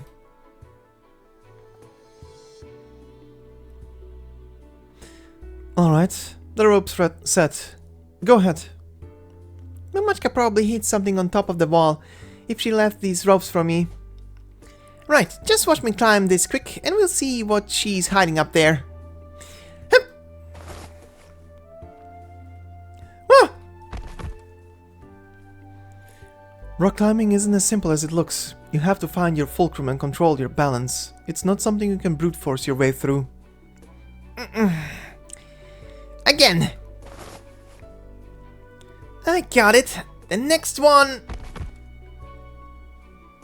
I can't reach that one at all. You have to propel yourself with your momentum. You shouldn't be standing on that hold either. Momentum? Oh, I get it. Again! Huh, so that's the way. Halfway up now. Next one. Watch me. Damn! Huh. That was dangerous, but no matter. Just a little more to go. If I want to go up from here, you'd normally step on this hold and then climb up from there. Seems like it'd be faster if I use this other one. Haha, let's give it a shot. Watch me. Huh, safe and sound. Now, let's see. Aha, I knew it. A book quietly sits on the platform at the top of the climbing wall. Leto makes her way over and realizes she has seen this book before. She picks up the book and walks to the platform's edge. She has a good view of the entire training room from this spot. But she suddenly gets a feeling. What Mamochka saw while sitting here was definitely not the training room, but some scenery etched into her mind. Because the book she just picked up is a travel magazine, with an article mentioned on the cover written by her mother. Mamochka, what's this? A travel magazine. Mamochka has an article published in it. An article?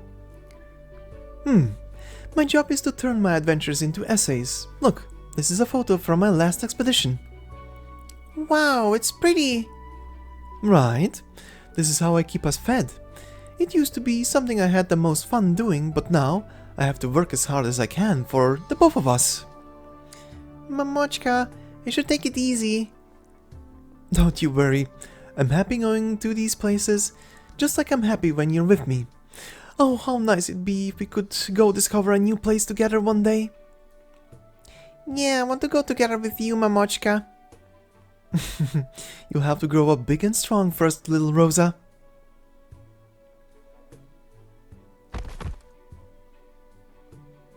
Leto, did you find something? Technically yes, but also no. This magazine. There are travel articles in it. Leto, do you resent your mother for not staying with you? Well, Mamochka travels a lot, so it's true she isn't with me much, but her absence feels different from me not having a father. Because Mamochka always comes home with a ton of interesting stories for me. Words I've never heard before, sights I've never seen. Hearing Mamochka talk about all that stuff is much more interesting than if she were to just stay with me. I see. And that's why you're so hung up on this. Both you and Signora Tatiana have always had an extraordinary mother-daughter relationship. But oripathy has tied a knot in your bond. I know what Mamochka wants, and I know it's the best for the both of us, and yet... She wouldn't be sick if she didn't go into Chernobog to find me. I just can't manage to convince myself. Which is why I try to stop her from going out on adventures instead.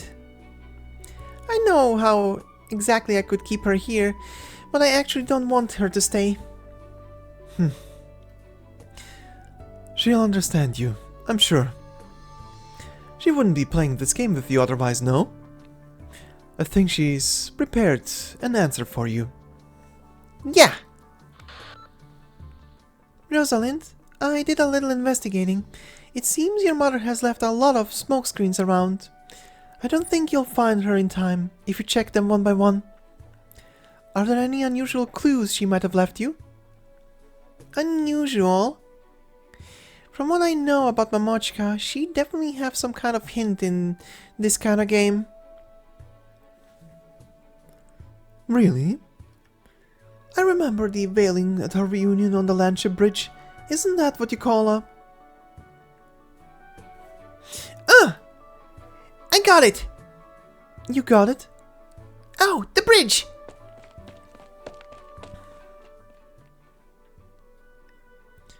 Rosalind, my Lapochka. Mamochka? What are you doing here? I heard something happen in Chernobog and came as soon as I could, but the place was already in ruins by the time I arrived. I couldn't find you no matter how hard I tried, but I'm so glad you're not hurt. Why would I be? But how did you even end up here, Mamochka? Well, it's a long story. Anyway, I heard from a Rhode Island doctor that you were here. Why would Rhode Island... Wait, Mamochka! Those crystals! Why do you have oripathy? Oopsies. It's nothing really. Don't worry. Your Mamochka was just careless. Mamochka, did you get sick because of me? No, it was from an adventure. It's all my fault. Oh, don't cry. A little illness is nothing, as long as you're okay. And Leto begins to sob away.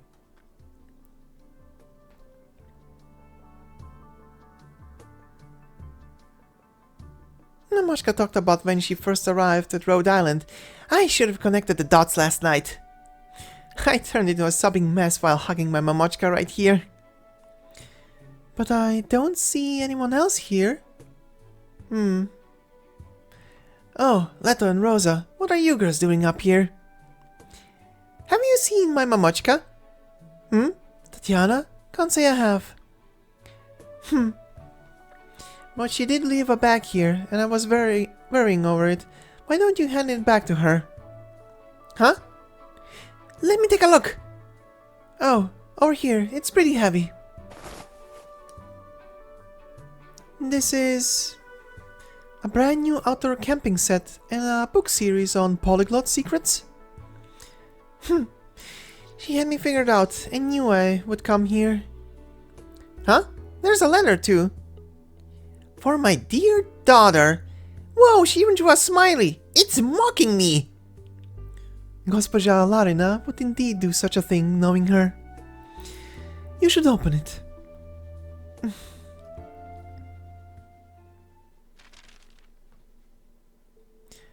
Napochka, your aunt told me I should be spending more time with you.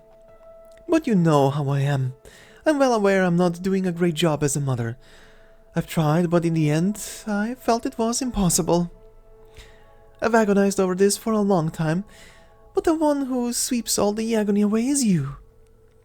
You always greet me when I come home with your smile full of anticipation and joy washing all my anxieties away. You eagerly listen to every tale I tell you. The funny school stories you tell me always make me laugh out loud. You tell me with your actions it's alright for me to act like this, and we can base our relationship on that. You don't know this, but it's a way for Mamochka to redeem herself, and I'm not exaggerating. Because this means I can love both you and my work.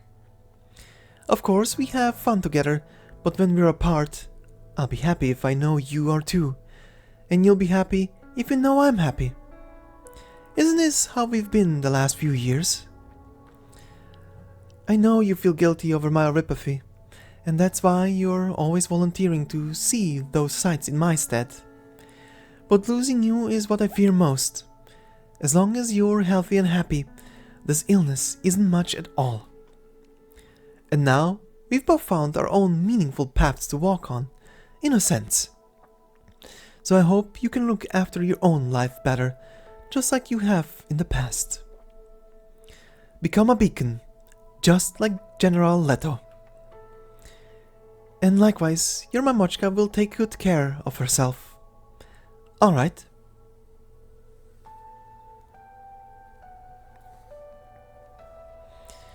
My daughter should have found the letter by now.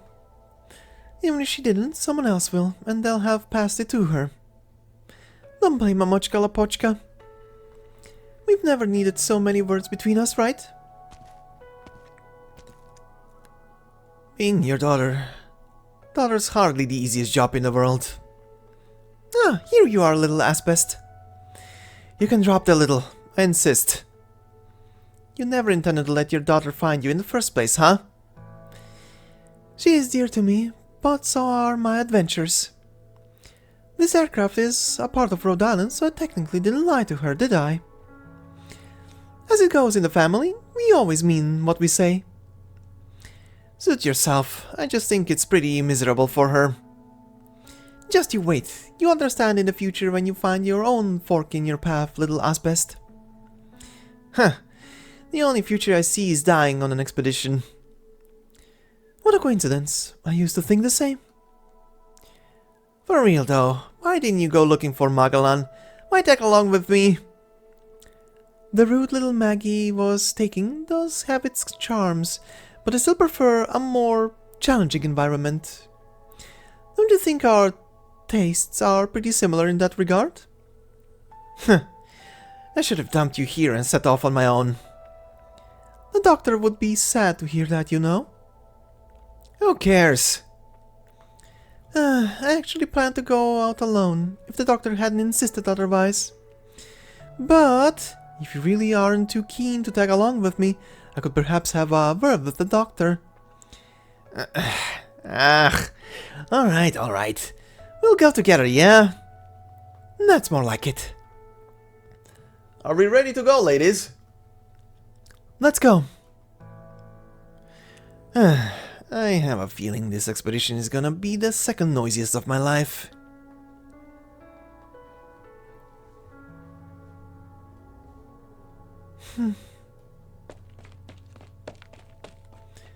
Rosalind. Nothing here either. You... What's up? Forget about it. Huh? But... I lost, but Mamochka's too crafty. Did you for your Rosalind? I'm not crying though. I swore on that day to never cry again. I'll smash every annoying thing into bits with a smile on my face. Acting tough? Yeah, I got a problem with that. Let's get a move on already. It's chow time. Dinner's on me today, and I'll eat Mamochka's share too.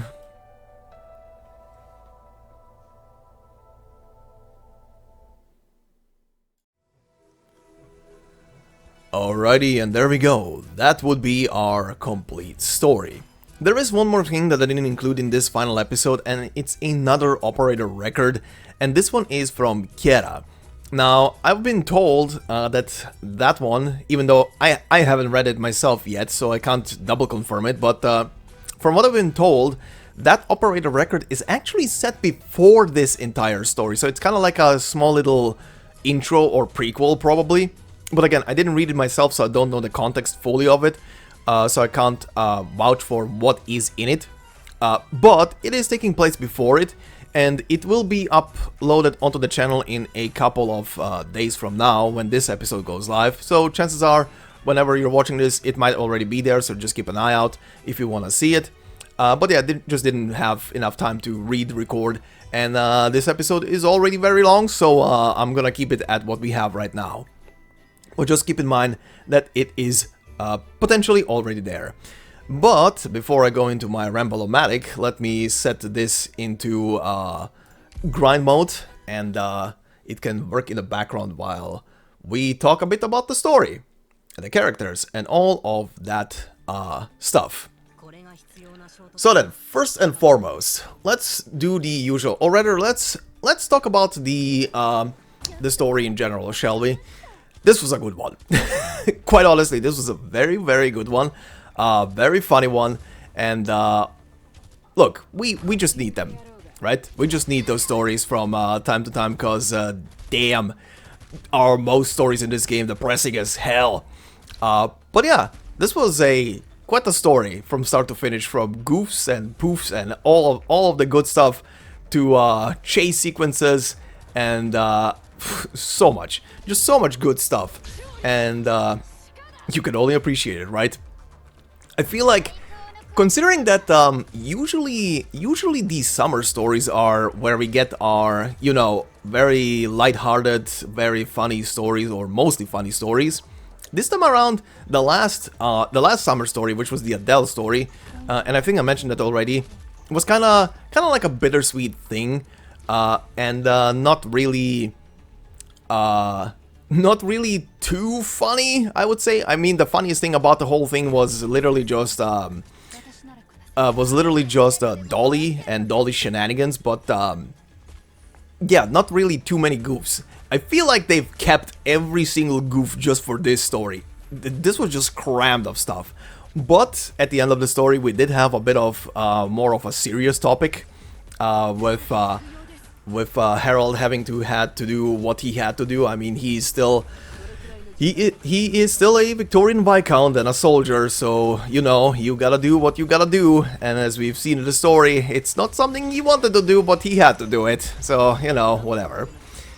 But yeah, regardless, story was really, really good.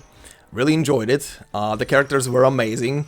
I would say this is one of those rare stories, or maybe it's kind of like I feel like it's like a 50-50 split with most stories, where the poster children for a story, the characters that are on like the main picture, the main menu, are usually kind of like, some of them are shining more in a story, some less. I feel like in this story, every single one of the three main characters, being obviously Degenbrecher, Leto, and Harold, all pretty much shined in all of their scenes for different reasons. Degenbrecher was pretty much, if you imagine it like a comedy routine between two people, Degenbrecher was pretty much the straight type in the whole comedy routine, while someone was delivering the punchlines. Leto was amazing. Like, we didn't get prior to this story much about Leto outside of her appearing, you know, in the Children of Forces story, which is a freaking depressing story, Jesus Christ. And outside of that, she appears in the operator records mostly for the other Children of Ursus. So Zima Gumi. I can't remember actually if she appears in every single one of theirs, but she appears in a couple of them from the top of my memory. And yeah, that's about it. And she's now finally here. She's actually playable, and she works with her operators. And I don't know if I'm gonna be using her a lot, but from what I've heard from people, her kit is a bit jank, and I kinda see it. But anyway, whatever, I don't care, she's here. I don't care about those kinds of things. I'm just happy that she's finally here. And yeah, she being on her own little adventure, I love the misleading thing about her mother the entire way through. But I'll be quite honest, the entire way through, the way she was talking about her mother didn't feel like she was mourning her, and it felt off. But like Arctos said, like her dad said, she was talking in past tense because of a translation error essentially on her part, grammatics and shit, and also used the wrong word, so everybody believed that she's actually carrying her mother's remains. Oh boy. But yeah, anyway, she telling her father off and demanding money is amazing. That is amazing. But yeah, I do love how she handled the whole thing with her dad. That was pretty well. That was pretty well done. As someone who is from, you know, a household where the parents split up, and I didn't really have a lot of contact with my dad after they split up. Kind of feel that. Kind of feel that. Kind of really feel that. But anyway, do love it. Every single bit with her, the story was a plus point, outside of the one comment about beards. Gonna note that down somewhere. Anyway, she was great. Harold, I would say, was a show stealer for the most part, at least for me. I don't know how you guys enjoyed Harold, but I really enjoyed him. Especially voicing him as well, because of the slight theatrics in his voice. You know, a bit pompous. But yeah, he was a joy. And again, like I said a bit earlier, he is a Victorian soldier. He has to do those things. You can't really fault the guy or be really angry. At least I'm not really pissed off at him for doing what he did, or tried, or attempted rather what he did. It's just, he had to do it. It's his job. And like we've seen at the literal end of the story, the moment the cards were off the table and no stakes anymore there, we were literally back to being buddy-buddy. The good life of the soldier, or pretty much an employee. Just do your job and smile and wave, right? But yeah, he was a joy. He was really a joy. And boy, did he stumble into a couple of things, especially with the dinner thing. But yeah. And yeah, coming back to Degenbrecher, God, her chase sequences and misunderstandings, oh my god, amazing. Especially her whole chase sequence with the Trilby Asher was so good. But yeah. Speaking of side characters, let's start with the Trilby Asher, since I just mentioned him. Good lord. That guy. For those of you who haven't caught up with the main story yet, I'm not gonna go too much into detail, but just know that Trilby Ashers are something we experience in the main story at one point. And yeah, outside of the one guy in the main story who kind of was okay, most of them seem just to be assholes. But yeah, it was really good and really cathartic to see the Trilby Asher stumble into one misstep after another, and it was amazing. I mean, probably one of my favorite comedy routines of this whole story was literally him being very full of himself before opening a door on the train and then seeing death. Then literally seeing death, closing the door, thinking for a second to himself, probably wildly blinking, opening the door again just to double check what he just saw. Amazing. First time Degenbrecher, second time just literally like, what was it, like 6 or 7 campaign nights, young campaign nights, but campaign nights, and the spokesperson right in the middle at the end there. God, seeing that picture, I laughed my ass off the first time I saw it. I laughed so hard. That was so good. Boy, such a hard-going picture as well. Imagine seeing that. You open a door on a train and you literally see like a bunch of mercenaries or just army people just staring you blankly down like, what the hell do you want? That was so good. But yeah, it was good. It was good fun. He was the butt end of a shit ton of jokes, and that was really good. Loved it. But as we heard at the end of the story, one of his main objectives was to figure out if Kjeragandr is actually real, and to report back to the Duke, which is a problem, cause unironically, Kjerag actually confirmed to him that Kjeragandr is real. Will this be a problem in the future? I guess we'll see. He's probably gonna report on that at some point, because throughout the entire story, he definitely didn't believe in her. But at the point where Kjerag literally teleported him across from the statue back into the city, he bowed and prayed to the statue. Not mockingly, he was sure she's real. Oh boy. But yeah, he sniffed out stuff and he ran into quite some trouble. Still, I think that one of the best scenes again is from him, and it's literally him being kicked away from top of the statue into the lake, breaking through the ice and just leaving a hole and just lifelessly floating on the water. That was amazing. That was super amazing.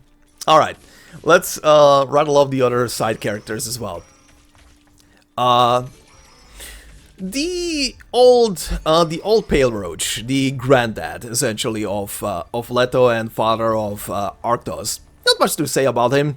He's an old man who had to do stuff in the past that just goes by the rules of nobility, yada yada. You know, it's the old thing all over again. Can't really hate the guy, can't really love the guy. He's there. He was okay. It was okay. He did his thing.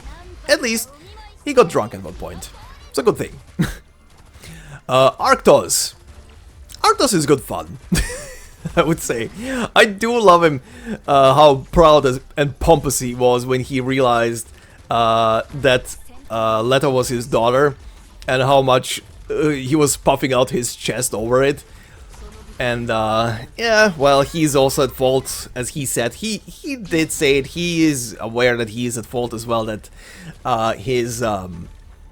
that his wife and daughter had to leave, even though maybe he could have done something, maybe he couldn't have done something. Who the hell knows? But at least he's aware, and it appears he's gonna pay now child support. He didn't say no. He just said he needed time to convert the money. And I don't remember from Break the Ice, but he feels like he became an even bigger stand for Enya, for the Saintess. I mean, he is very. The Pale Roaches are very like devout and religious towards Kjeragandr, so it makes sense. He's just doing it a bit in a more extreme kind of fashion, so, you know, he's a goofball. But a bit of an aggressive goofball, but a goofball. But a good one. I do wonder because they brought it up, I do wonder if in the next story, which is gonna involve them, or whenever we see him for the next time, he's gonna be without a beard. I so wanna see him without a beard. I wanna laugh my ass off. I wanna see him without a beard and a proper haircut. Even though I would hate it as a beard enjoyer myself, to see him without a beard, I would still love to see him just for the shits and giggles, so I can laugh my ass off that he actually shaved off his beard because he listened to his daughter. But anyway. Arctos, on the other hand, was pretty much just Arctos from the previous story. A bit more cautious, a bit more muted down, I would say, from before. I mean, she had her arc in Break the Ice, so not much to say there. She just needs to acknowledge a bit her sister a bit more. That's all I can add there. But she was there. She did her thing. She's still the same Arctos she always was. Yucatan didn't appear too much. Still the same Yucatan.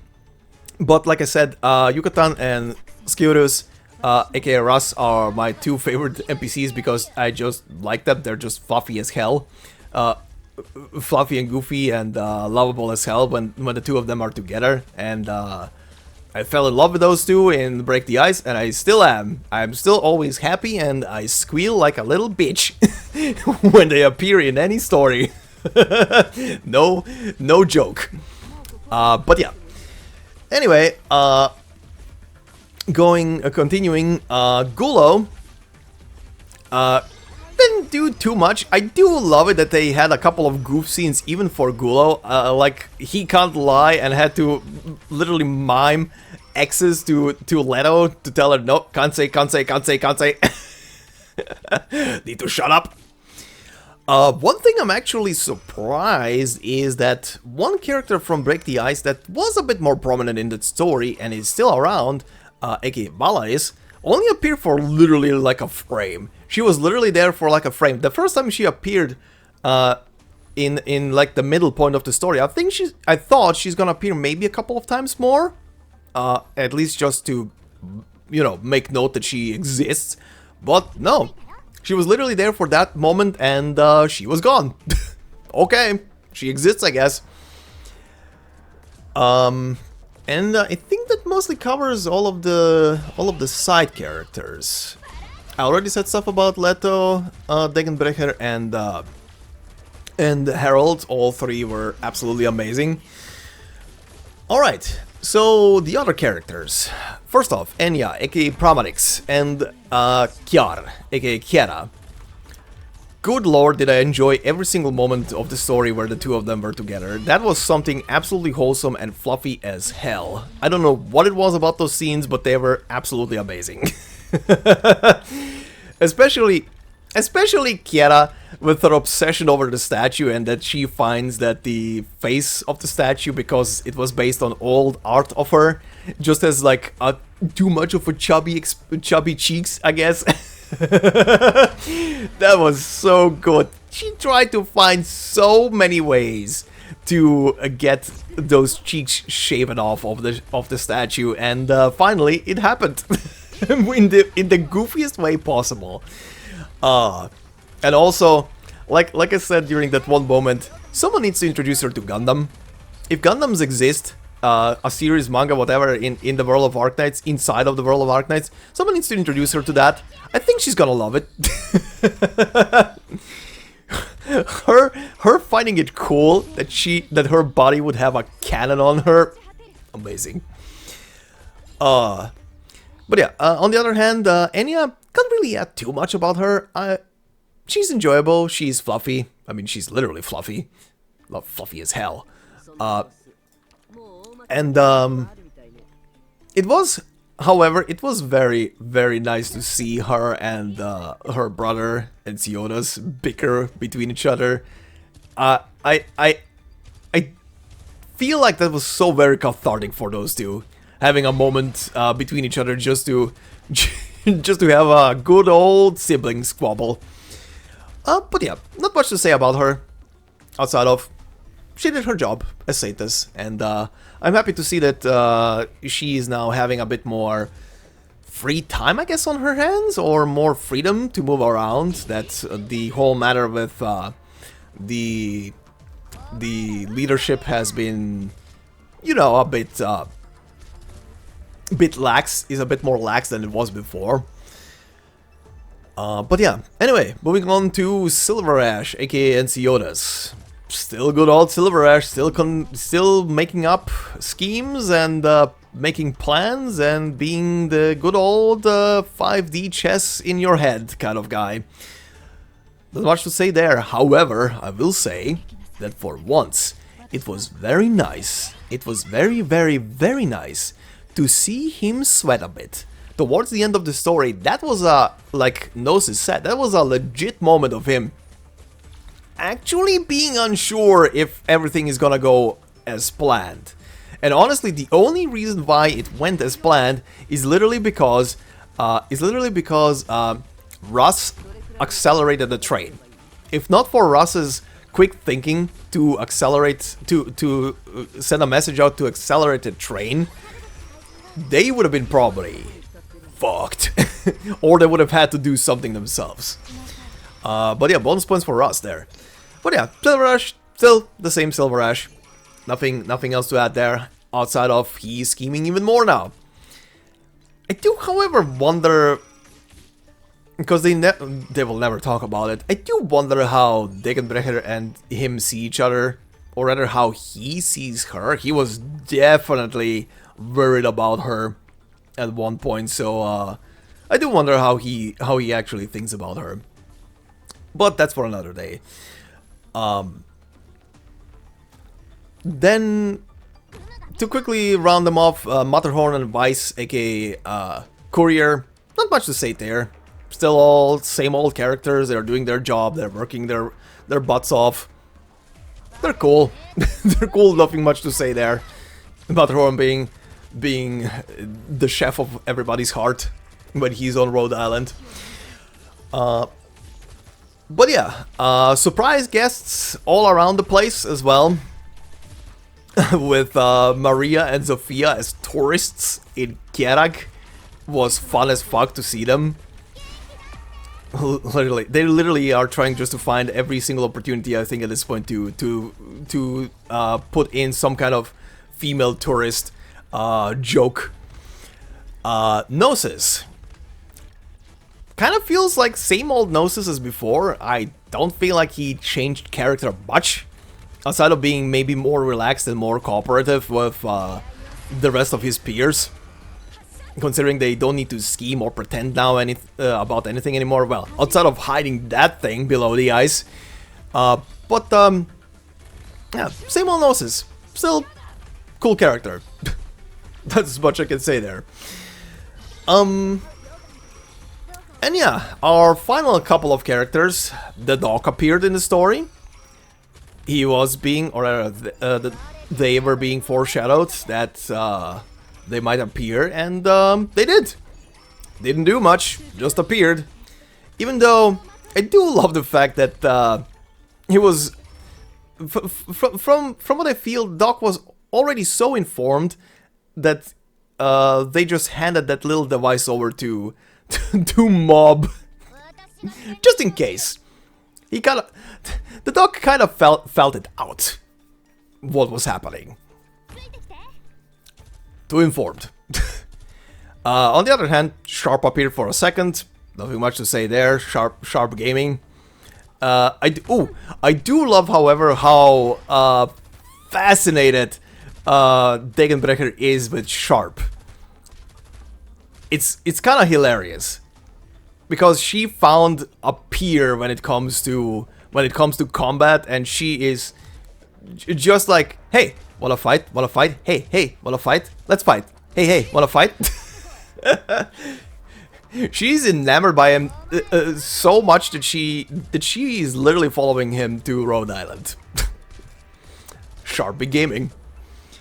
And also, surprise guest of the whole story, Mulesies. Like, what the heck? Alright then. But yeah, many people are congregating to Kjerag. Many nations are now interacting more and more, as we've seen with the latest couple of stories from here to stuff like well, not really in Zwillingstem, now that I think about it. Zwillingstem was still just mostly Lithanian related. But I was thinking about stuff like no, actually, never mind. Now that I think about it, Zwillingstem is a bit starting to be, or rather, Lithania is starting to be a bit more connected to Laterano in a sense, because of happenings all around the place. So yeah, the big nations are starting to interact more and more, and I think we're gonna be maybe in a year or two from now approaching some kind of big thing. But we'll see, I guess. That's just me thinking out loud. Don't mind it too much. And yeah, final things I can say is well, the people of Kjerag have built themselves very imposing ship, and they're gonna be improving it. I do wonder what the goal with that ship is outside of having some kind of defense. You know, a big mobile, chunky powerful defense. But I guess we'll see when the time comes for that one. The other thing that is fascinating is the fact that Columbia is showing interest, or rather Rhinelab is showing interest in Kjerag, mostly because of the fact that they can build in the mountain ranges there. Because, again, Kjerag is a safe space to build stuff, and it's permanently gonna be there without any catastrophe coming along because of Kjeragandr. But also building a launch platform for future space exploration, it seems. Very interesting. I do wonder if you're gonna be at some point soon approaching that point of sending actual satellites up there to see what's beyond the barrier. There's gotta be a story in the future that's gonna cover someone sending a satellite up there and seeing what's up. And oh boy, can I not wait to see what's gonna happen once everybody pokes the hornet's nest outside of the barrier. What is out there? Why does the planet have to be covered in a goddamn barrier? Are we protecting something? Again, I've asked this question before, and no, I don't want an answer if anybody knows. I'm just asking out loud and thinking. But I do wonder, are we keeping something from getting down to the planet? Or are we keeping something from the planet to go up there? It's a good question, but I guess we'll see at some point. God, can't wait for them to shoot a satellite up there. Also, this is perfect. Can't wait for someone to shoot a satellite up there, and suddenly some kind of, I don't know, weird leftover space station, either from the Doctor's old kin, powered by an AI or some shit that is like a defense platform, suddenly comes alive and is like, oh, look, targets. Or, who knows what kind of space horror Cthulhu is just hovering outside of the planet and was just sleeping the entire time until it sees something. Boy, is it gonna be fun once shit like that awakens. But yeah, that's speculation, and that's gonna be for another day. For now, I think this would be it. I have nothing more to say outside. Like I said, the story was fun. It was full of comedic moments, and hope we do get to see more of these kinds of stories in the future, because they are obviously fun, and it's very rare that we get these kinds of stories. So I would appreciate more of these. But we'll see. We'll see when the time comes, and yeah, that's about that. But anyway, I'm gonna leave it here. Thank you guys very much for watching. This has been a very long video, and sorry, not sorry. Whatever. Thank you very much for watching and listening and being around and good sports. But yeah, anyway, as always, consider leaving a like on the video. It would help me out a lot. Leave me comments, tell me how you guys feel about the story, what your highlights are, who impressed you, who disappointed you, so on and so forth. You know I like to read those comments, especially on the endings of episodes, to see how everybody's feelings were on the story and the characters. And yeah, if you're new to the channel and are still around and listening, do subscribe. There is pretty much everything outside of this game. Again, with this recording now done, and if you're watching this before the next new side story drops into the game, pardon, yeah, pretty much everything in the game is done, so yeah, do sub. Thank you. And yeah, if you want to support me more directly, there are memberships on the channel as well, and as I always say, there will be no video behind a membership. It is purely there to support me, my work, and the channel itself. And thank you very much to the members that are there. Much appreciated, everybody. And yeah, hope you have a fantastic day wherever you are, and I will see you in the next one. Until then, bye-bye.